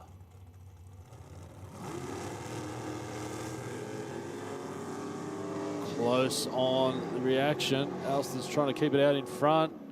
Brown gets there, 5:03 on the 95 dial-in with the win. He had the slight edge on the reaction time, slight edge on the 60, bigger edge at the 3:30. And then got it done in the 8th mile. So big congrats to Peter Brown.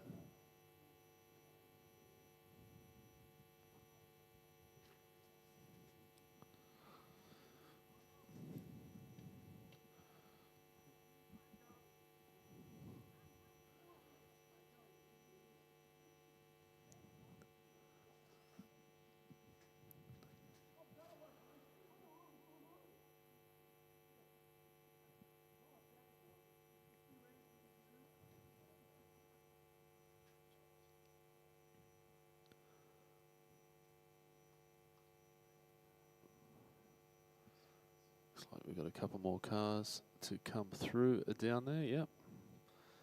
Looks like should be the 6.0 class, I believe, coming out next.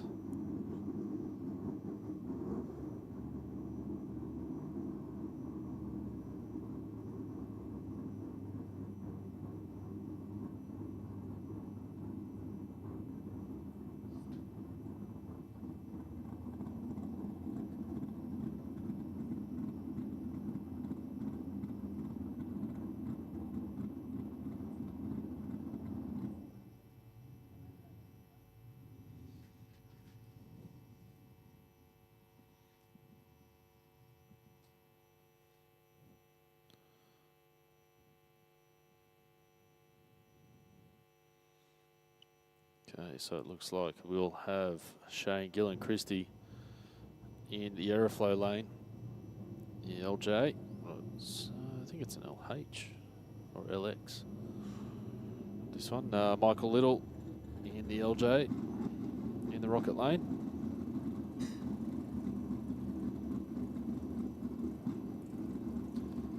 Gillen Christie's been rolling with that big chassis movement off the line all day. Hasn't seemed to phase him much. Michael Little's been a lot more tame, but he had wheels up a little bit earlier. So we'll see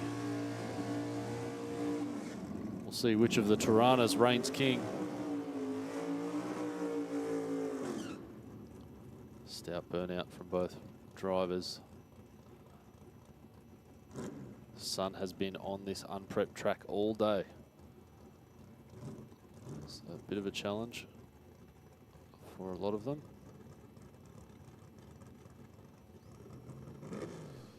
Shane's in pre-stage, just waiting for Michael to join him there.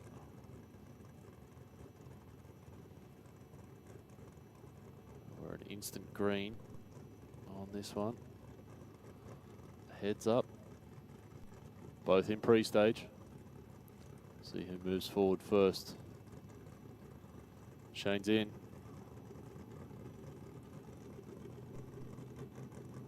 Michael joins him. Oh, a bump on the launch has left a cherry on the tree for Gillen Christie.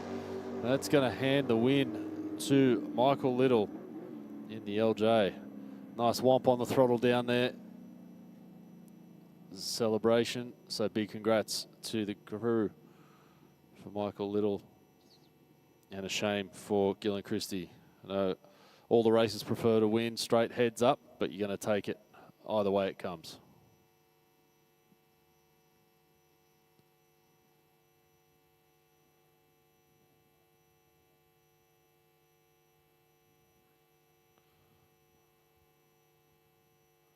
Okay, next up we'll have final of the bikes.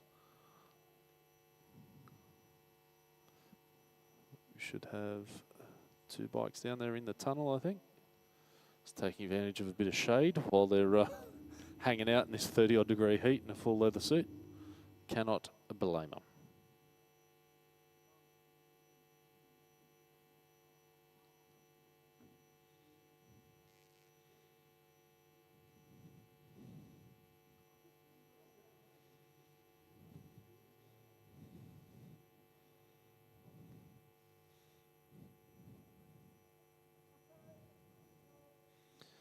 All right, so we will have Albie Davidson in the Aeroflow lane, Cheryl Beddoes in the Rocket lane.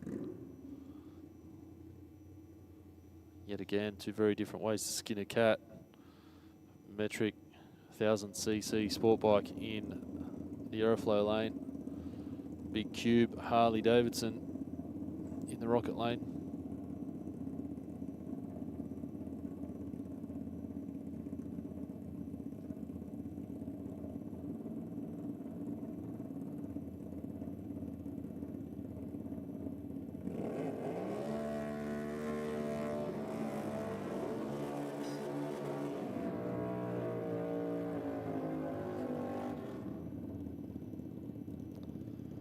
Solid burnout from Albie. He's really determined to get rid of that blue paint mark off the tyre.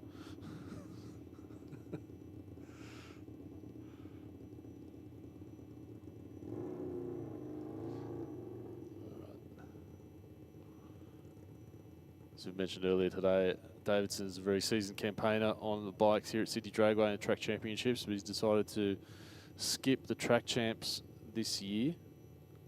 But of course, when the opportunity arises, why not come on down for an event such as this? So we've got a 7:51 dial-in for Davidson to a 6:02 for Beddoes.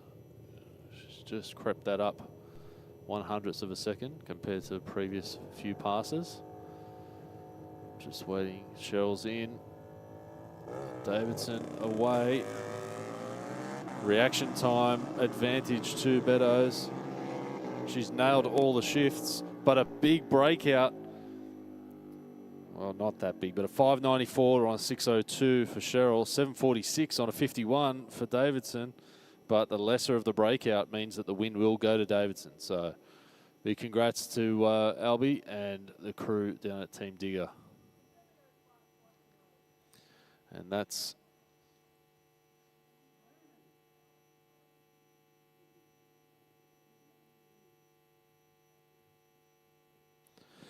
all right, so that will be the end of racing here at Sydney Dragway today. A big thank you to everyone that tuned in on the live streams. A huge thank you to the racers that came out today, the supporters of both 2200 DRA and NPRA. We'll give them a quick shout out. Power Plus Fuels, of course, New South Wales.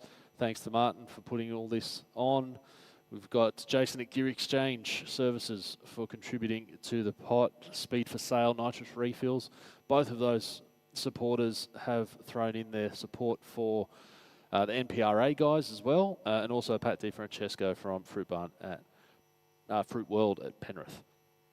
So a big thank you again to everyone that tuned in, racers, the track crew here at Sydney Dragway. We're all happy to have a stream on for you, which we don't normally do for this event, but hopefully we'll create a bit of interest in the NPRA and also a bit of exposure for the 2200 DRA guys to get more action out here at Sydney Dragway. Stay safe, and we'll see you on the next one.